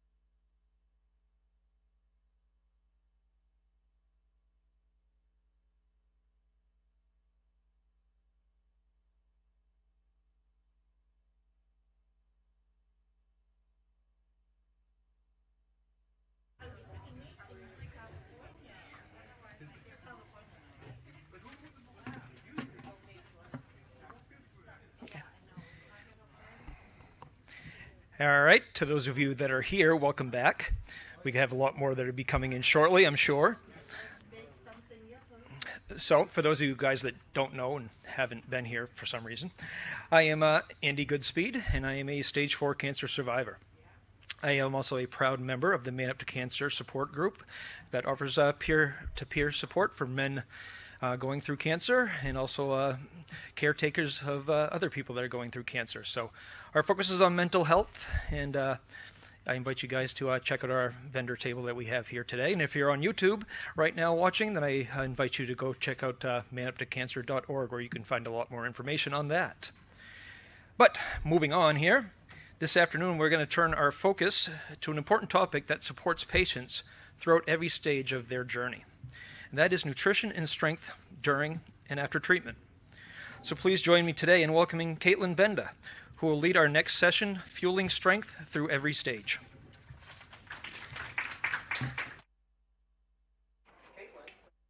Hello.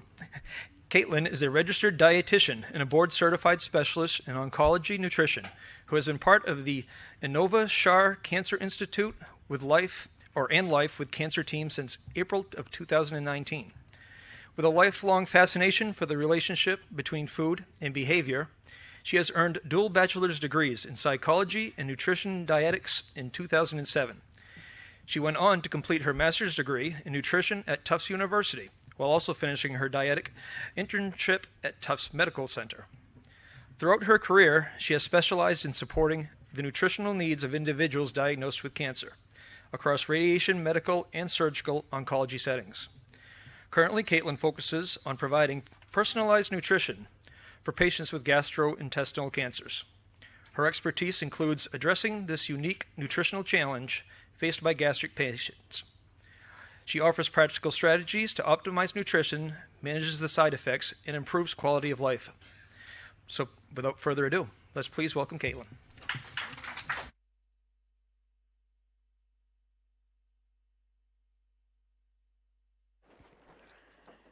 Awesome. Well, everyone can hear me. I'm going to move this out of my way just so it's not in my face, but it's nice to see everyone today. Thank you for having me here. Reading my bio, I used to feel like I was a young dietitian. Now I feel like I'm an old dietitian when I think of how many years I've been working in the field and in the specialty. But I love being able to share information with the community and share information with patients about kind of my passion for nutrition, and especially in the field of oncology.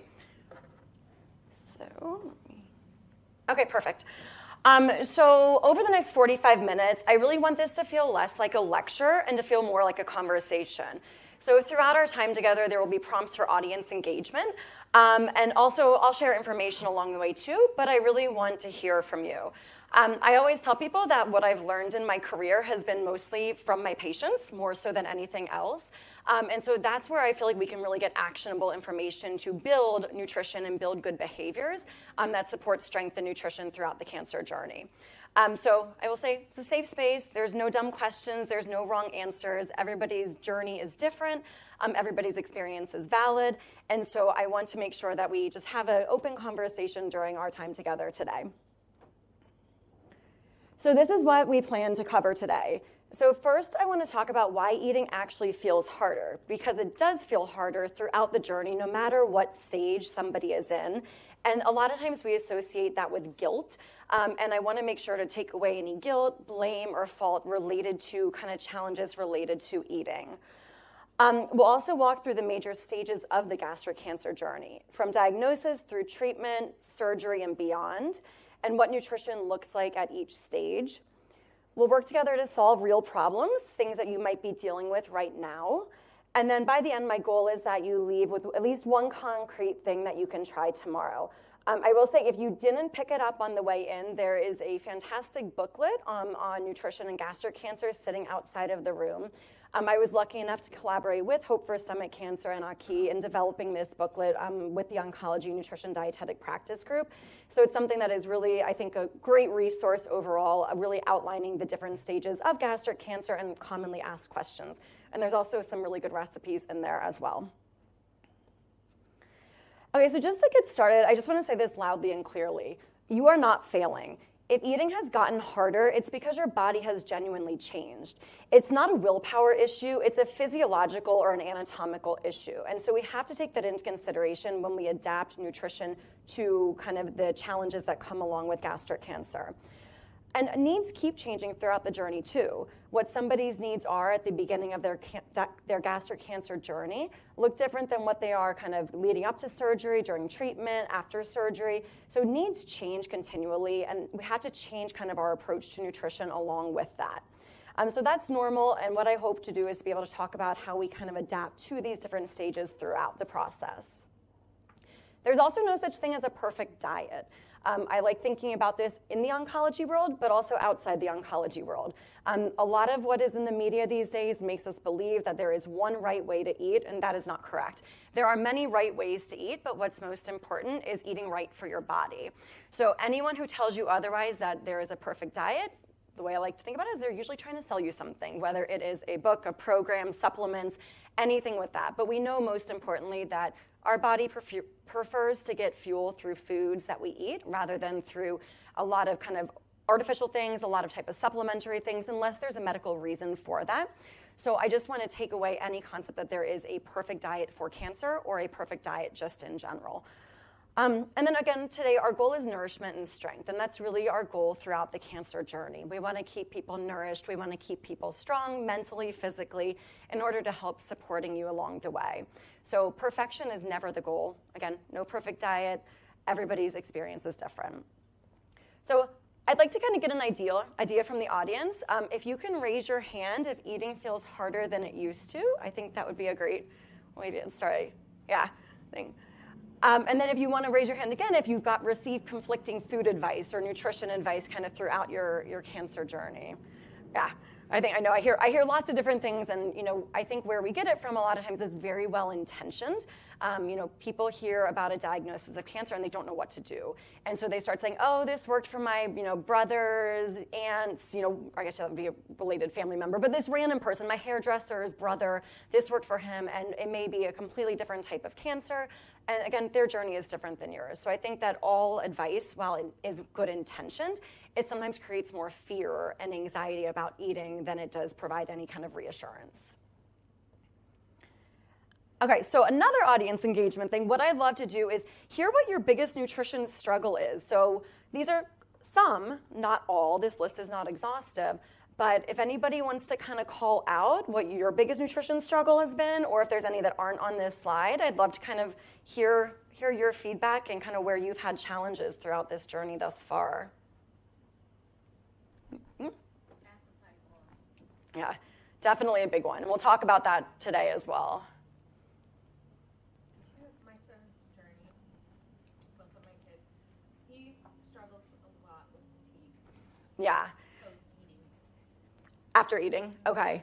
Same, fatigue is one of those, so many of these symptoms, they're not specific to one thing. We think of like fatigue, it's this generalized symptom. We can have fatigue because of treatments, because of lack of energy, a lack of food going in, lack of physical activity, not sleeping well, just not feeling well overall. So a lot of these symptoms are really generalized, and it's hard to pinpoint to one thing, but it's how do we support throughout. So that's definitely a big one. Mm-hmm. Okay. After surgery? Or, yeah, so we'll talk some about that too. And that's definitely one that is, I think, more common than a lot of people realize. And I've definitely seen it be under-recognized in my career. So that's a big one. Awesome. So then what we're going to do now is just kind of go through each phase. So I kind of think in 5 phases: newly diagnosed, treatment, before surgery, after surgery, and then in kind of like the stage 4 setting. So just to get started, we'll talk about kind of at the time of diagnosis, what exists then. So this is one of the most overwhelming moments in a person's life. And for many people, the anxiety that follows it, a lot of it relates to what do I eat? Some people come in having, think I'm just going to eat whatever. I have this diagnosis and I don't care. I'm going to throw all caution to the wind. And then other people come in on the other side and they're scared to eat, especially with a gastric cancer diagnosis, knowing kind of within the GI tract where it is, there's a lot of fear that exists around that. So with this, if you've been there, you know these fears well. Am I feeding cancer? Do I need to cut out sugar completely? Is there a special diet that will help me or hurt me? Food fear is real, and it's extremely common, again, especially in this setting. And in my experience, almost any newly diagnosed patient, whether it's gastric cancer or another type of cancer, goes through this fear in some degree. The hard truth is that, again, most food rules that are circulating on the internet are not evidence-based for gastric cancer specifically or for just cancer in general. So there's a lot of misinformation, and I definitely always encourage seeking nutrition advice, from a nutrition professional in order to kind of get the most evidence-based information based on what we currently know. The biggest nutrition risk at diagnosis isn't necessarily what you're eating, but it's the risk of not eating enough. We know that the risk of malnutrition and undernutrition is very prevalent with GI cancer specifically, and the majority of patients with gastric cancer do present with some degree of malnutrition. It may not look like we think of malnutrition, but undernutrition or poor nutrition is very, very common. So I'd love to hear if anyone's willing to share, if any group of people are willing to share, what was the first nutrition advice that somebody gave you after diagnosis, either from a medical provider, from somebody else? Mine was eat as much as you can to get your weight up before chemo, and then so your weight's up if you then become eligible for the surgery. Okay. Not terrible advice, say not with, although, it's kind of, we think of like fueling well still, I always throw Twinkies under the bus, but you can gain a lot of weight with Twinkies, but we're not getting any nutritional benefits from Twinkies. So yeah. I saw another hand. Yeah?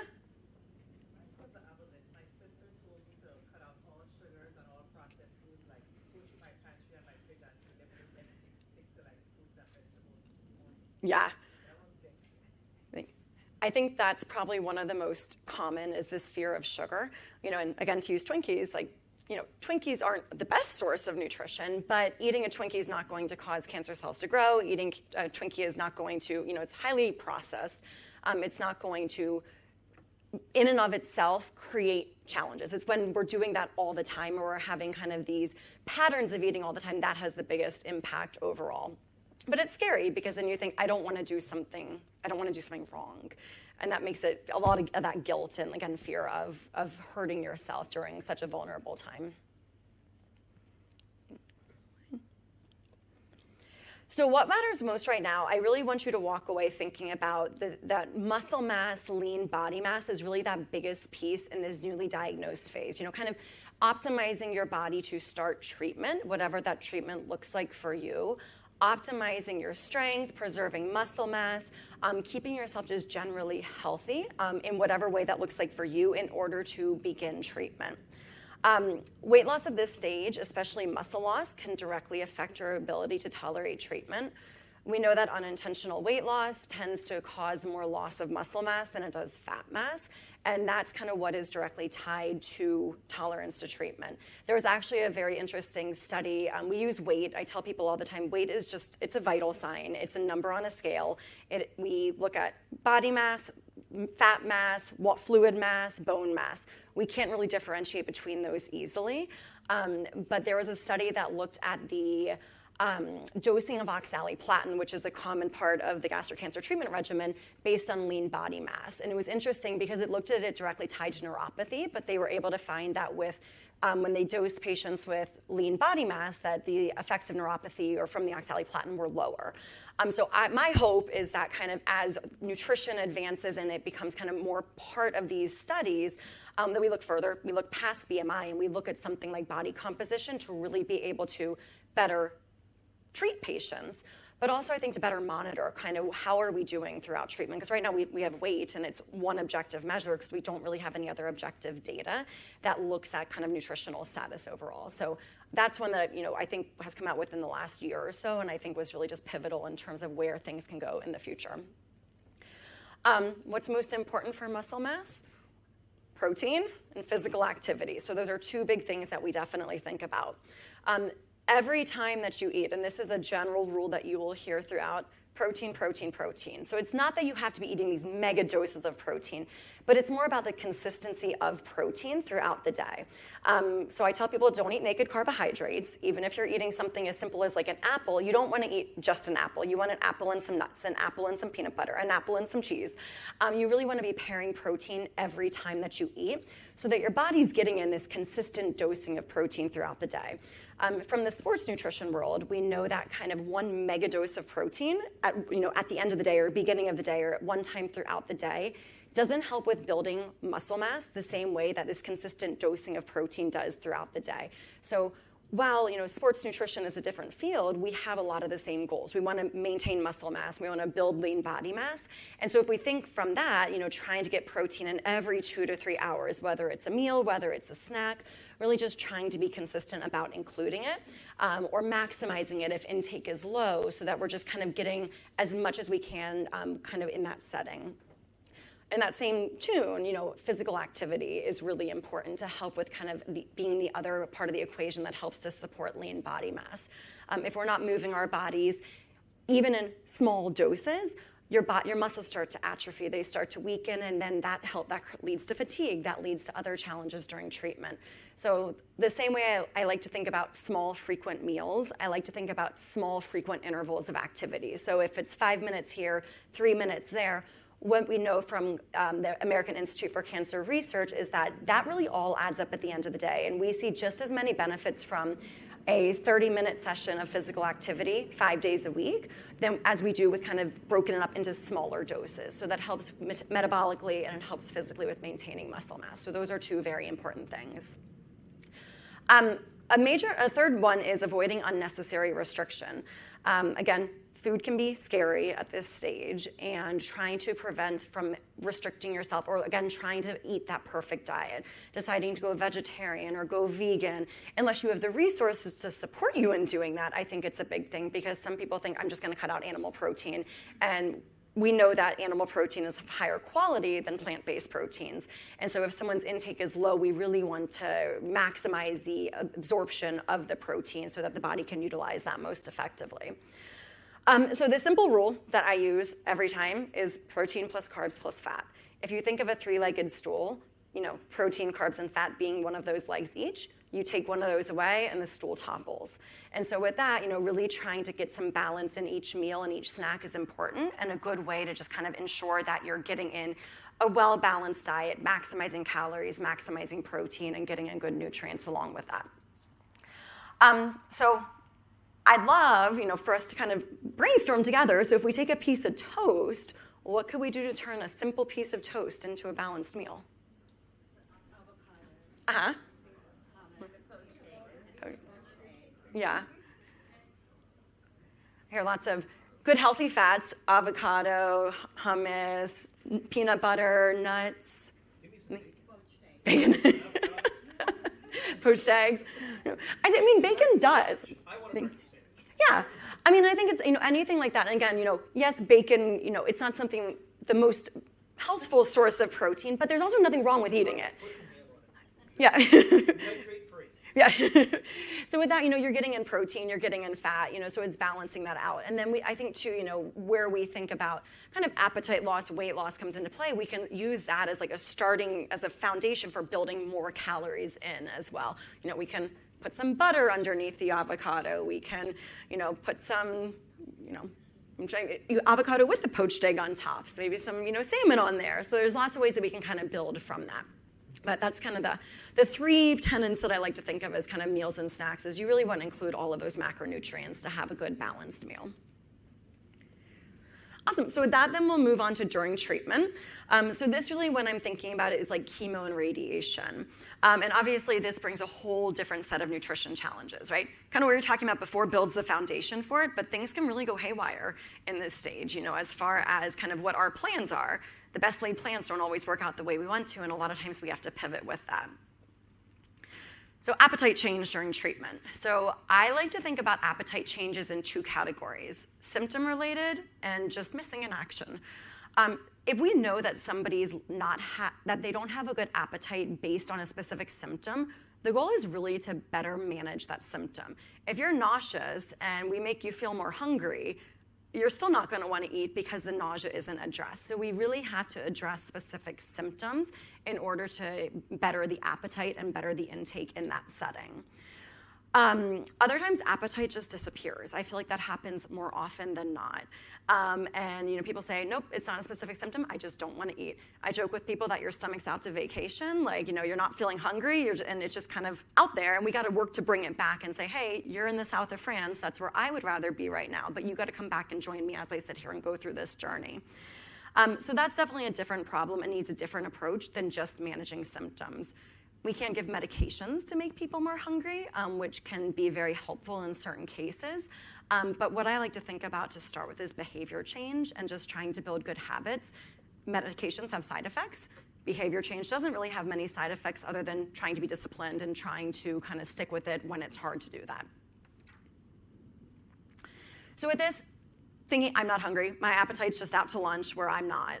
And so really thinking about using external cues to fuel your body is important. When your appetite disappears, the worst thing that you can do is to wait to feel hungry before you eat. That's like going to sleep at night when you're not tired, going and laying in bed and waiting to get tired. It's not effective to sit and wait for your appetite to come back, especially when your appetite is gone, because it may not come back. And I know it's very common for people to, go through the majority of the day and say, I do go until 6 p.m. and I realize, oh my gosh, I haven't had anything to eat. So we really can't rely on our internal cues that we're so used to relying on. And we also have to think that, when pre-diagnosis, we didn't only eat when we were hungry. We ate because somebody had baklava, at the reception and we weren't necessarily hungry. Or we ate because, somebody brought donuts into the office, and somebody was selling Girl Scout cookies, whatever it is. There's a lot of reasons why we eat. It's not just hunger. If we only ate when we were hungry, I think that our society would be more healthy overall. But there's a lot of different reasons that we eat. So with that, we can't just rely on that I'm hungry to eat. We kind of have to reframe the purpose of eating to think of it as fueling, to think of it as almost like a medication to help with getting enough nutrition in during a really critical time. So I like to think about eating by the clock. The clock is a great external cue, which unfortunately went back an hour today. So, we're all on one less hour of sleep. But alarms on your phone are a really great tool. So setting an alarm to eat every 2 to 3 hours. And then when the alarm goes off, you eat. Regardless of whether you're hungry or not, you eat. And we'll talk a little bit more about kind of like volume and portion a little bit later. But I always tell people anything is better than nothing.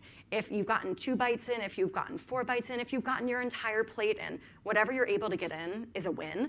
And we really want to create positive reinforcement and a positive environment around eating because that just helps support overall how we're doing. So let me see. I say, what do you do when you're hungry, but you know that you should eat? Does anybody have any other strategies that have worked for you? I think it's not as relevant anymore, but I always just tell people TV commercials. It's a great time to kind of like snack on something or get up and go get something to eat. But I think that most people are on like ad-free Netflix or something at this point, so it's less relevant now than it would be. Mindless eating is a big one.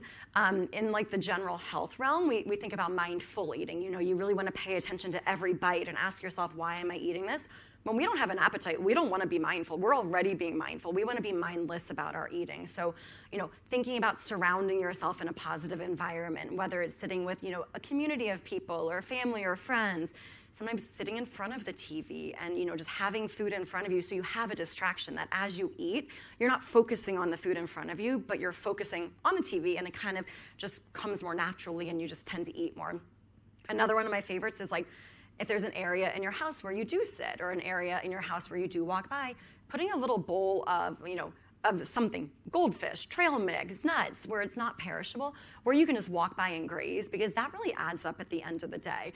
So trying to find ways to make eating easier and to set yourself up for success is a really important thing to do throughout this stage where appetite is just not there.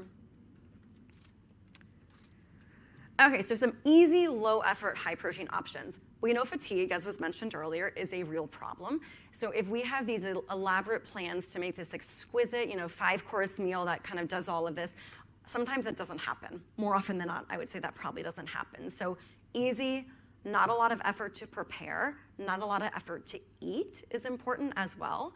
And again, high protein, because protein is very important. So one great thing I think right now about our society is that there is a huge focus on protein. So I saw some mashed potatoes in the store the other day that have protein in them already, and I was like, wow, this is great. Like, you know, I'm all for whole food sources of protein, but you know, in my realm of work, it's really great when there's protein everywhere. Greek yogurt is, you know, one that we love, and it used to be like 12 to 15 grams per carton. Now there's a lot of varieties that have 20 or more grams per carton, and the portion size is still small. What I like about a lot of those is they're made with ultra-pasteurized milk or ultra-filtered milk. So it's not that they're adding protein powder in to increase the protein content. They're, by some process that I cannot explain, making the protein content higher, just making the protein more concentrated. So that's an amazing option. Peanut butter toast, as we mentioned earlier. Protein smoothies are great. You know, we can really doctor up a lot of calories in a smoothie. There's some recipes for smoothies in the booklet outside as well. But a lot of times when we don't have an appetite, liquids are easier to mentally wrap our head around and mentally digest, and they also move more quickly, so they're easier to physically digest as well. Cottage cheese is a good one. Cottage cheese is hit or miss. I don't know anybody that's kind of on the middle ground of, yeah, it's okay. People are either like, I love it or I hate it. But cottage cheese is a wonderful one from a protein source. Egg salad, tuna salad, chicken salad are some of my favorites. You can pair it with a lot of different things or just eat it on its own.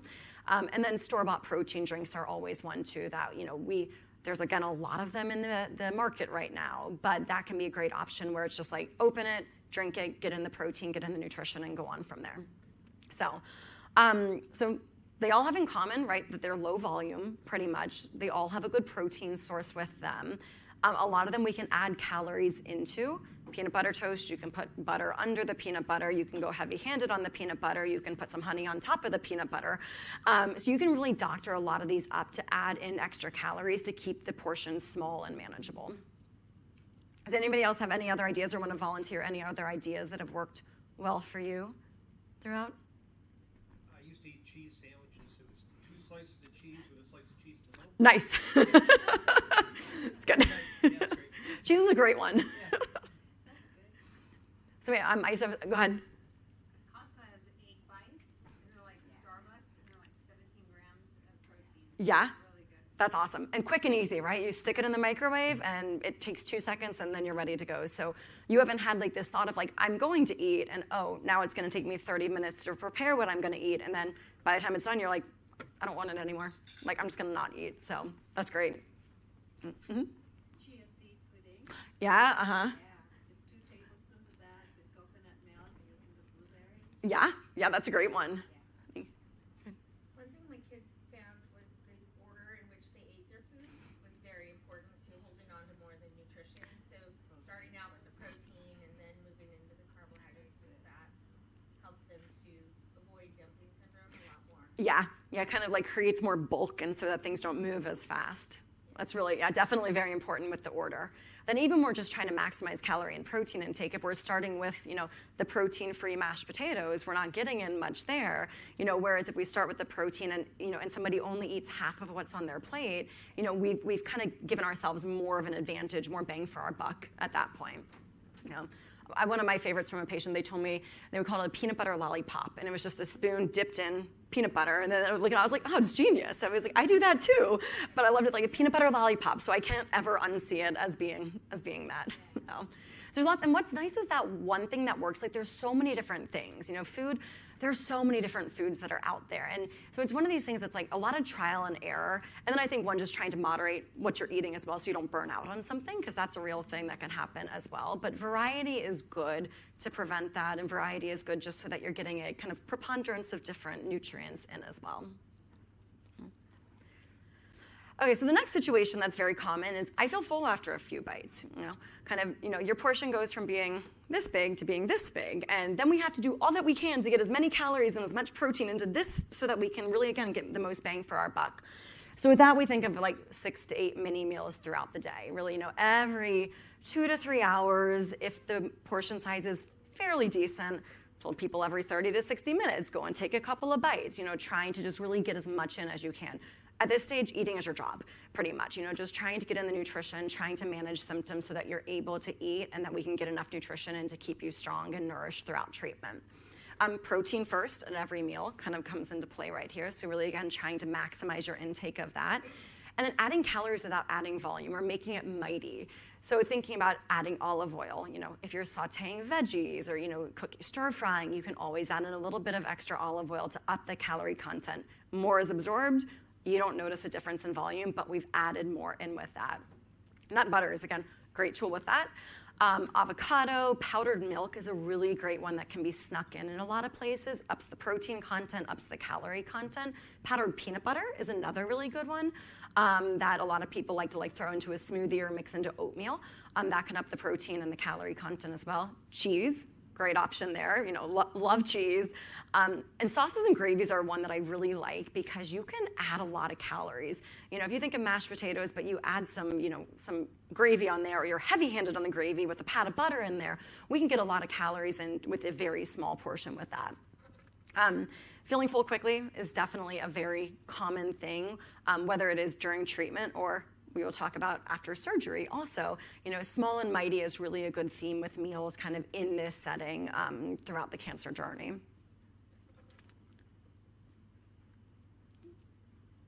There we go. Taste changes. Did anybody that's gone through treatment, did anybody not have taste changes? Did anybody have taste changes? Yeah, taste changes I think are one of the hardest symptoms because you have nausea, we can give you medications. You have diarrhea or constipation, we can give you medications. You have taste changes, we say, good luck, keep trying. And really trial and error is key in this setting, but what I like to think about is really trying to identify what taste changes there are, because how we manage taste changes differs whether something is tasting metallic or bitter or acidic, or it has no taste, or it has a really powerful taste. Kind of trying to work through those and figure out what we can do to kind of minimize some of that is a really important thing in helping to kind of mitigate some of these taste changes. One of my favorite things to start with are baking soda and salt rinses prior to meals so that you can kind of start with a clean palate, neutralize taste. That can help with if food doesn't taste good. If there's lingering taste that can influence it, that can help to clear that out. It can help for food to taste more fresh, to kind of have more of its actual true flavor to it. So baking soda and salt rinses are one that we love. And they're pretty innocuous because most people have baking soda and salt and water, in their houses or wherever they're staying.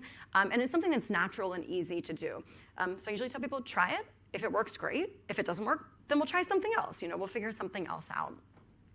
I'm also a big fan of logging intake and symptoms, whether it's taste changes or GI symptoms, which we'll talk about next. Logging food and symptoms is really helpful for trying to figure out your individual journey and kind of what foods are working for you. It also helps us kind of from the dietitian standpoint to be able to kind of look and say, hey, I noticed this common theme when things are tasting off. Maybe let's try to do this. So yet another plug to work with a dietitian who's able to kind of help with kind of, I feel like an investigator sometimes, going through and looking for clues and then seeing how we can adjust things based on that. Cold foods often taste more neutral, so experimenting with temperatures of foods as well is important, not just the foods themselves. Has anybody heard of miracle berries or been recommended to take miracle berries for taste changes? So they're a berry that is, I think it's somewhere in Africa, but they can make food taste different. So the example that's given is if you take one of these berries, which they're just a small lozenge, that you can take it and then suck on a lemon and it will taste like the sweetest lemonade you've ever had. They're something to try. We don't have much evidence any evidence really supporting them. And I would say anecdotally, I haven't had a lot of people find success with them. But it's one of those things that it's it doesn't hurt anything to try. And if it works for you, then it's a win in my book. So the GI tract. The best advice I got for taste was to use bamboo silverware. So that helps with the metallic taste, but it also helps with the cold and hot. Yeah. Bamboo silverware is awesome. Yeah, that's a great, and I love that because it's one of those quick and easy things, right? That it's oh, you have a metallic taste, stop using your regular silverware. Switch to plastic, bamboo, more finger foods, things where that metal isn't hitting your mouth because you don't realize how much it happens until you kind of experience and it worked. It's great, like that's awesome. So. With the GI tract, so definitely this is, I think, one of the biggest challenges in general. Again, we have medications for most of these kind of different symptoms, but we also know that diet plays a big role in kind of how the symptoms are managed. So they're very common and they can span a wide range. And I think what is most important, again, aside from logging foods in this situation, is trying to accurately describe symptoms. I think of diarrhea as one. Diarrhea means different things to different people. I have lived the majority of my oncology career in the GI world, so I very candidly talk about diarrhea and what poop looks like, which I learned that most people don't. It's not typically dinner table conversation, but it's something that, if you think of like babies when they're born, or kind of as babies kind of they're starting to eat food, you can see a lot about how they're digesting things and how they're tolerating things from how their stool looks. So we just live in a very poop-phobic society. I've had lots of people tell me, oh, I don't even look. And I'm like, well, you gotta look because you gotta see what things are, because I'm gonna ask you lots of in-depth questions about what your poop looks like. And if you tell me, well, I don't look, then I'll say, just take a picture and just send it to me and we'll be good with that. So I've received many pictures. So, again, very, very candid about that. The Bristol stool chart is a great reference if you haven't seen it. It basically is there's 7 different types of stool, but it helps to better categorize kind of what you're seeing, because somebody might say diarrhea, but yeah, again, what diarrhea means to me may be very different from what diarrhea means to somebody else. And especially with like the chemo medications, we need to better be able to describe what's going on. So frequency, consistency, urgency that's related to it. From a nutrition standpoint, we can modify things. A lot of times we end up modifying fiber content or type of fiber in order to help with managing those symptoms. But the Bristol stool chart is a really great tool to help with kind of categorizing things and being able to log symptoms with that. Nobody's done it for me yet, but if you Google Bristol stool chart cake, there are cakes that have images. I mean, they're like candy, like Milk Duds is like constipation, and then peanut butter is like the diarrhea one. But like that's what I really want for my birthday one year, and I keep telling people, and I think they think I'm crazy, but that's just how much how involved I am with people's, kind of bowel habits. So it's great. Reflux and indigestion is one, staying upright for 30 minutes after eating, avoiding late meals, limiting acidic foods. Most people are usually pretty familiar with those recommendations. Bloating, gas, and burping, any of like the upper GI gas especially. Anytime that we're swallowing extra air, we're talking as we're eating, we're drinking through a straw, we're getting carbonation, we're chewing gum, that creates swallowing of extra air, which can make those symptoms worse. So sometimes it's just about simple habit changes. And again, from my standpoint, asking probing questions, and from your standpoint, kind of giving that information, like, kind of knowing that, hey, this could be contributing to it. Because we love our physicians, but the first thing is like, oh, let's put you on a medication for it. And medication after medication after medication. If we can change it, if we can modify it and improve it without, then that's one less thing, to kind of, that you need another medication to treat the symptoms of that medication. So when we can do it just through food and behavior change, I always think that's a good thing. Okay, so before surgery, so this one's pretty quick. Kind of depending on people's treatment regimen, where this comes along differs. But what I like to think about during this is really thinking of surgery like a marathon. So if you're about to run a marathon and you've been skipping your training runs and you haven't been fueling your body properly, the day that marathon comes, it's going to be a lot harder to be successful. And while you may still be successful, the recovery is going to be a lot harder with that. So really trying to make sure that you are, kind of fueling your body well kind of throughout can lead up to, strong into surgery equals strong coming out of surgery. So the 4 things that really matter before surgery are eating every 3 to 4 hours, again, including protein each time, adding calories if weight is dropping, and then considering oral nutrition supplements if needed. If we're losing weight, then those Boost and Ensure and other types of protein supplements are really going to be our friends during this time. A lot of people are familiar with the idea of rehabilitation, going to a rehab facility, to kind of recover after surgery or after a hospitalization. Now there's a lot more research and a lot more thought into prehabilitation. So really preparing the body through nutrition and physical activity before surgery to help with kind of quicker recovery, shorter hospital stays, less risk of infection. There's lots of benefits to kind of prepping as we can before surgery. Okay, so after surgery, So obviously the different types of gastrectomies that we can have make a big difference as far as nutrition goes. But one way or another, your body has to adapt to a change in your anatomy, which can have a big change in how you metabolize and digest foods.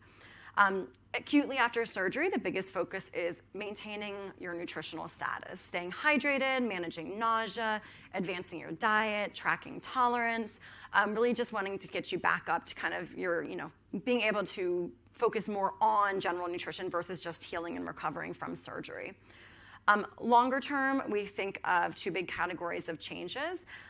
Structural changes like early fullness, early satiety, dumping syndrome, and then also nutritional deficiencies, specifically like vitamin B12, iron, calcium, vitamin D. And for a lot of patients post-gastrectomy, we really require lifelong supplementation of these and lifelong monitoring to make sure that we're not developing any nutritional deficiencies related to the surgery.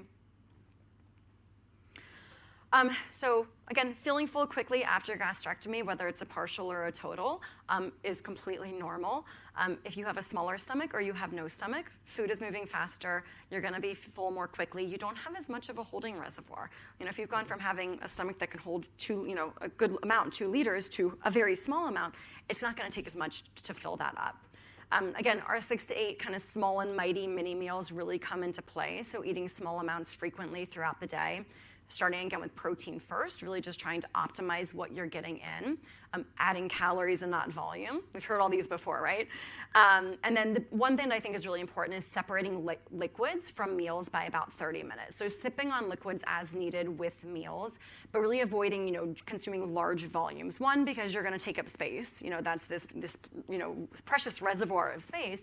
But also liquids move more quickly. So sometimes the liquids at the same time as solid foods or large amounts of liquids, also depending on what type of liquid you're drinking, that can make you have more dumping syndrome. So really trying to keep hydrating liquids between meals and then keep kind of your liquids with meals only as needed to kind of get food down and keep your mouth moist.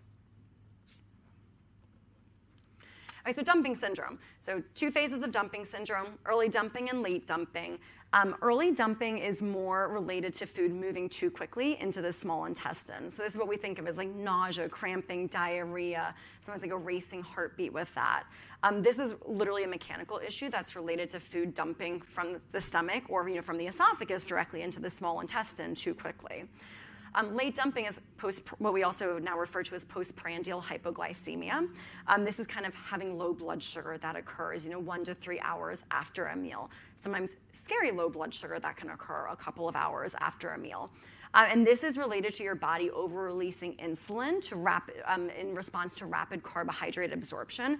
And then what happens is your blood sugar crashes. So this can lead to you experiencing symptoms of low blood sugar, feeling shaky, sweaty, clammy. And so this is something where a continuous glucose monitor can be a huge benefit. I have had many issues with getting insurance coverage of them because you have to have a diagnosis of diabetes.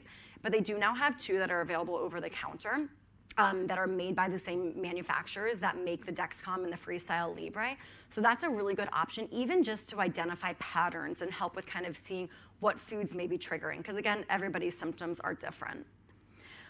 For both of these, the practical adjustments are eating smaller portions, eating slowly, small bites, chewing well, taking into consideration that digestion really begins up here. And then also just monitoring patterns overall, pairing carbohydrates with the protein and the fat, keeping our 3-legged stool in play. And then just kind of, again, logging foods, looking for not single things, but bigger patterns throughout the day. Are we seeing lows at a certain time? Is it after you eat, kind of a certain combination of foods? And again, some of this I would, again, plug working with a dietitian, but it takes kind of some investigative work along with it. Okay, so finally, stage 4 in advanced disease. So this is specifically for people living with kind of advanced gastric cancer that are past surgery, past treatment, probably on just kind of some form of maintenance treatment. So this can definitely be a different conversation. When we think about kind of general goals, it really depends where somebody is in this journey. We think about keeping well nourished, using a lot of these same strategies with smaller meals, kind of more frequent meals throughout the day, kind of trying to maximize calories, maximize protein. But it really is highly variable in this stage, just depending on how somebody's doing and kind of where they are within their journey. So the biggest thing I think of is that the focus shifts. We think a lot throughout about quality of life and comfort, but in this stage we think a lot more about really removing any guilt and just kind of making eating less hard from a mental standpoint. A lot of times we give ourselves more trouble up here than we really should because we're human at the end of the day. But really we want to make sure that we're trying to take into consideration everybody's individual journey. Throughout, but especially kind of in this stage, food should bring comfort and pleasure, not anxiety. Really trying to make sure that any food rules that have been in place are loosened. Trying to think of calories as being good calories versus like I have to eat this specific type of food. If it's the Twinkie that sounds good, then we go for the Twinkie, without any guilt attached to it. Hopefully in the context of a greater, kind of other things as well. But, kind of getting rid of food rules at this stage becomes really important. Really looking into consideration like preferences and cravings, so if there is something that sounds good, trying to not restrict yourself from eating that and just make sure that, you're kind of focusing on the greater journey and kind of the greater kind of what your body is desiring at that time. I think one thing from a caregiving side that's important is that, at this stage, but also at other stages, is it's common to offer food and have it refused. So one thing that I like to tell my patients or my caregivers of patients is don't say, what do you want to eat? Because sometimes the answer is going to be nothing. And we want to give choices and say, do you want the cheese sandwich or do you want a peanut butter sandwich? What of these choices do you want? Because it's much harder to say no to that. But just kind of encouraging, offering support along the way. We show love through food a lot of times, and when people aren't accepting of that, it kind of feels like a blow to us as caregivers. But really just trying to offer support and encouragement. Again, trying to keep that positive relationship with food so that we're not creating additional issues kind of from like that guilt and kind of mental kind of anxiety standpoint. Okay, so permission to let go of food rules. I think that's really important. Really, any calories, I would say at any stage count. If the choice is between not eating and eating something that isn't a good food, I would say eat the thing that's going to get calories into your body. Enjoyment also really matters. If the only thing that sounds good is a particular food, even if it's not healthy by conventional standards, you really want to go ahead and eat it. Again, rules loosen. We stop thinking as much about kind of vitamins and minerals, although we really haven't touched on those. I like to think about different priorities throughout treatment. If somebody's doing really well and they're feeling good and they're eating well, maintaining their weight, I'm not going to focus as much on like protein and calories and kind of maximizing those as I am on getting in good like nutrient-dense foods. But if somebody is, really not doing well, we're really going to throw out the vitamin and mineral conversation and like the nutritional benefits of those and like fruits and vegetables, and we're going to focus on the calories and protein. So kind of shifting and kind of flexing along with that. The 2-bite rule was what I alluded to earlier. Trying 2 bites, if it works, if it tastes good, it's well tolerated, keep going. If not, then you pivot and you say, yep, I'm going to put that behind me. I did my best. Give yourself a good pat on the back and proceed from there. So really just trying to know that anything that you're doing is beneficial and it's helping yourself versus feeling like you're inadequate because you didn't finish the plate of food with that. So to summarize, so we just traveled through the 5 stages of the gastric cancer nutrition journey.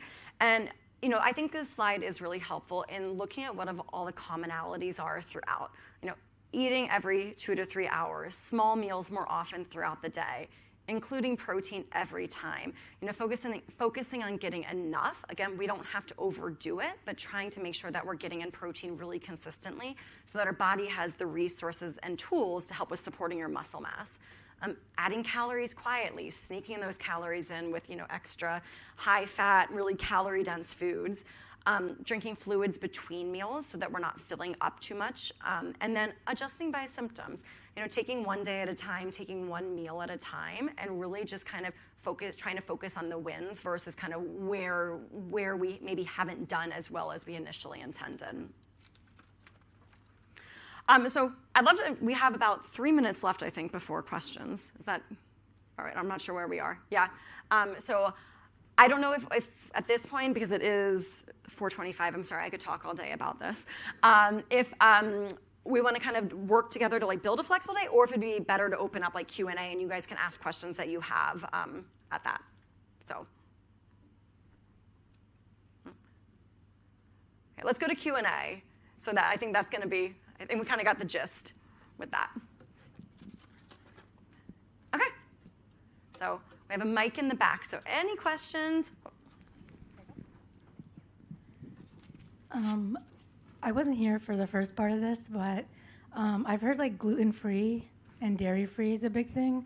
Could you like talk more about like what your thoughts on that topic is? Yeah, so definitely not supported by evidence when we look at kind of either risk for cancer or post-cancer overall.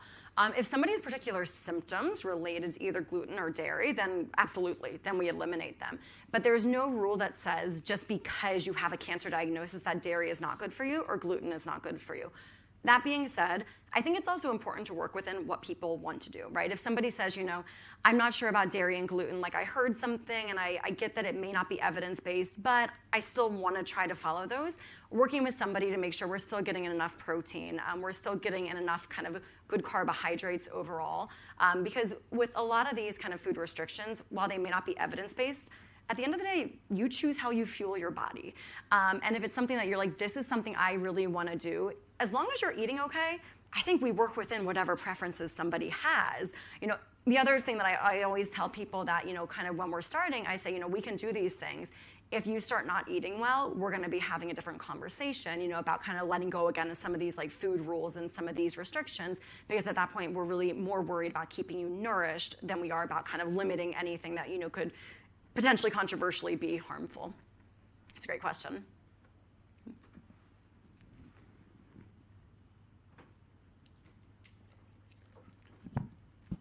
Hi. Question is in regards to a gut biome.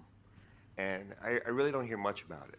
And my concern is, just like antibiotics, it destroys, chemo destroys it. And some of us do this every 2 weeks, where we go in, our bodies get destroyed.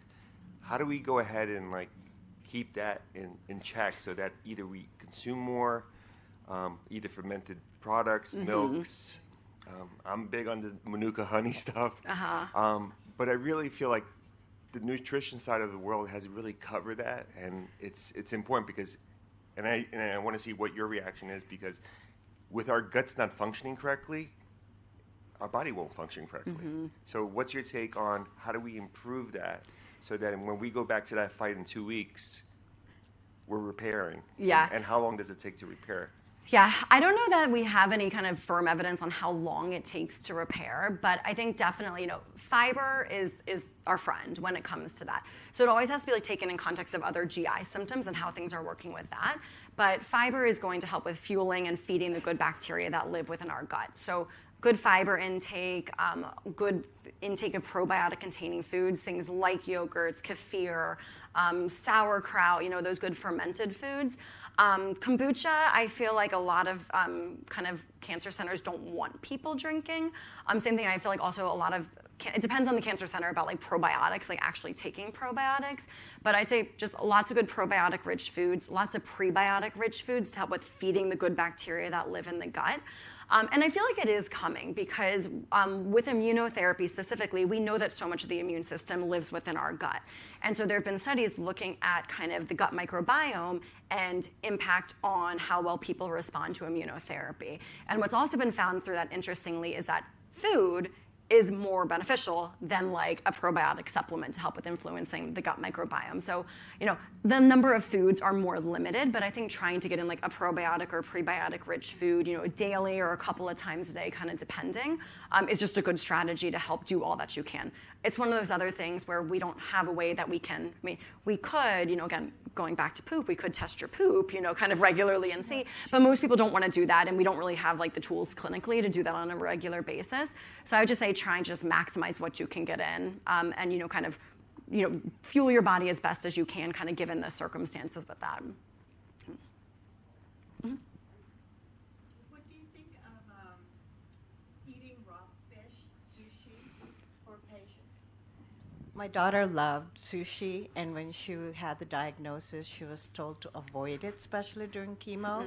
But at what point could post-gastrectomy or even stage 4 patients have sushi? Yeah, it's definitely a food safety issue.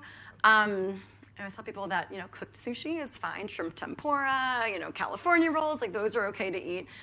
I would say like during chemotherapy, like anytime where the immune system is suppressed, that just increases that risk. It's risk mitigation at the end of the day. We don't have any firm guidelines that say, oh, let's look at your ANC, let's look at your white count, and this is when you're safe to eat it, this is when you're not safe to eat it. I don't know that we ever will. And so I would say definitely like chemotherapy, better to avoid it. After surgery, like if somebody's just on, let's say, immunotherapy, we're not really impacting your immune system, to the point where we're suppressing it. So at that point, it should be okay. But again, it's one of those risk mitigation things that I think of at the end of the day. Stage 4, I would say I have a lot more flexibility when working with somebody that's kind of on maintenance chemo, especially if they're not eating well. If they're like, I really want this sushi, it's kind of that risk benefit, weighing that. So most cancer centers are probably going to say avoid entirely, but I think it just depends on where you are throughout that journey. Thank you. You're welcome.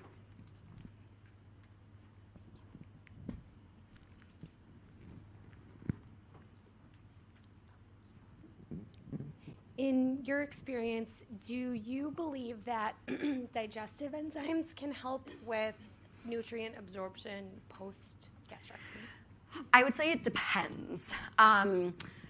I love enzymes I love that as much as I love poop, I would say. But with digestive enzymes, so it depends. Post-gastrectomy, what can happen is that, your enzymes are produced in your pancreas. And so when you've had a partial or a total gastrectomy, your pancreas hasn't typically had any change to it, right? It's fully intact. It's kind of where it is. What changes is anatomically. And so typically our pancreas releases enzymes into our small intestine, and the food comes down, the esophagus, into the stomach, moves into the small intestine, and then they meet, and then they go down the GI tract together, and that's kind of where digestion occurs. But what can happen after any change, upper GI to, esophagectomy, esophagogastrectomy, partial gastrectomy, total gastrectomy is timing. Because now where, the enzymes are still released at the same place, maybe the food is down further and they're not moving down the GI tract together.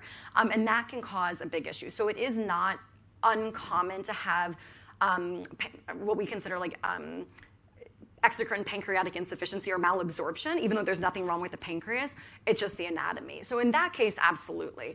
Things that would be indicative of that would be like oily stools, foul-smelling stools, foamy stools, really light-colored stools. Things that oftentimes, in my experience in working with esophageal and gastric cancer patients, we don't often ask about. We're asking our pancreatic patients about these all the time. But it's something where I've had people come in and we've been able to say, yes, we are having these issues. You can confirm that with like a fecal elastase test or a fecal fat test. Some physicians also will just prescribe and say, hey, these are things your body produced naturally. Let's try it and see if your symptoms improve. I think either one is fair. Outside of that, there really, I don't say any additional benefit to it. Digestive enzymes that you're buying over the counter, they're not going to be comparable to ones that are prescribed in terms of their strength. Also, then the question comes in of any dietary supplement is, we don't have regulation over dietary supplements. It's a multi-billion-dollar industry.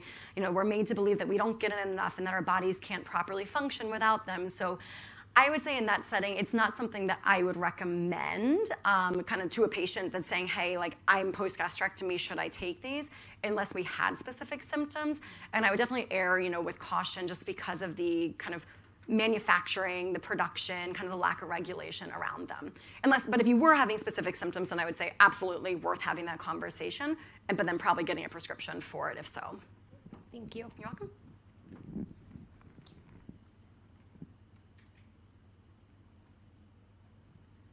Okay. Wonderful. Well, thank you guys for your time. It was good to see everybody, and thanks for your engagement.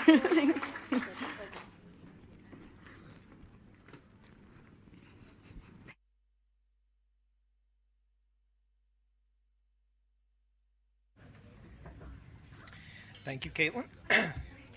So as a reminder, guys, that Hope for Stomach Cancer Nutritional Guide can be found right outside on the resource table, and those are free to take. So up next, to close out the program today, we'll be hearing from Ann Yip. She'll be talking with us about exploring grief and healing through play. Ann is a licensed clinical professional, counselor in Maryland and also in California. She received her Master's of Science from Johns Hopkins with a concentration in counseling with a specialty in school counseling. Furthermore, she obtained her postmaster's in clinical health counseling, also from Johns Hopkins University. She is a registered play therapist supervisor who believes that this further pushes her towards her other passion of working with children. She believes that everyone, including children, need a safe space to express their emotions, fears, and their dreams. Erin currently owns 2 practices, Park and Play Therapy and Leaf Star Therapy in Maryland. So without further ado, please welcome Ann Yip.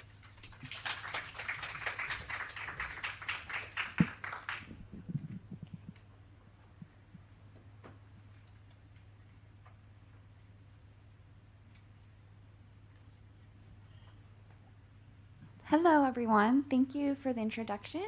I'm Ann Yip. I'm here from California, and so I wanted to first talk a little bit about what play therapy is and just introduce you. Let me see. Oh, wait. No, forward. Okay. So, just a little bit about myself. That's me and my family.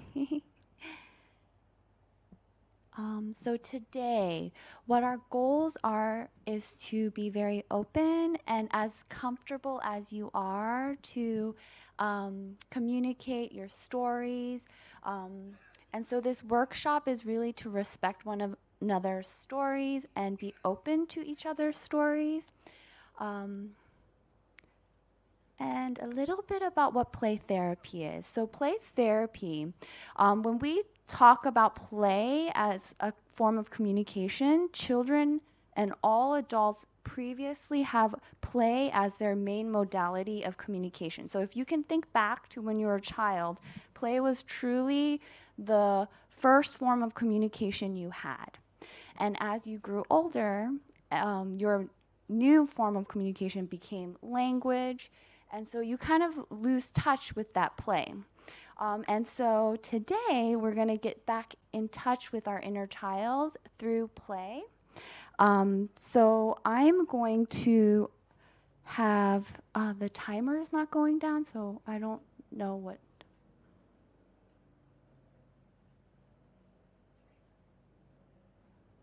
Oh, thank you. So I'm going to have a few segments of the room come up, and these are called miniatures. And I'll have maybe the first section here come up. Can we have, let's say, like the first 2 rows? And we're going to take a look at the miniatures, and I want you guys to pick anything that speaks to you. Just grab a bunch of things that really speak to you. Things that catch your eyes.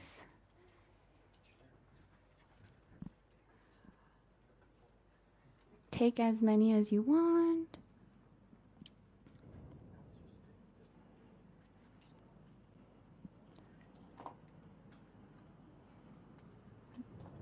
Just take whatever really speaks to you.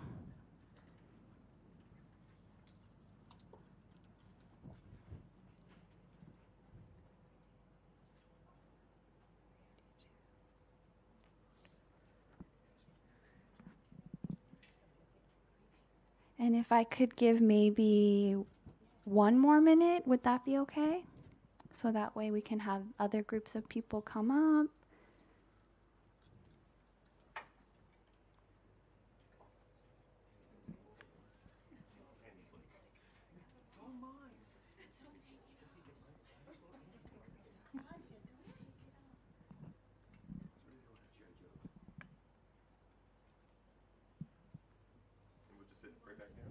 Yes, and whenever you're ready, you can take your seat.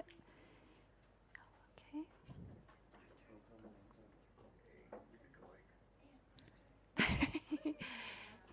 And then if we could have the first 2 rows here come up, and I'll give you guys some time.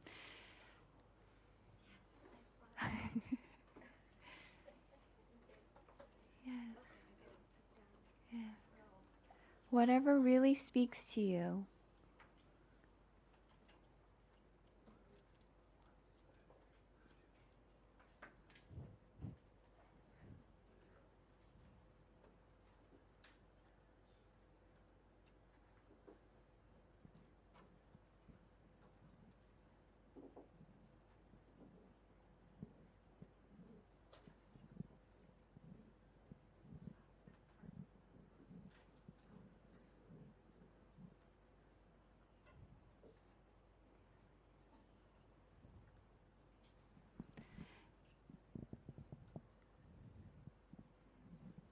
And as we have one more, we'll do maybe 30 more seconds. And as they're picking out their miniatures, I also want to talk a little bit about what makes play therapy effective. And it's that playfulness and that safe space, and being able to explore that inner child that sometimes you long forgot. And then I will have the row, maybe I think we can have like the rest, we'll have, yeah, the last rows, if that's okay.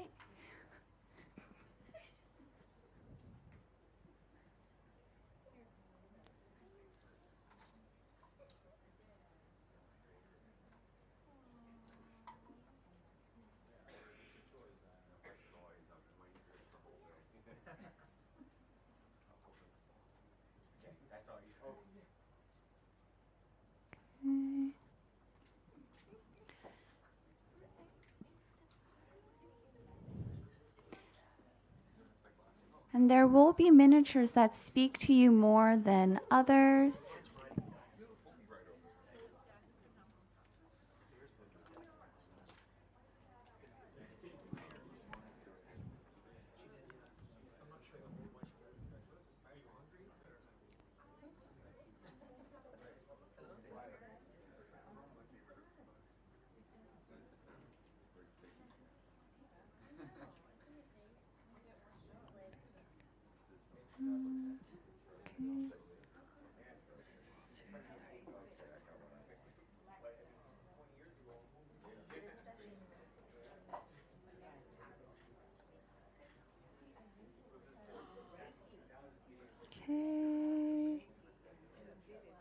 Okay, and then if we can have the last rows come up, that would be awesome.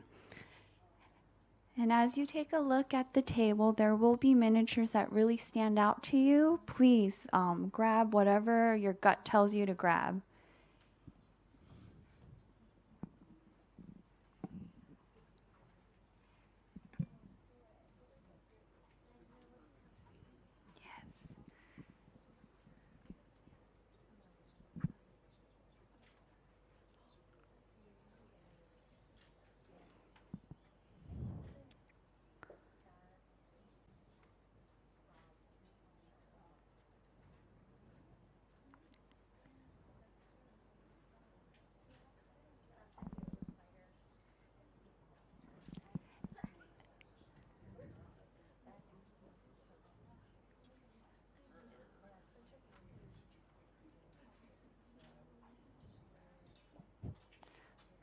Okay, we'll do maybe a minute and a half more, so please feel free to take your time, a minute and a half.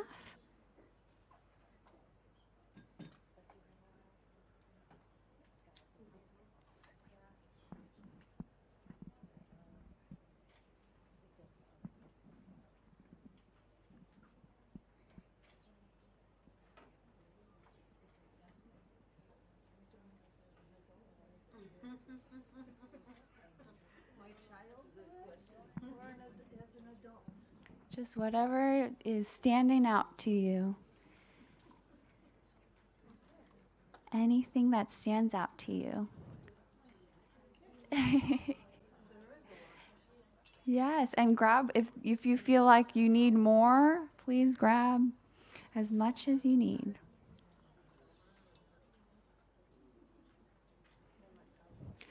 Okay. So I know the setup of the room is not ideal, so I do appreciate everyone's flexibility.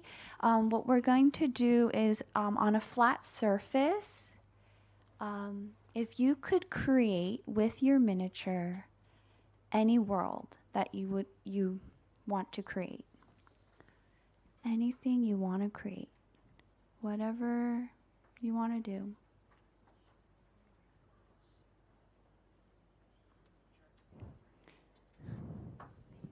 And as you do that, you may notice, I want to add more to this world.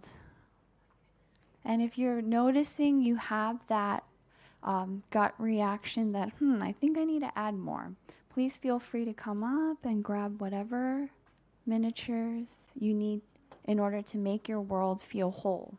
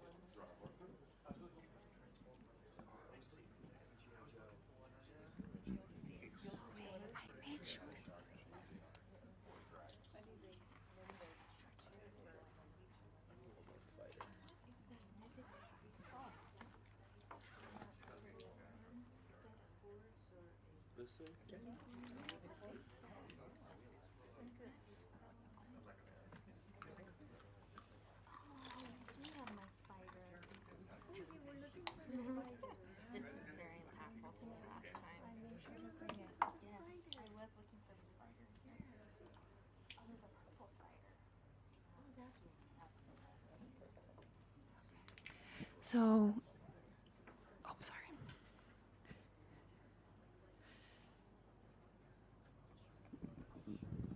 If I can give everyone another 2 minutes to complete their world.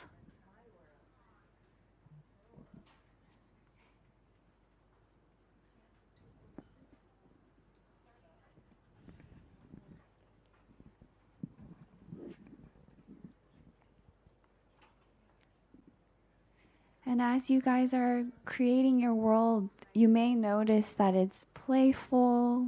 There's a lot of memories associated with a lot of these miniatures for you. A story being created.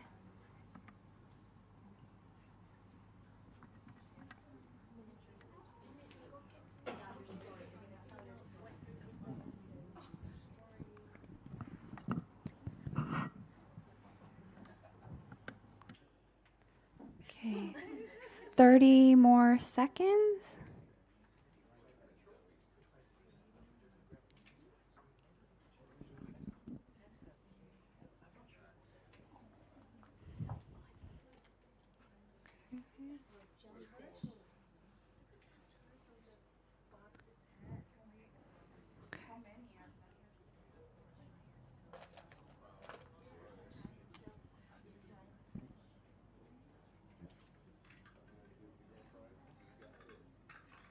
Okay, if I can have everyone kind of finish up their worlds.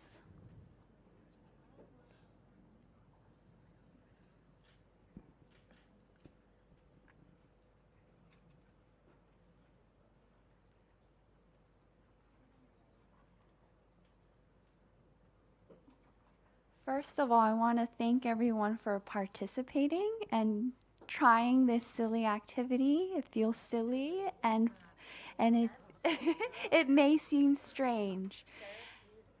However, I want to talk about what makes your world your world. And if anyone is willing to volunteer and tell us a little bit about your world, that would be awesome. Anyone? Oh, yes. Oh, let me get you the mic. Apparently the mic is very important. So here you go. Okay, so in my world, I have a camper, and my family, my husband and my children and I love to go camping. So we spend a lot of time outside, and I'm not gonna cry. Also in my world, so here we are camping, and in my world, here comes dinosaurs, because my boys love dinosaurs growing up, and lots of Jurassic Park and all of that. So here they come to attack us in our camper.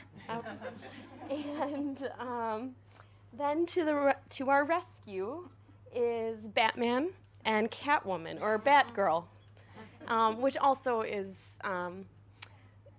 reminds me of my boys, because they love Batman, and we watched all of the Batman movies, and they've dressed up as Batman, and there we are. So we're camping, and here comes the dinosaurs, and we're saved by Batman and Batgirl. If I could, your name? Dawn. Thank you for sharing your world with us. If I could ask a little bit more about your world. When you were talking about the camper van, there was an emotional response for you. If you're willing to share a little bit of what was going on for you when you talked about the camper van, would that be something you would be willing to do? Yeah. If I can get the words out. We've just, it's something that means so much to us as a family. When we're together and when we're camping, it's just us, and no distractions. No outside noise, no commitments. We don't have to rush. We don't have to be here or there, and we're just together. And so the time that we spend when we're camping, we're present, we're happy, we're connected. And I'm just, every second that we can get out and be camping and in nature is priceless, and I cherish it. And it's the best part of my life. I hear from you. Thank you for sharing that, Dawn. And I hear from you that the camper van really represents time with your family, the people that you love. Your heart feels full, and you feel this sense of loss because of that spending those times with them. There's love, and there's loss, and there's grief, and there's sadness, there's joy, there's happiness, all of these mixed emotions. And that camper van represents that to you. Yeah. Perhaps the fear of losing it. I guess more so than the loss, but yes, there is. The fear of loss. Yes. Yes. Thank you for sharing that, Dawn. Yes. Oh, yes. I'm Diane. I'm Dawn's mom. Oh, you're Dawn's mom? Yes, she's a trooper. So with that being said, in her camping, I have a camper. She was next to me at the campground. They traded in their camper pull behind to get it drivable, which is more feasible for them with their growing family. So they love to travel. But I'm going to miss her next to me. But with that being said, I might be selling mine and following behind with them or tagging along and just get a cabin. But then she'll make room for me anyways. But with that being said, I have my world set up as the Halloween weekend that we decorate for at the campground, the Christmas in July, and the play with all the kids, all my grandkids, because we had a big open field with the playground in it at the beginning in front of us at the campground. And then I have the seashells for relaxation at the pool and the beach, and then craft time at the campground, painting in the woods and all of that. And wonderful time. And there's going to be lots more to go. Lots more. Forever. I hear from you, Diane, that this time is something that you're cherishing and also such a scary time for you. Such a scary time. And you're holding on to the hope of these memories, like crafts, Halloween, the beach, or the poolside. Those moments are what you're holding on to. You're holding on to the story of your daughter, the beauty of her story, the moments that you shared that creates her story. And I hear from you that you're trying to stay strong. And I see from you that strength. And it is also your story. So thank you for sharing your story with us. Yeah. Is there anything else you notice about the worlds? These are two separate worlds, and yet they are one world. So when you look at each other's worlds, is there anything you notice? Any connections? Oh wait, this might be just when you're in certain moments, you might not realize the significance of it until it's now a memory. So, we're like, oh, it's Halloween weekend at the campground, no big deal, really. But, come and we'll go trick-or-treating, and, you go about the motions and you do all of it. And then when it might not be there anymore, or, then, and it's cherished. Something as simple as like a Halloween weekend trick-or-treating, it's just so special and, again, significant. Very much so. Thank you, Dawn and Diane, for sharing your stories with us. Is there anyone else willing to share their story or their world with us? Oh, I saw. Oh, over here. And your name, Joan. My world revolves all around children, I should say. This little girl represents my granddaughter. She was 1 year old when I was diagnosed, and she was my reason for fighting. She was just one. She was my everything. And if someone would ask me who's my favorite person, I would say Phoenix. But now I have a grandson, so I just can't say Phoenix. The kids in the back, they represent my students. When I was fighting cancer, I would do, thankfully it happened during COVID and I could virtually teach. And my students kept me sane. The nurses would always, I taught pre-K back then. I'm in the library now. But my students kept my mind off of chemo. So while I was doing chemo, I would be teaching virtually. So that's my world when I was diagnosed, when I was fighting cancer, and they're still my world today.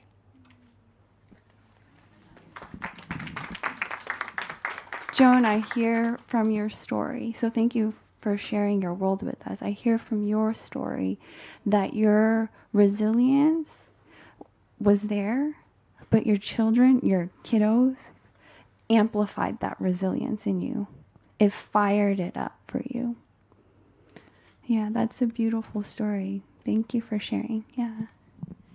Is there anyone else willing to share their world?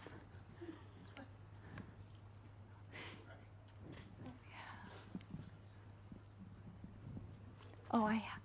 Oh, good. Deborah. Yes. Hello, Deborah. So my world sits over here, and it's really hard to see because it's little, but there's a cat here that's sprawled out in his back and looks like he's had enough, and that's me at the end of my treatment, because that's how I felt. And this was me when I got here yesterday, not knowing what was ahead of me or how I was going to react to the group or being scared. And this is me today because of all of you. And I just think it's wonderful, and I have all these things I want to do in the future, and I know that I'm not alone, and we've all been there.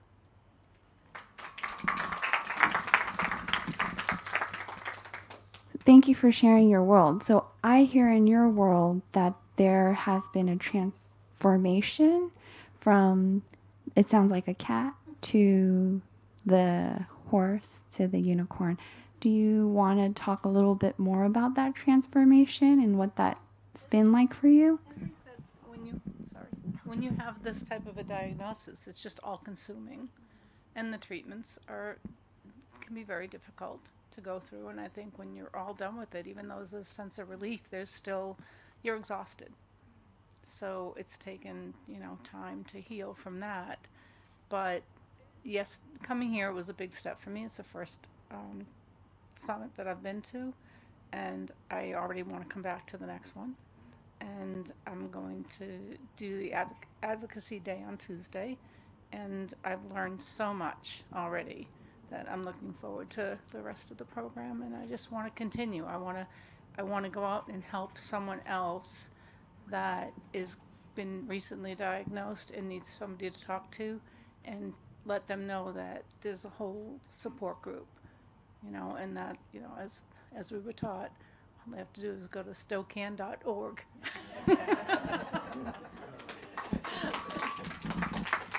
Thank you for sharing that, Deborah. Is there anyone else who would like to share their world with us?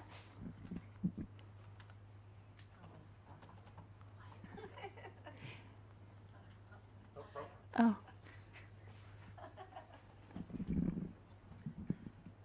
So my world represents my two sons. Some of you might have seen them around. They're in and out. So they represent how my sons have grown and developed in the last 3 years since their dad died. So it represents kind of my pride in them and how far they've come, and my grief in what Tay missed out on. So my younger son, Miles, this is kind of like a karate little boy. So this reminded me of him. He used to do karate, and he recently switched over to do Brazilian Jiu-Jitsu like his big brother. But Tay never had a chance to see Miles even start karate at all. He died when Miles was 5. So he never got to see this, but Miles, has already done 2 different martial arts in this time, and this represents my pride in that. And also, this reminded me of him because he also got diagnosed with ADHD. So this looks like his Jornay PM, his long-acting Ritalin pill, for those of you. So this made me think of it. But again, that's been a journey too, the whole diagnosis and trialing medications, and I did it all on my own. And now he's, kind of night and day, so again, Tay never had a chance to see all of that, but also my pride in how far Miles has come in that journey, because it's been a journey for both of us. So that's Miles. I think it's actually a jellyfish, but when I saw it, I thought it was an octopus. And so this one represents my older one, Nolan. Some of you might know octopi. They're really smart. Right. So this reminded me of Nolan. He also likes to eat octopus, but he's really smart, and he's, Tay died when he was in first grade, and now he's in 4th grade, and he's brilliant and charismatic and just very mature, and he's like Tay, and so this reminded me of him. And then this is, we bought a pet turtle in the last year and a half. Again, Tay has no idea, but, and it's all of our turtle, but it's, I tasked Nolan to kind of be in charge of it. And so this is our turtle, Squirtle, or tortoise, Squirtle, like the Pokemon, because they love Pokemon. So my world is, my sons and how far they've come in the last 3 years without their dad, and also all the ways they've developed and grown that Tay never got a chance to see, and so represents kind of my grief and pride. So Thank you for sharing your world. So I hear from you that there's so much that your husband missed out on. So much time that he was not able to witness with your pride and joy, right? Your kids. I also hear from you the loneliness of having to do that all on your own without him there. And the joy that you do have seeing what is happening with your kids. And you did it alone, and that was hard. So thank you so much for sharing your world. Is there anyone else who would want to share their world? Would I be able to check in with you? Because there is an emotional response to what was said. Is there something you're willing to share about that an emotional response? And if no is the answer, that's okay too.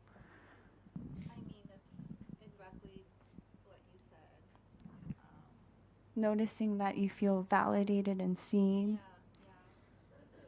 And I noticed that when you created your world, you didn't have yourself in that world. What was that? I think just a huge part of my grief. This is important. A huge part of my grief is Tay's grief.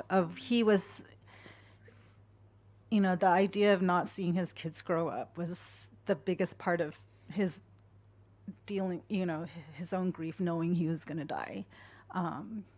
So I think I carry that really heavily with me, above my own grief. It's his grief of what he knew he was going to miss out on. So I hear from you that your husband's or late husband's grief is important to you. And because it's so important to honor his memory and his grief, that somewhere along the way, you've put your grief on the back burner, put your grief aside. And that must have been very hard. And that must have been a big sacrifice you made, not only for your late husband, but also for your kids.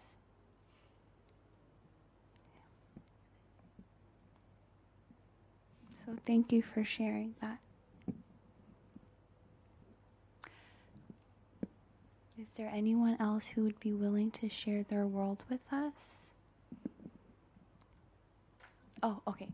I'll go here and then. I think you had your hand up just like a millisecond before, and then we'll go directly over to you. And then your name. My name's Arasima.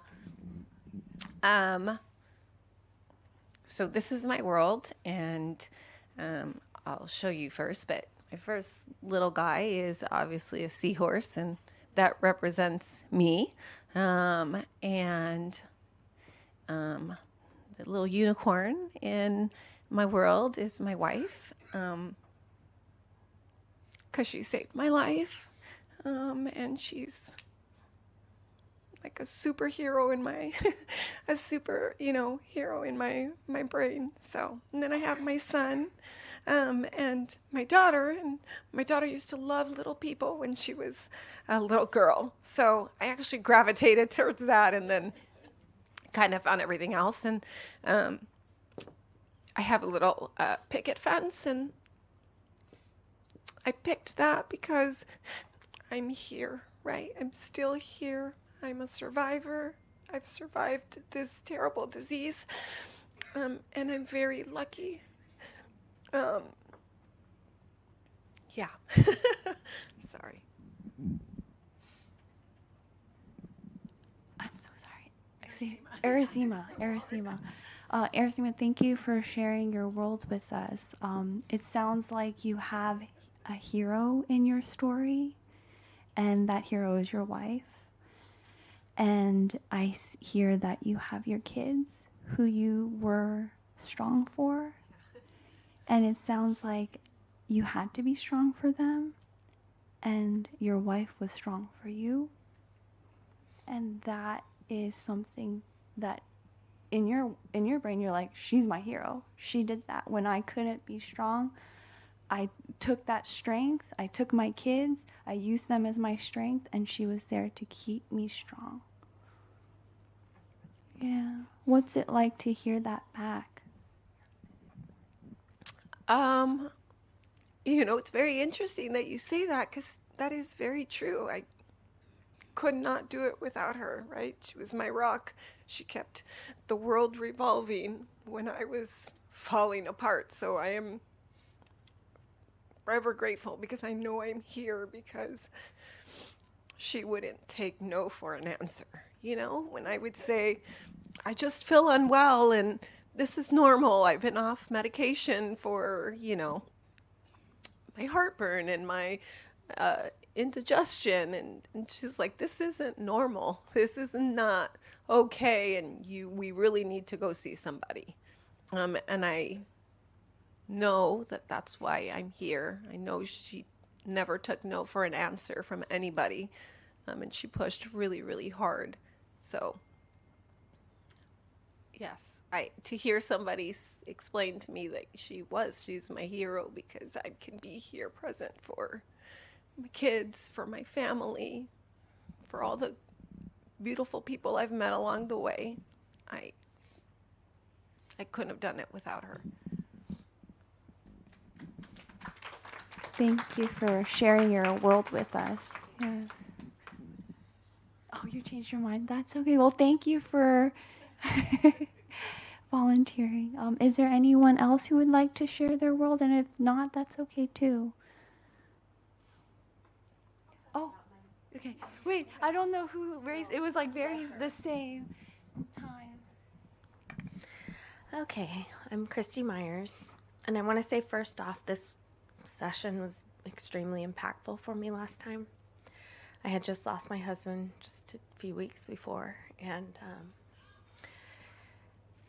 I went through this process not knowing what I was doing, and then realized toward the end what my story was all about. So this big, powerful, strong panda is my husband. This is our family. My daughter is the little kitten. My son is this funny little duck. He's always got a sense of humor going. I'm the one with the pink hair, of course. And then the frog is my daughter-in-law, who just came happily hopping along into this situation. And I've done a lot of thinking about this spider over the last few months. And the spider represents to me the cancer that we were all happily going along, and it came creeping into our lives and really took over the whole group. I found it interesting. A little bit ago, I was playing with him hopping, because he hops, and he jumped. Oh, I'm not able to do it now. He jumped, and at the first time knocked Greg over, which was meaningful to me because he's not here anymore. Thank you for sharing that.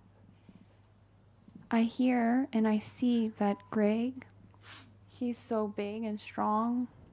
He was the strength in the family. He was our warrior. he was the warrior. Rock. Oh, wait.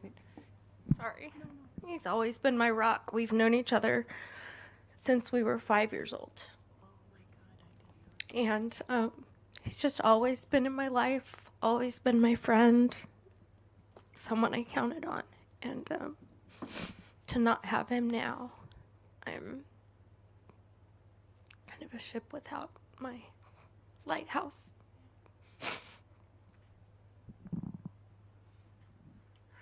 He was the strength in your story.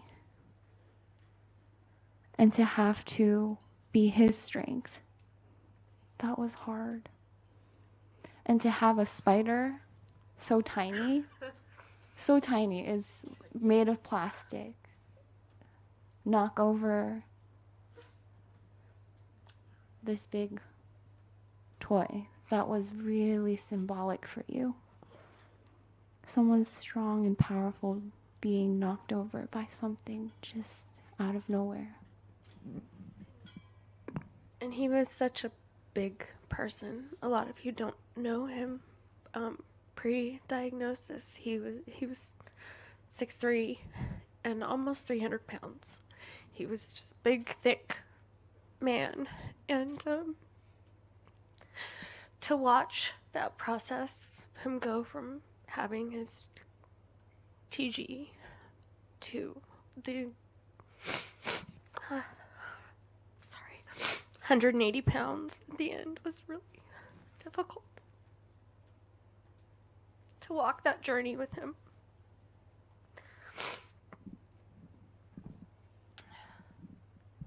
Thank you for sharing that. I see your grief. I hear your grief. I see your loss. I see your pain. And that pain matters. And that grief matters. Because Greg mattered in all of this, and he will forever matter in your world, in your story. And not only that, the spider will forever be a part of that, your story, his story. The spider changed all of it. Not the plan. The plan was to always be together. And now I'm 54 by myself. It wasn't the plan. It was supposed to be like 90 by the time that happened. Thank you for sharing that. Thank you for sharing your story. Is there anyone else who'd be willing to share their world with us? And if not, that's okay too. Anyone? Oh, I didn't. Oh, yeah, I forgot. Okay, thank you. I have these three figures, but one of them represents two people. This is a panda, which is Katrina's spirit animal, and she passed away after 20 months of fighting stage 4 stomach cancer. She was only 28, and she was our only child. This is me. I was an ICU nurse and a GI nurse on top of that. So for Katrina to be diagnosed with stage 4 stomach cancer as an endoscopy nurse was almost like, I hated God at that point, but faith was very important to me, so I had to accept it. I remember when she passed away, I uttered the words, because I'm very Catholic, "Thy will be done." And I did her post-mortem, and I gave her a bath after she passed away, and I zipped that white bag where she was in. This is my husband, at the same time my sister. Katrina's favorite color is pink. I remember she was 7, and my husband asked her, "What do you want for a gift?" And she had said, "I wanted a pony." And my husband said, "No, that's too much." So he gave her a little horse like this, a little, mythical or whatever with pink hair. And my husband, he supports me in a way that I can come here and be gone for a limited time to just come to every advocacy, but he cannot make himself come to summits like this. He claims that he will be looking at every patient here who are still alive, and yet, why did God take her only child? So he supports the organizations that we belong to financially, or, he'll just go and allow me to leave at unlimited time. I mean, I've been gone for 6 weeks just for something like this. And then this other person who is represented here is my sister. She was here, she just stepped out. But my sister is a pathology assistant at Memorial Sloan. Without her, Katrina would not have gotten the right diagnosis. I live in LA, she lives in New York. When she was diagnosed, she was flying back and forth almost every other weekend, especially in the last 5 weeks of her life. And for her to give us the direction on where to go, and she always said it reverberates in my mind. Even as a nurse, there's so many specialties. And when cancer hit us, it's as if I wasn't a nurse. I did not know where to go. I did not know where to look. And I think I got just tunnel vision that my daughter is sick. And I don't know what the terms are for her, whether she's going to survive it or not. But my daughter maintained that positive attitude of surviving. My sister, however, gave me the truth, the facts. And it's so hard to accept that. My daughter did not know how to accept a new normal for a gastric patient. She never had the chance to have her stomach removed.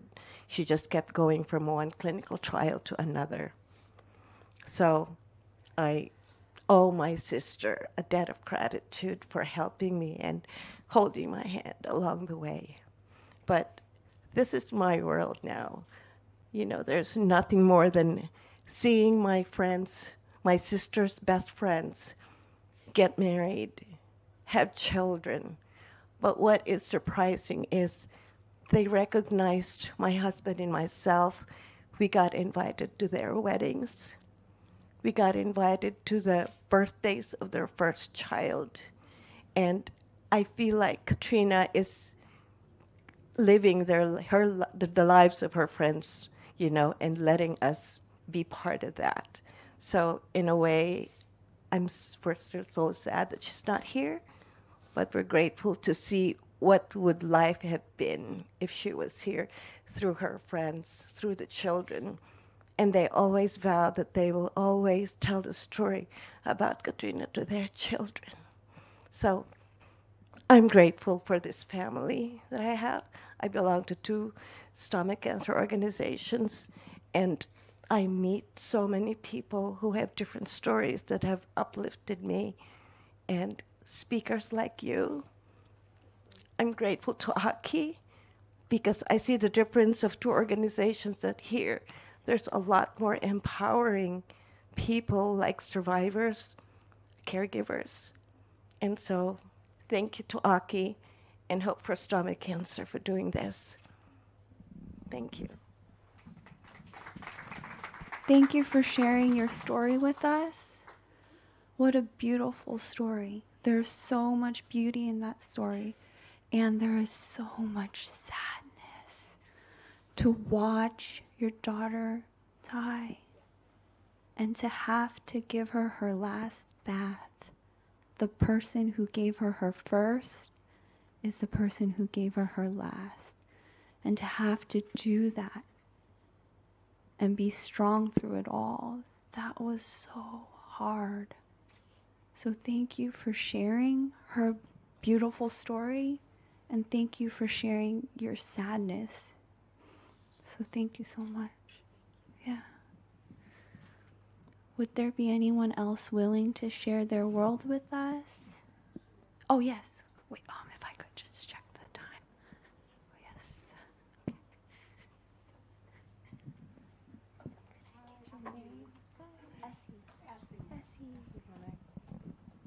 Hello, everyone. My story starts in, my journey started November 2022. We're just telling our story from. Oh, what story we sharing? What story? Did you maybe I was mix late. something? I was a little late. Okay, what story we sharing? I'm sorry. No, that's okay. I I'm think. old. I see. No, that's okay. No. Yeah, there was some prompts in the front beginning. But if you would like to create a world right now, maybe have like 5 minutes go up. No, are you sure? Yeah. Oh yeah. Are you sure? Yeah. Okay. Oh no, don't be sorry. Okay. Is there anyone else who would like? Yes. I wasn't sure if I could get through it before without crying, so I was Yes. going to do it. Okay. But I think I can do it now. Sonia? So my world is very simple. Okay. Hi, my name is Sonia. My world is pretty simple. I picked a table. It looks like a Thanksgiving setup. Just table and chairs. I love to entertain. I love Thanksgiving. Thanksgiving is my favorite of all holidays, even though Easter is, the most blessed because I'm a Christian. But Thanksgiving is my favorite holiday. And I usually invite everybody over. I tell my children since they were young, if you have a friend that doesn't have any place to be for Thanksgiving, invite them over. And it's always been that way. So this year, I was diagnosed in July of last year. And this year, last year, sorry, during Thanksgiving, everybody kept saying, "You sure you want to do Thanksgiving?" And I'm like, "No, absolutely." Like, my will was there. But I had been in and out of the hospital constantly, August, September, October, November, in and out of the hospital all last year. And they kept saying, "You sure?" And I could tell they wanted me to say no. And everybody was looking at me like I was losing weight. I was really, really weak. And I'm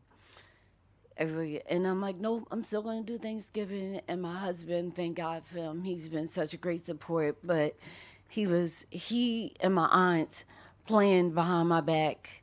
She showed up from North Carolina with my cousin with like a gazillion dollars worth of groceries in the car. And I'm like, "We do have salt and pepper. Like, you have to bring stuff like this. Like, we have seasoning salt." But they brought all of this stuff, and they came a day early.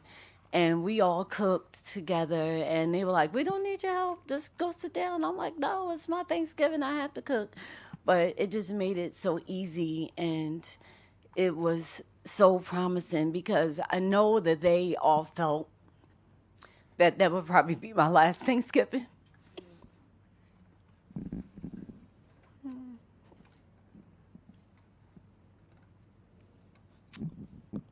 And there were many times that I thought it was going to be my last Thanksgiving. Thank you. Because I was so sick, and I was so weak. And every time I got over one hurdle, I was in the hospital for another. And up until December 2nd, I had to get a stent replaced in my liver. And my doctor was like, "Oh, this time I was able to put in the metal stent, not the plastic." So, and the plastic has to be replaced every 3 months. And I had already had several replacements by then. And he said, "So now, you're good to go. You won't have to worry about it anymore." And so we left, and I said to my husband, I'm also an oncology nurse, ironically. And so I said to my husband, I said, "Do you hear what he said, right?" And he was like, "What?" He's like, "Yeah, you got the metal stent." I said, "Yeah, they last for a year. They get changed every year." I said, he said, "You don't have to worry about it now. This one you're good to go." I said, which means he doesn't think I'm going to be here in a year. So it wasn't what he said, it was what he didn't say that I read between the lines. But this is my other thing, just a seashell. I love to travel. Everybody knows me, knows that I love to travel. This is the first time that I've been on a plane since last year, July, which for me is a long time. And so I was so happy to come here just for the sake of traveling. But I'm so much happier that I came and realized that there's so many people who, like I met Ruben and I forgot his name, this young man right here, Jason, and so many others, and heard their stories of hope about also being stage 4. I still have a stomach because I was inoperable when they diagnosed me, and I've been on chemotherapy. But to see that I do have hope and that there are living, tangible people that are doing well and that are feeling well and that are NED after a stage 4 diagnosis. So although my story is sad, I believe that there's hope. And I've been doing better, a lot better. I mean, I'm here and I haven't been in the hospital since November. I finally stopped losing weight. So this being here and being with this group of people has inspired me in ways that I can't even begin to put into words. I just thank everybody for their stories and for being so transparent. Everybody's been so transparent, you know, which I really appreciate because you can't get that. And again, I'm in the medical field, so you can't always get that from the medical field, and you can't always get that from lay people. You can only get that from people who are living it, or who have lived it. And so that's it. Thank you. Sonia, thank you for sharing your story to us. I hear in your story that Thanksgiving, right?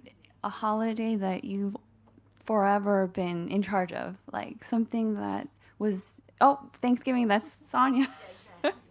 And now you're noticing that that big part of you, although so wonderful, there's like a dichotomy here, right? Like, so wonderful that your family and friends and loved ones showed up, right? That love that you felt, that support that you felt. And the loss, right? Like, I can't do that without the loved one's help. I thought I could have, but I couldn't have. Thanksgiving Day, I wound up on the sofa like mid-meal because at that point I wasn't eating at all. Like, I was back and forth for dehydration. I just could not eat or drink. And I wound up on the sofa like asleep doing most of the activities, and everybody just let me rest. And I woke up and I'm like, why are y'all letting me sleep? I'm supposed to be, it's Thanksgiving, I'm supposed to be doing stuff. Don't let me sleep. But yeah, I was exhausted. I couldn't have done it without them. Yeah. Yeah. Thank you for sharing that. Yeah. Yeah. Thank you. Is there, let me look at the time. Is there anyone else who would like to share their story? One more story, one more world. Anyone? Oh, yes. And your name? Oh, my name's Jason. Jason. I'm sorry. Okay. Oh, sorry. I went back to the room, fell asleep, and forgot my name badge, so I apologize. So my story, I'm using my imagination because some of the toys that are in my head we didn't have on the table, but I'm getting kind of like a gothic type of dark setting toys that I was looking for because I really wanted to surround that around these two toys right here. So that's what I see in my head. So just my imagination is that. Good job, Andy. Perfect. There it is. Yes. Andy took them all. So thank you. I love it. I love it. So what we have on the outside is everything that continues to play in my head through this whole journey, whether it's now late reoccurrence, am I not going to be here for my kids, knowing that my children have a cancer gene, basically everything on the outside that continues to eat away and chip away. But then in the middle, I have my children, and my son and my daughter, they absolutely adore Spider-Man, but my daughter loves Minnie Mouse equally. So naturally, I gravitated towards these two toys. But the reason why they're in the middle is because that's my focus. And as long as I'm focused on them, the outside doesn't matter so much anymore. It's always going to be there. It's never, ever going to go away. And when I'm not with them, like today, they're back at home, the outside comes in a little bit closer.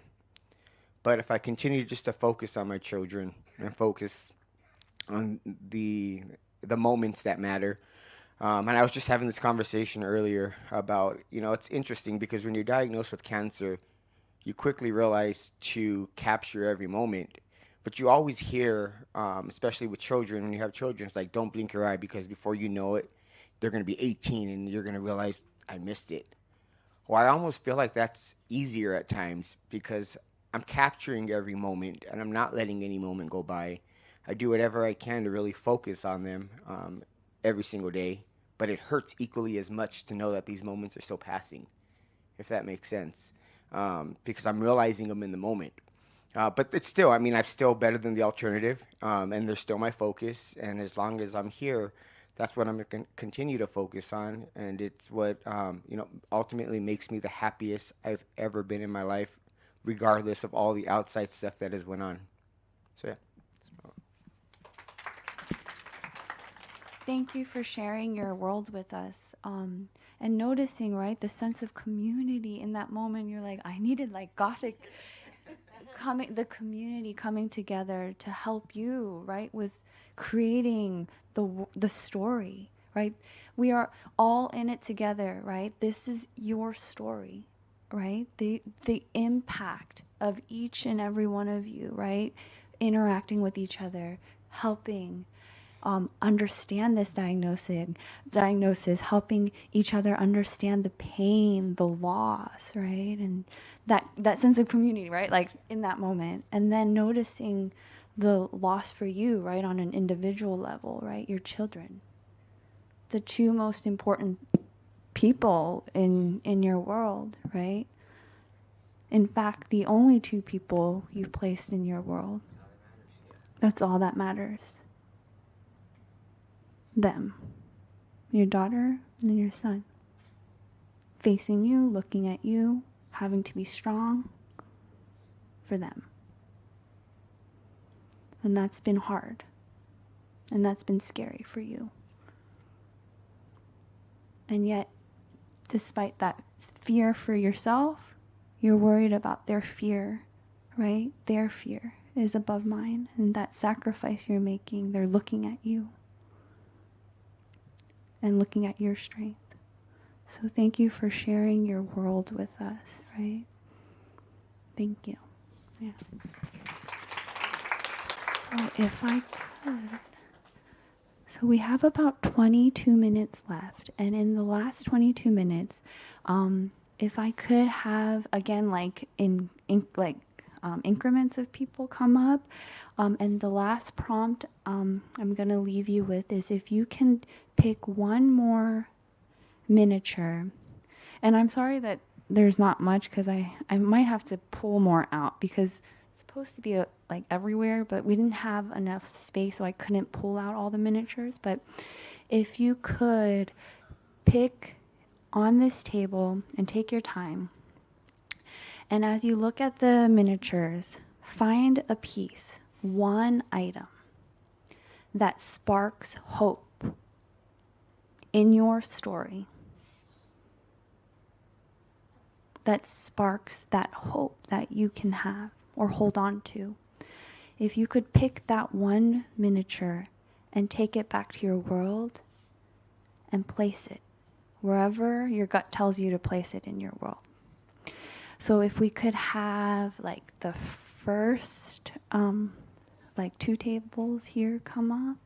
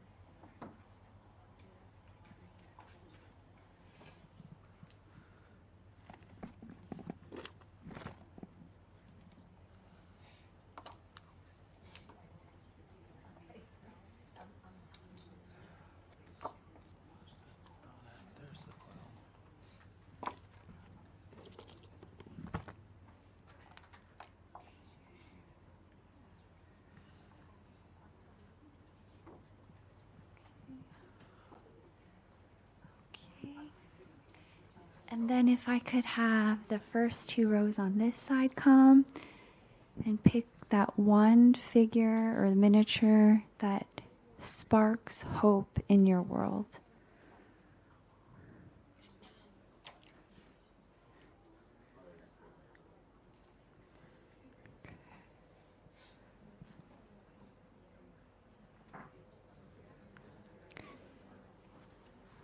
And then if I can have this row, maybe the first 3 rows here come up, please.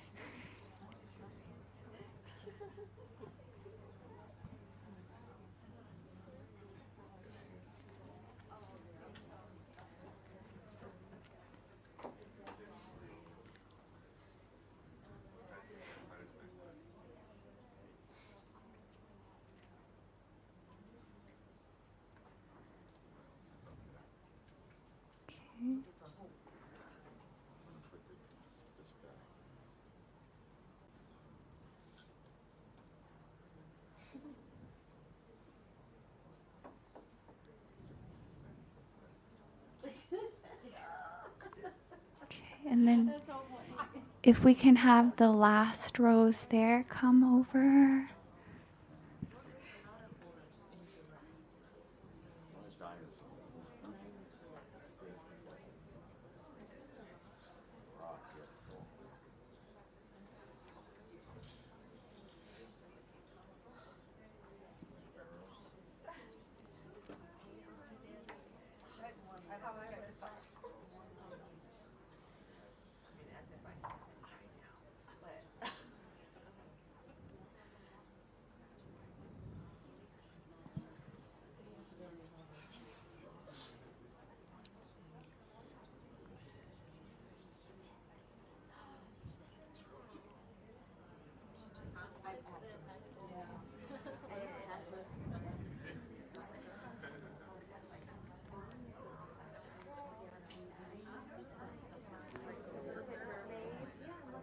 And then if we could have everyone else who hasn't come up pick their one item. And if I can give everyone just about 2 minutes to do that. I know I don't want to rush everyone, but just about 2 minutes.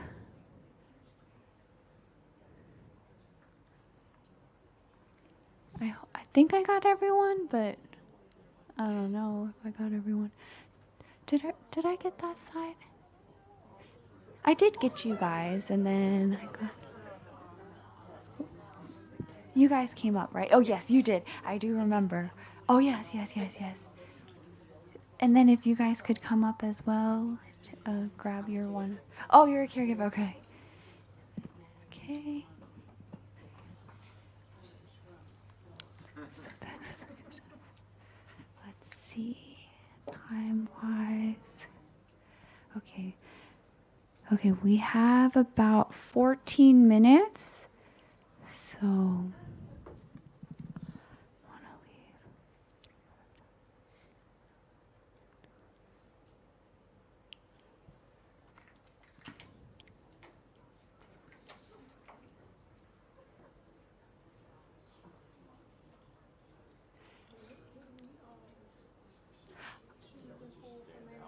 Yeah, pick one miniature that really sparks hope in your world. In your story. What is that one? Oh, if you can't find something. There's something that needs to stand out to you. Yeah.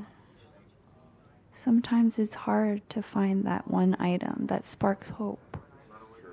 Yeah. Sometimes it feels hopeless, and there's one that kind of might spark hope. Yeah. Right now it's hard to pick one.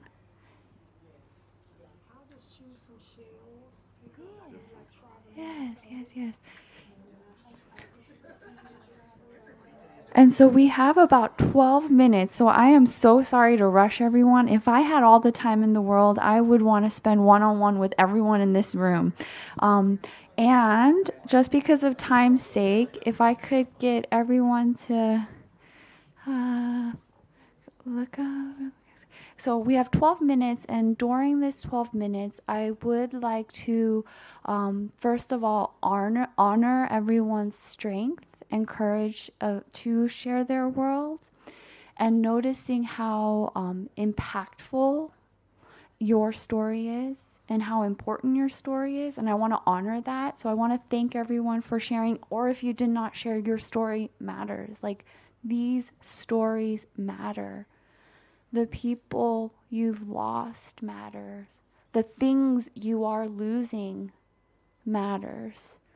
And so I want to honor that before we get to the last 10 minutes of our time together. And if I could have just maybe 2 people share about their item that sparks hope in their world, if anyone would be willing to do that. Okay. Yes, of course.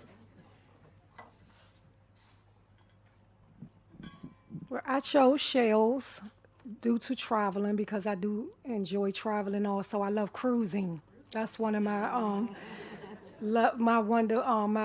things I like to do. And when I did get diagnosed in November 2022, in 2023, I had 3 cruises already planned. And I was praying that I get to go on those cruises, because I didn't know, of course, this was all new to me. I didn't know how I was going to feel. I'm going to be sick, I'm going to be dying. I didn't know what to expect. So that's what made me choose shells, because of my cruising and going over to the islands and the sand, the pretty shells and stuff like that. And I hope to continue on my journey. As I continue on my journey, I hope I could continue to cruise, because I haven't been on a cruise. Well, I did go on one last year, but like usually I have like 2 or 3 planned, but I didn't plan. So I do have one coming up. But I hope I could continue to, with this new treatment I have, I hope I could continue to live the great quality of life that I have so far, despite the disease, and continue to cruise or just travel anywhere to the beach, anywhere. And, we always like to pick shells when we go to the beach. So that's why I chose the shells. Thank you, Essie. Yeah. That's what gives me hope. Like, I know I could travel, and I know I'm going to see the sand, get to put my toes in it, and, and go shells hunting with my grands and things like that. So that's why, so the shells give me hope to continue to travel during this journey, not knowing what to expect, for the future. Yeah. Thank you for sharing that. Yeah. And then if we could have one more person share their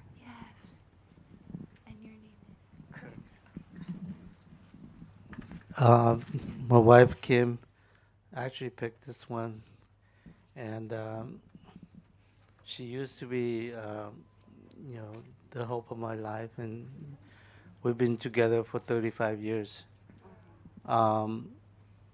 She had long hair before chemo, but when she started chemo, her hair all fell off, and now her hair is growing back up, and hopefully she'll be as beautiful as this doll moving forward.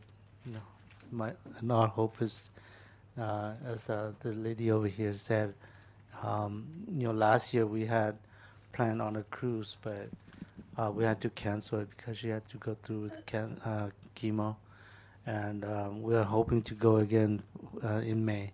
So this is our hope.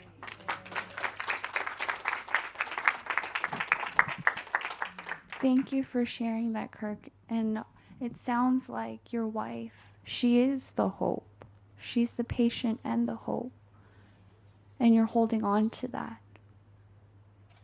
What a beautiful story, right? That love that you have from your husband, that's also the hope. So thank you for sharing your hope with us. And as we come to an end of this programming, I really want you guys to sit in this moment, right? And honor your story.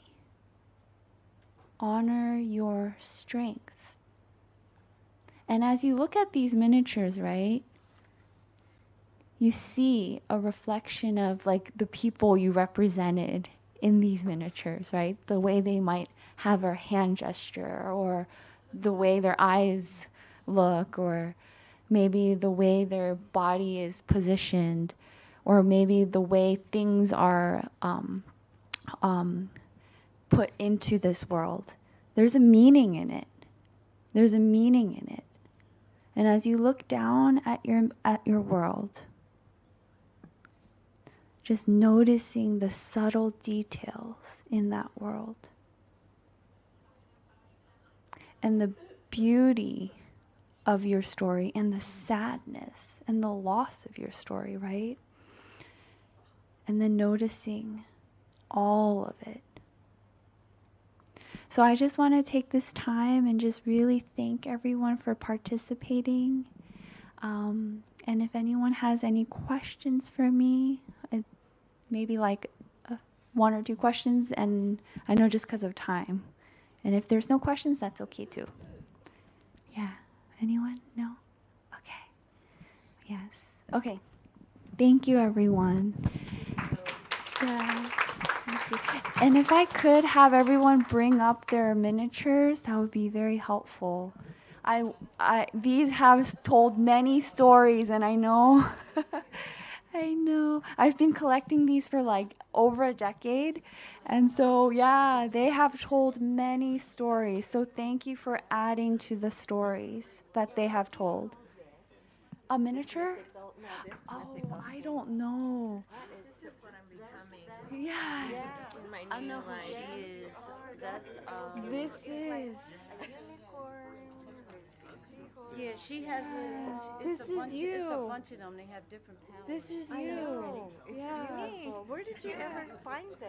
You know, I source my miniatures everywhere. Yard sales, This like. is incredible. I've never every- seen anything Yes. like that. And the legs are movable. Yes. Yes. Close it. But this is you. Yeah. Yeah. That's Christina. She's got Yes. that superpower. I was Yeah. this little pink-haired one right here. Oh. And she grew to And be this. now I'm gonna be Transformation. because I don't have this guy taking care of me. Yeah. I have to do it on my own. Yeah. He was a beautiful man. It's almost like he added. strength He like came. came inside and like gave you that Like a big teddy bear. strength. He was big teddy. But it was always in there, in Yeah. you. I mean, look at that smile. It does look like you though. It's me. Yep, I knew it.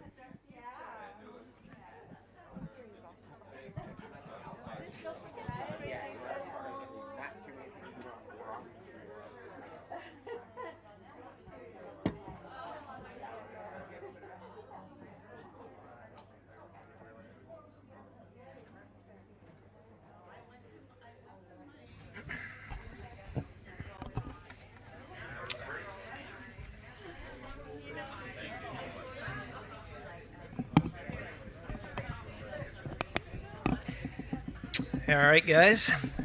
I think we can all agree that the movie Toy Story is going to be somewhat different from now on when we watch it. But thank you very much, Anne. That was incredible and very emotional, I'm sure. And we can all take a collective deep breath now because that is the end of today's session. As we wrap up the program today, I do want to take a moment to thank you all for the energy, the openness that you've shown today, and the sense of community that you have brought to the summit.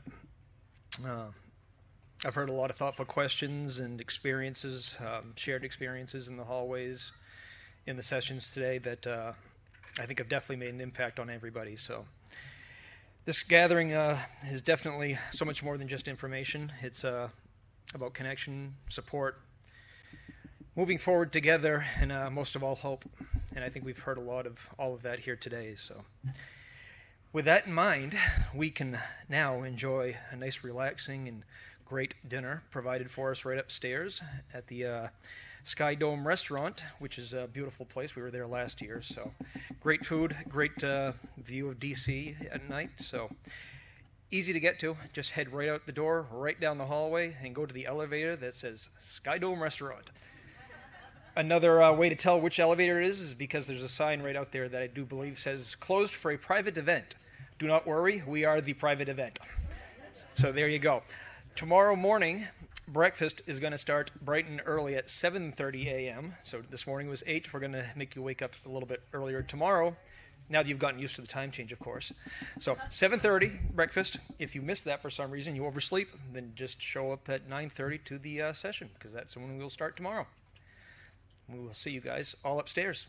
Class dismissed.